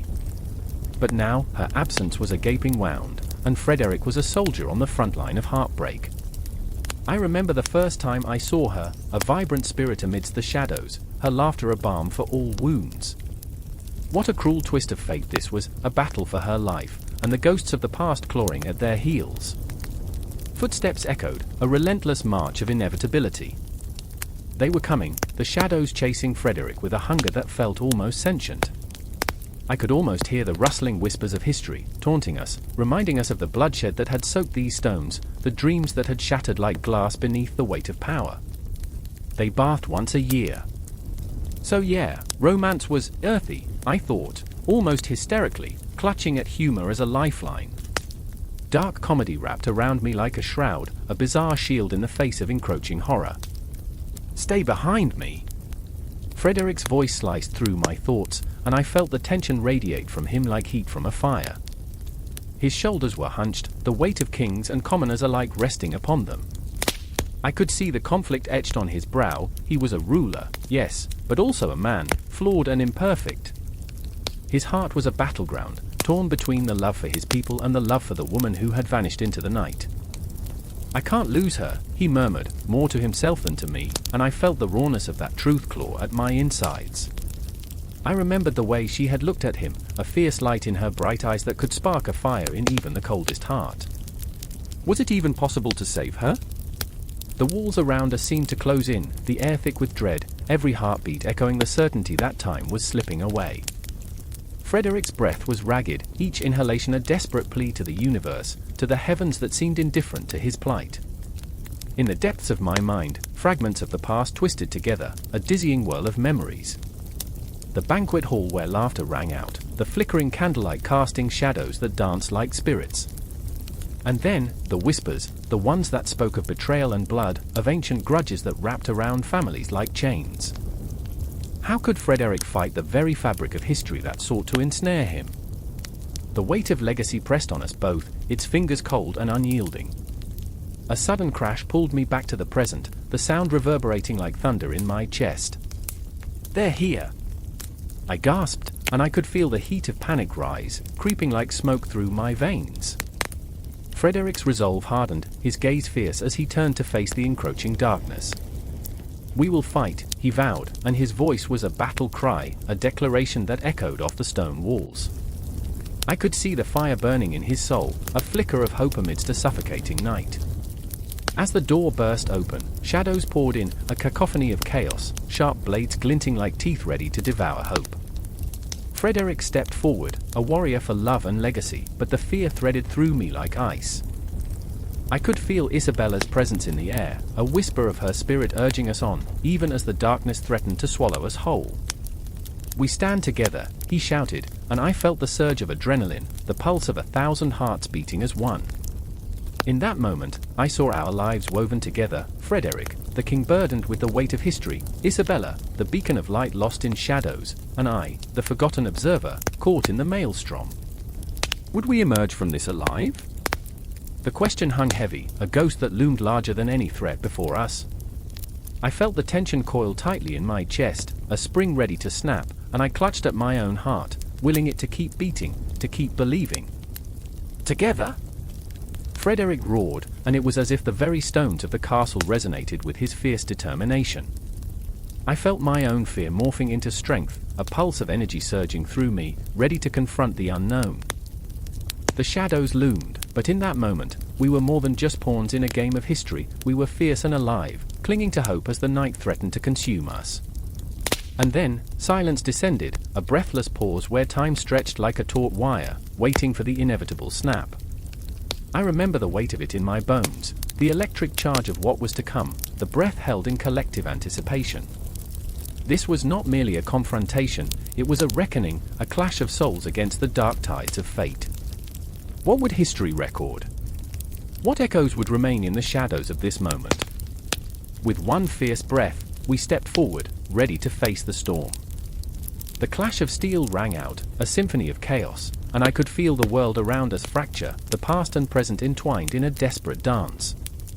In this moment, everything shifted, and the echoes of our choices would ripple into eternity. Would we find Isabella? Would Frederick reclaim his legacy? Only the shadows knew, and they weren't saying a word. The air hangs thick, a charged silence crackling with the weight of unspoken words. Frederick I stands alone in the dim light of the castle's stone corridor, the cold walls echoing with whispers of the past. Shadows twist and turn like specters, each flicker of torchlight illuminating cracks in the stone that seem almost alive, breathing in rhythm with his own quickening pulse. He grips the hilt of his sword, fingers brushing against the leather-worn grip, a forgotten warmth stirring memories of battles fought and blood spilled, of glory that feels more like a curse. I remember the night I first tasted defeat, standing in the rain-soaked mud of Grunwald, the cries of my fallen brothers still haunting the corridors of my mind. The earth soaked in life, the scent of iron sharp in the air. I had felt invincible then, my ambition stretching across the horizon like the dawn of a new age. Now, in this moment, I am but a shadow of that boy, the weight of expectations pressing down, suffocating under the glint of a crown that feels more like a noose. But it is not only Frederick whose heart races in this moment. There's Adelheid, a woman of fierce spirit, her defiance igniting fires within me. She lingers at the edge of my thoughts, her laughter a haunting melody that chases away the darkness for just a heartbeat. I remember how her eyes sparkled with rebellion, the way she dared to dream in a world that sought to silence us. "We are not merely pawns in their games, Fred," she whispered once, voice trembling yet fierce. "We are the storm." Yet here I am, the storm trapped within these stone walls, and she waits outside, a tempest of her own, caught in a struggle of loyalty and love. I sense her desperation, the way her breath trembles, weighed down by the choices we both must make. I remember the night she dared to confront the council, her voice rising above the murmurs of tradition, challenging every eye that dared to judge her. It was intoxicating, watching her take control, yet I knew the danger that lurked like a wolf in the night. And then there's Heinrich, my oldest friend, now my greatest rival. The tension between us hangs heavy in the air, filled with unshed dreams and broken promises. I remember how we once shared laughter over tankards of ale, how we both aspired to become greater than our fathers, to carve a legacy that would echo through the ages. But ambition has a way of poisoning even the best of friendships. I can see it in his eyes, the flicker of betrayal, the longing for what was lost. His heart is a battlefield, and I stand at the center, an unwilling soldier in a war of our making. "Why can't you see?" Heinrich's voice, once a melody, now a blade cutting through the tension. "We are not meant to be enemies. The crown, it changes you." There's desperation in his tone, a plea wrapped in resentment. I want to tell him that I understand, that I, too, feel the gnawing at my soul, the gnashing of teeth against the chains of my own making. I remember how we used to dream of freedom, of a world where loyalty wasn't measured in swords and blood, yet here we stand, two warriors at the precipice of an emotional abyss. The clock tower chimes in the distance, the echo reverberating through the halls like a heartbeat, counting down to our inevitable confrontation. Each strike is a reminder of the choices we've made, choices that will define not just us, but the generations to come. I can almost taste the bitterness of fate in the air, that cruel mistress that mocks our struggles. Time, relentless and unforgiving, moves forward, and we are left to grapple with its consequences. I remember the dreams that have haunted me, the visions of a kingdom in flames, the cries of the innocent echoing in my ears. Each night they draw closer, their faces morphing into those I once loved, and I wake drenched in cold sweat, the specter of responsibility looming large. Do I save myself or save my people? The question gnaws at me like a ravenous beast, and I feel the walls closing in, the whispers morphing into a deafening roar, drowning out reason. And Adelheid, oh, her spirit is a wildflower in a barren land. "We cannot let the shadows consume us," she said once, standing before me, eyes blazing with a fire that could ignite kingdoms. I remember how it felt, to be swept away by her determination, yet I also know the chilling truth that lies beneath her bravado. She fears the darkness, the very same darkness that seeps into the fabric of our lives, threatening to tear us apart.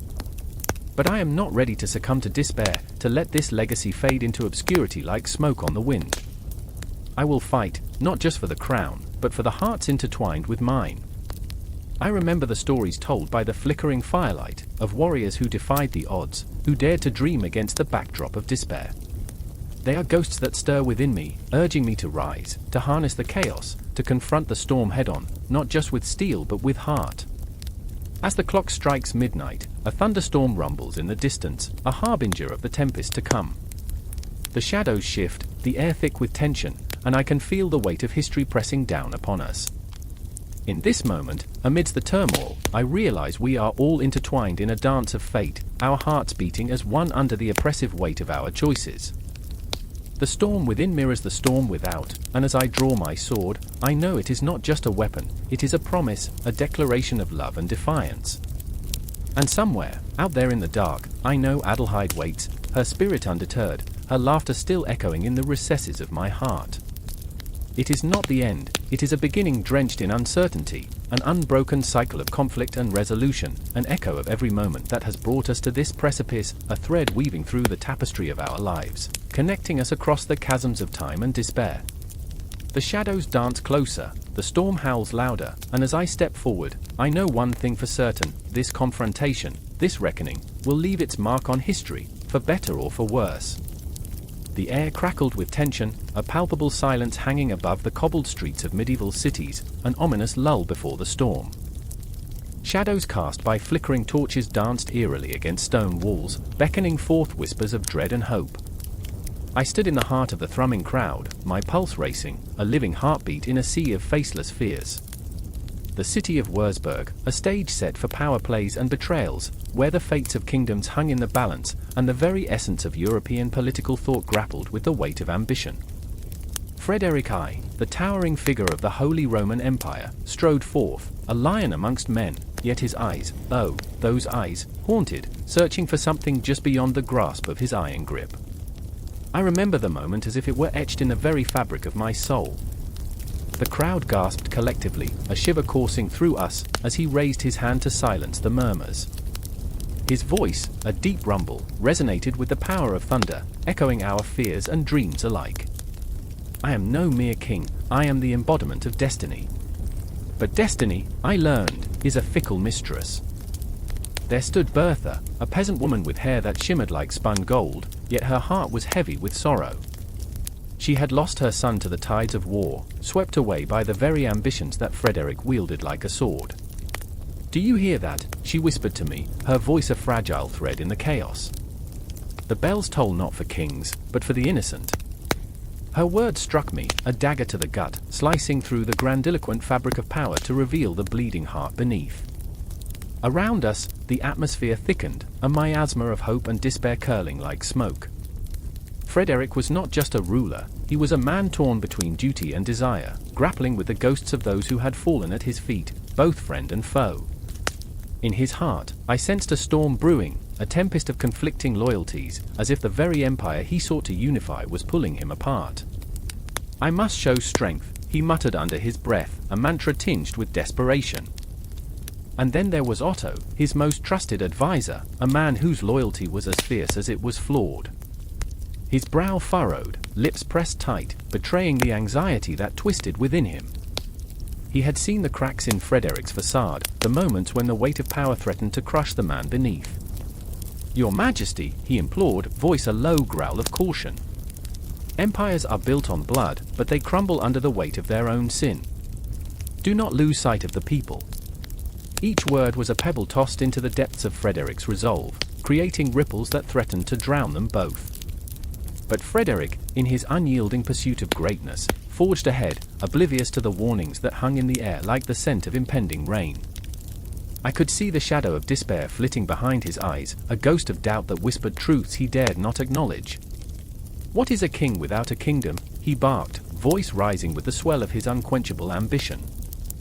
And I felt it, that cold grip of inevitability wrapping around my heart, squeezing tighter with each passing moment. The crowd surged, a living, breathing entity, filled with a cacophony of hopes and dreams, fears and loathings. I could see Bertha's eyes glisten with unshed tears, a storm of emotions reflected in her gaze. Her sorrow, palpable and raw, confronted Frederick's ambition with a ferocity that sent chills down my spine.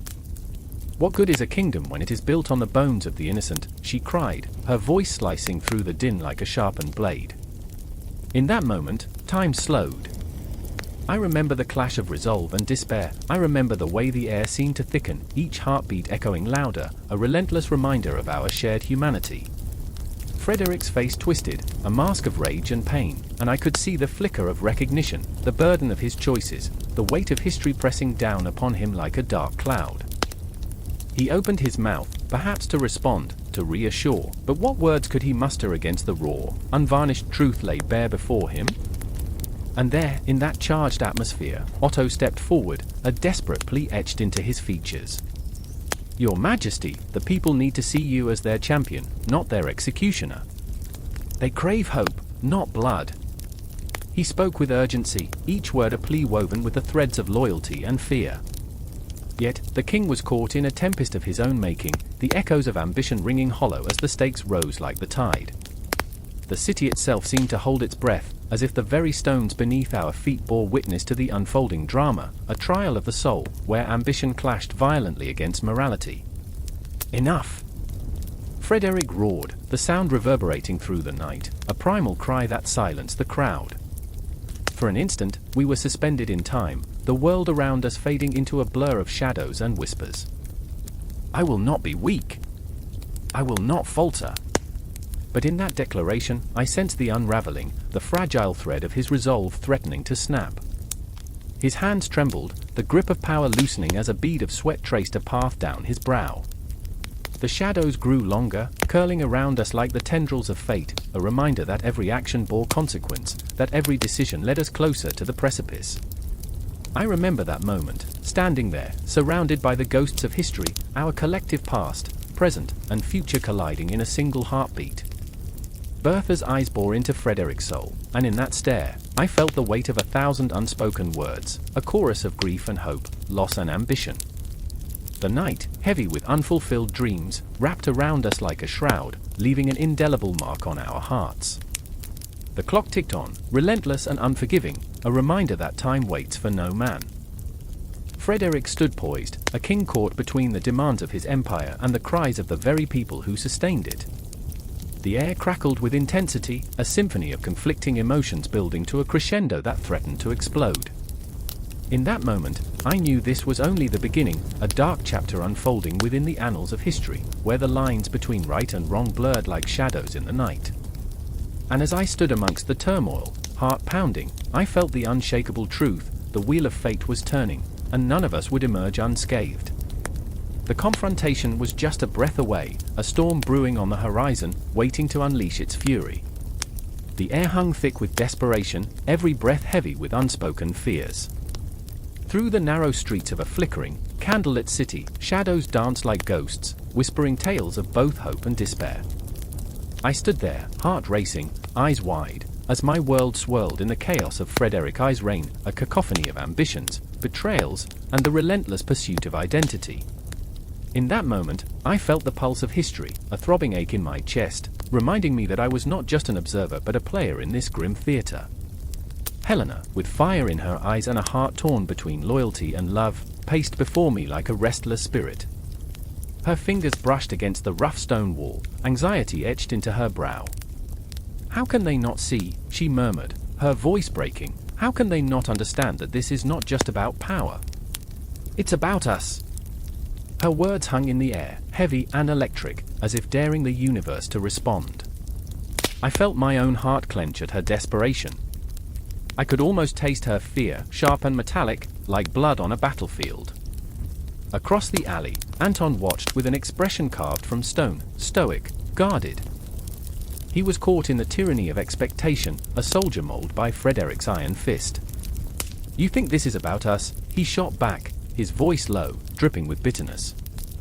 "What do we matter in the grand design? We are mere pawns." His words struck me like barbs, igniting a fire within me, a primal urge to shout that we were more than that. We were flesh, bone, spirit, alive in a world that wanted us dead. But could I voice it? Could I bear the weight of that truth? Helena turned, her eyes shimmering like stars that dared to shine in a darkened sky. "No, Anton. We are more than mere pieces on Frederick's chessboard." The intensity of her resolve pierced through the haze of despair, and I felt a flicker of hope, not just for us, but for a people seeking their own story amid the oppressive shadows. The clock tower loomed nearby, its hands ticking ominously, counting down to an uncertain fate. Time, it seemed, was a cruel master, and each chime echoed the heartbeat of a nation searching for itself. The smells of damp earth and distant smoke filled my lungs as I remembered the tales of those who had come before us. I remembered the whispers of rebellion, of villagers rising against their feudal lords, their cries echoing through the valleys. I remember, I thought, the laughter of children in the fields, the warmth of shared bread, the taste of freedom. Those memories felt like ghosts, flickering at the edges of my consciousness, urging me to fight, to push against the tide of despair that threatened to drown us all. "Do you want to be remembered as shadows?" Helena's voice cut through my reverie.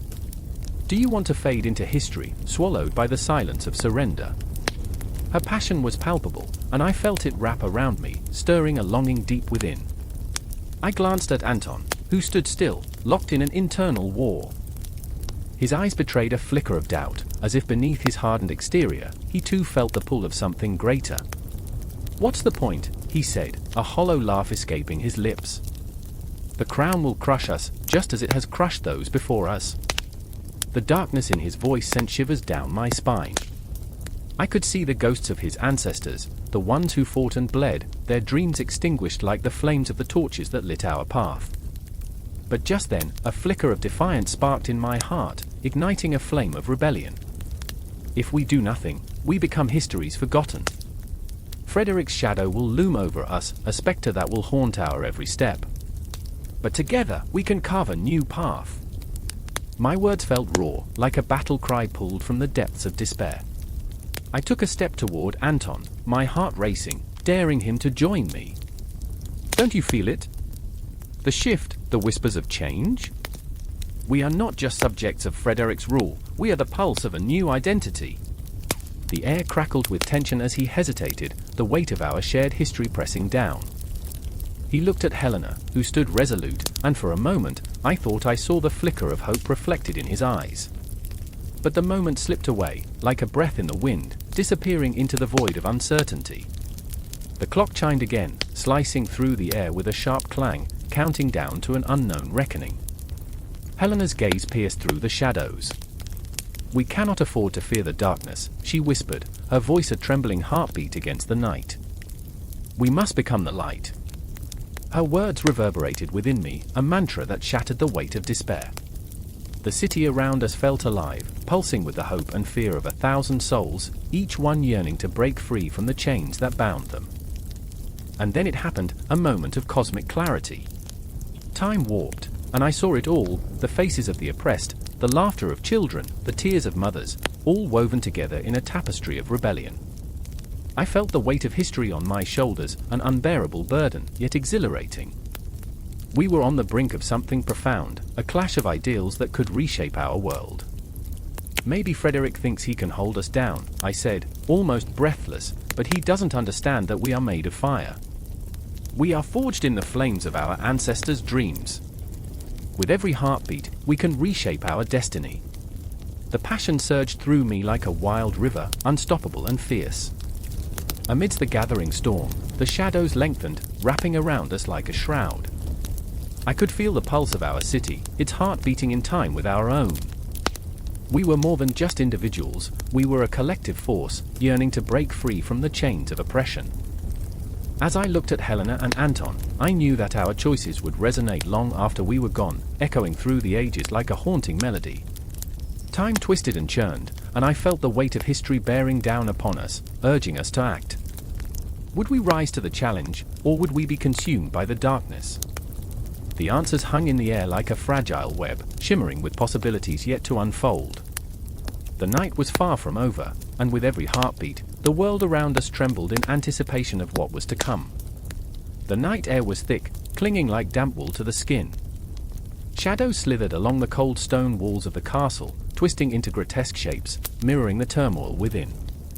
Thunder rumbled, low and threatening, as if the heavens themselves were preparing to unleash a tempest. I stood at the edge of the battlements, heart racing, pulse pounding like war drums in my ears. Below, the streets of the city were empty, a ghost town echoing with the whispers of lost souls. It was here, in this moment, that I felt Frederick I Barbarossa, looming larger than life, an indomitable spectre casting a long shadow over the Holy Roman Empire, over us all. I remember the first time I heard his name. It rolled off the lips of old men gathered around flickering hearths, their faces lit with a dim glow, eyes sparkling with reverence and fear. His very presence was a siren call, laced with blood and glory. Frederick, the red-bearded king, the man who would plunge the empire into an unending cycle of ambition and despair. He was a man of iron, yet his heart pulsed with the warmth of humanity, a contradiction that left even the bravest knights trembling. But I wasn't prepared for the storm that would follow. I remember the faces of those who came after him, emperors mold in his fiery image, yet each one wrestled with the burdens he left behind. The weight of expectation was unbearable, a shroud woven with ambition and dread. There was Heinrich, a young man caught between the stars and the earth, desperately trying to rise above the ashes of his predecessor. His brow furrowed, lips pressed into a thin line, he stood at the helm of the Empire, a ship sailing through treacherous waters, and I could see the storms brewing behind his eyes. "I am not Frederick," he would shout, echoing through the chambers, but the echoes came back as whispers, "You must be."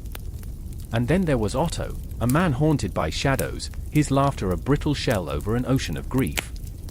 I saw him, one fateful evening, pacing under the ancient oaks, moonlight spilling like silver across the ground. He was tormented, not by fear of battle, but by the suffocating grip of legacy.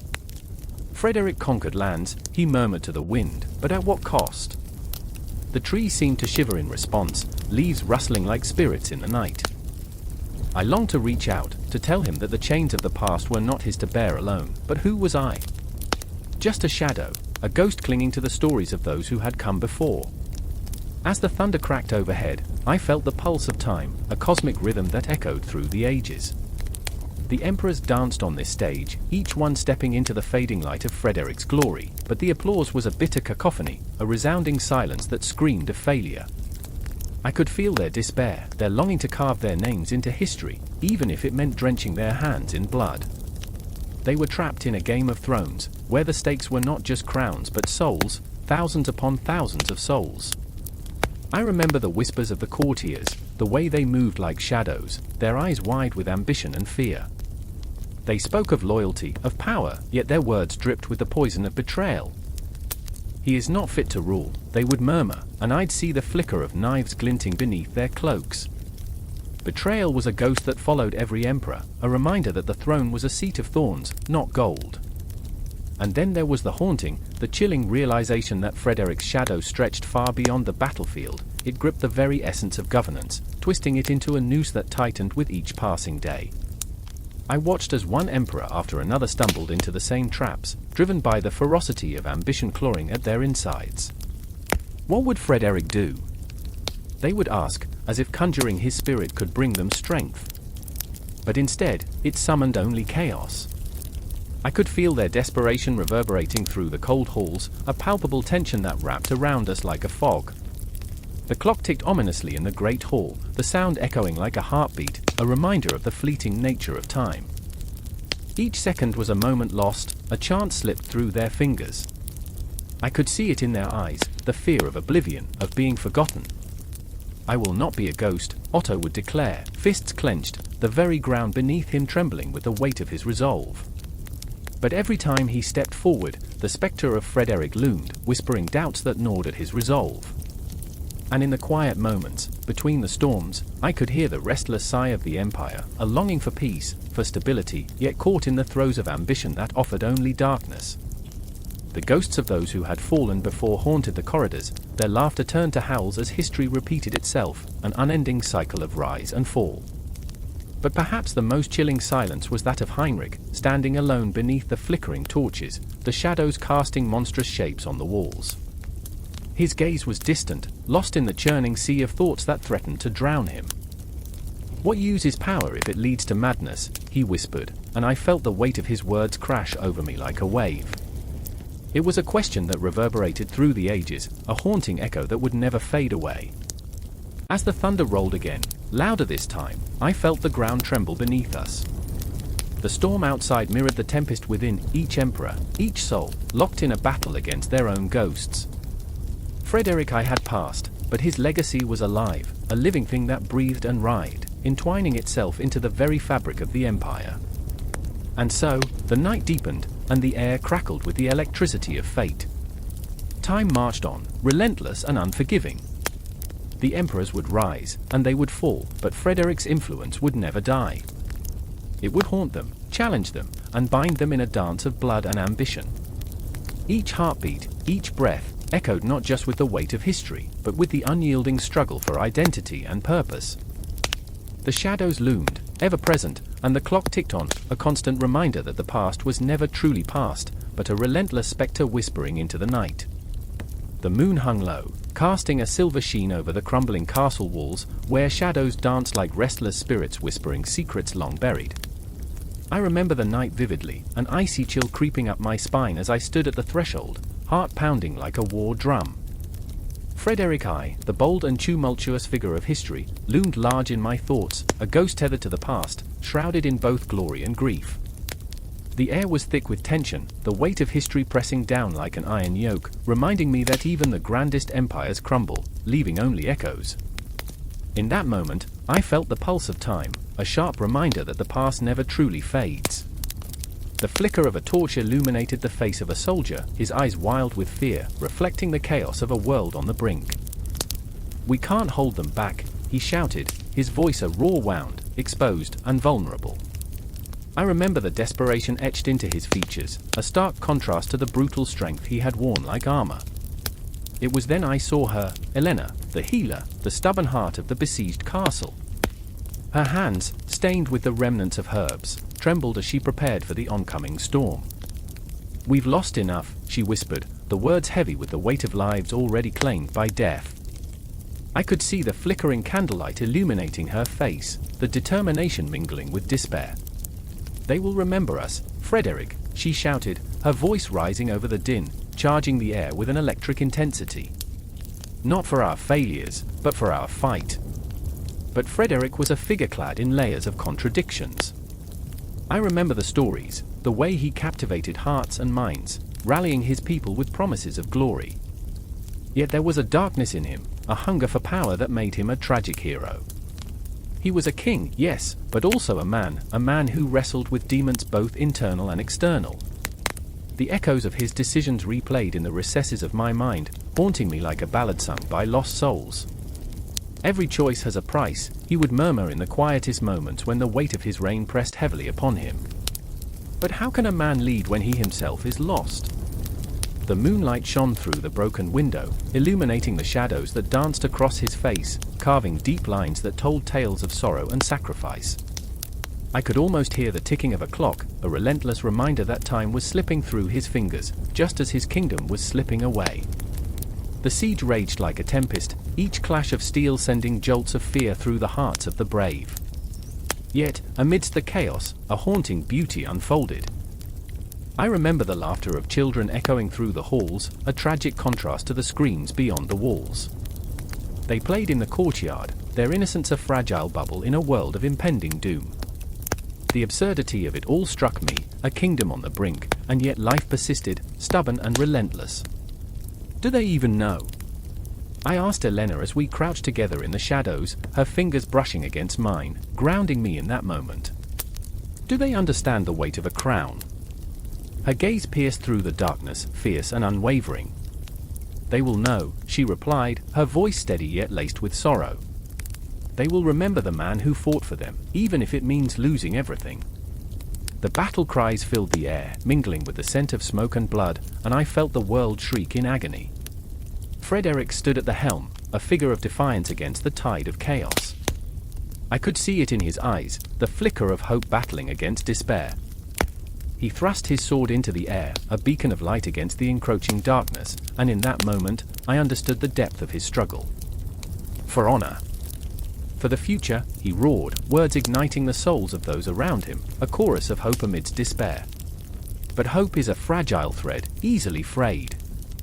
I remember the moment the gates finally shattered under the relentless onslaught, the shattering of dreams echoing like a funeral dirge. Time seemed to slow, each heartbeat stretching into eternity as I watched the soldiers surge forward into the chaos, their faces twisted with determination and dread. I felt the ground tremble beneath my feet, a visceral reminder of the fragile nature of existence. As the dust settled, I found myself at the edge of the battleground, where the echoes of laughter and life clashed with the silence of death. The bodies lay strewn like fallen leaves, a grim reminder that history is often painted in shades of red. I felt the tears prick at my eyes, mourning not only for the fallen but for the dreams that would never bloom again. Frederick stood amidst the wreckage, surrounded by the ghosts of his ambitions, his legacy a tapestry woven with triumphs and tragedies, stitched together with blood and sorrow. Elena found me then, her hands gripping mine, grounding me in that moment of despair. We carry these stories, she whispered fiercely, her breath warm against the chill of the night. We are the keepers of their memories. As I looked into her eyes, I felt the weight of history deep within my bones. Frederick's legacy was not just about grandeur, it was about the human spirit, about resilience in the face of obliteration. And as the sun began to rise, casting its golden glow over the remnants of the night, I understood the profound truth: his legacy endured not in the monuments built or the battles won, but in the lives touched, the hearts ignited. Each story woven into the fabric of time, a reminder that while kings may fall, the echoes of their courage linger, whispering across generations. In that chilling dawn light, I realized I was forever intertwined with their struggles, their fears and aspirations echoing in my own heart. Frederick I's legacy surged through me, a living entity, reminding me that even in the darkest moments, humanity clings to hope, and perhaps that is the most haunting legacy of all. The clock keeps ticking, shadows dance, and we remain, the children of a history we cannot escape, forever grappling with the echoes of the past as we forge our uncertain future.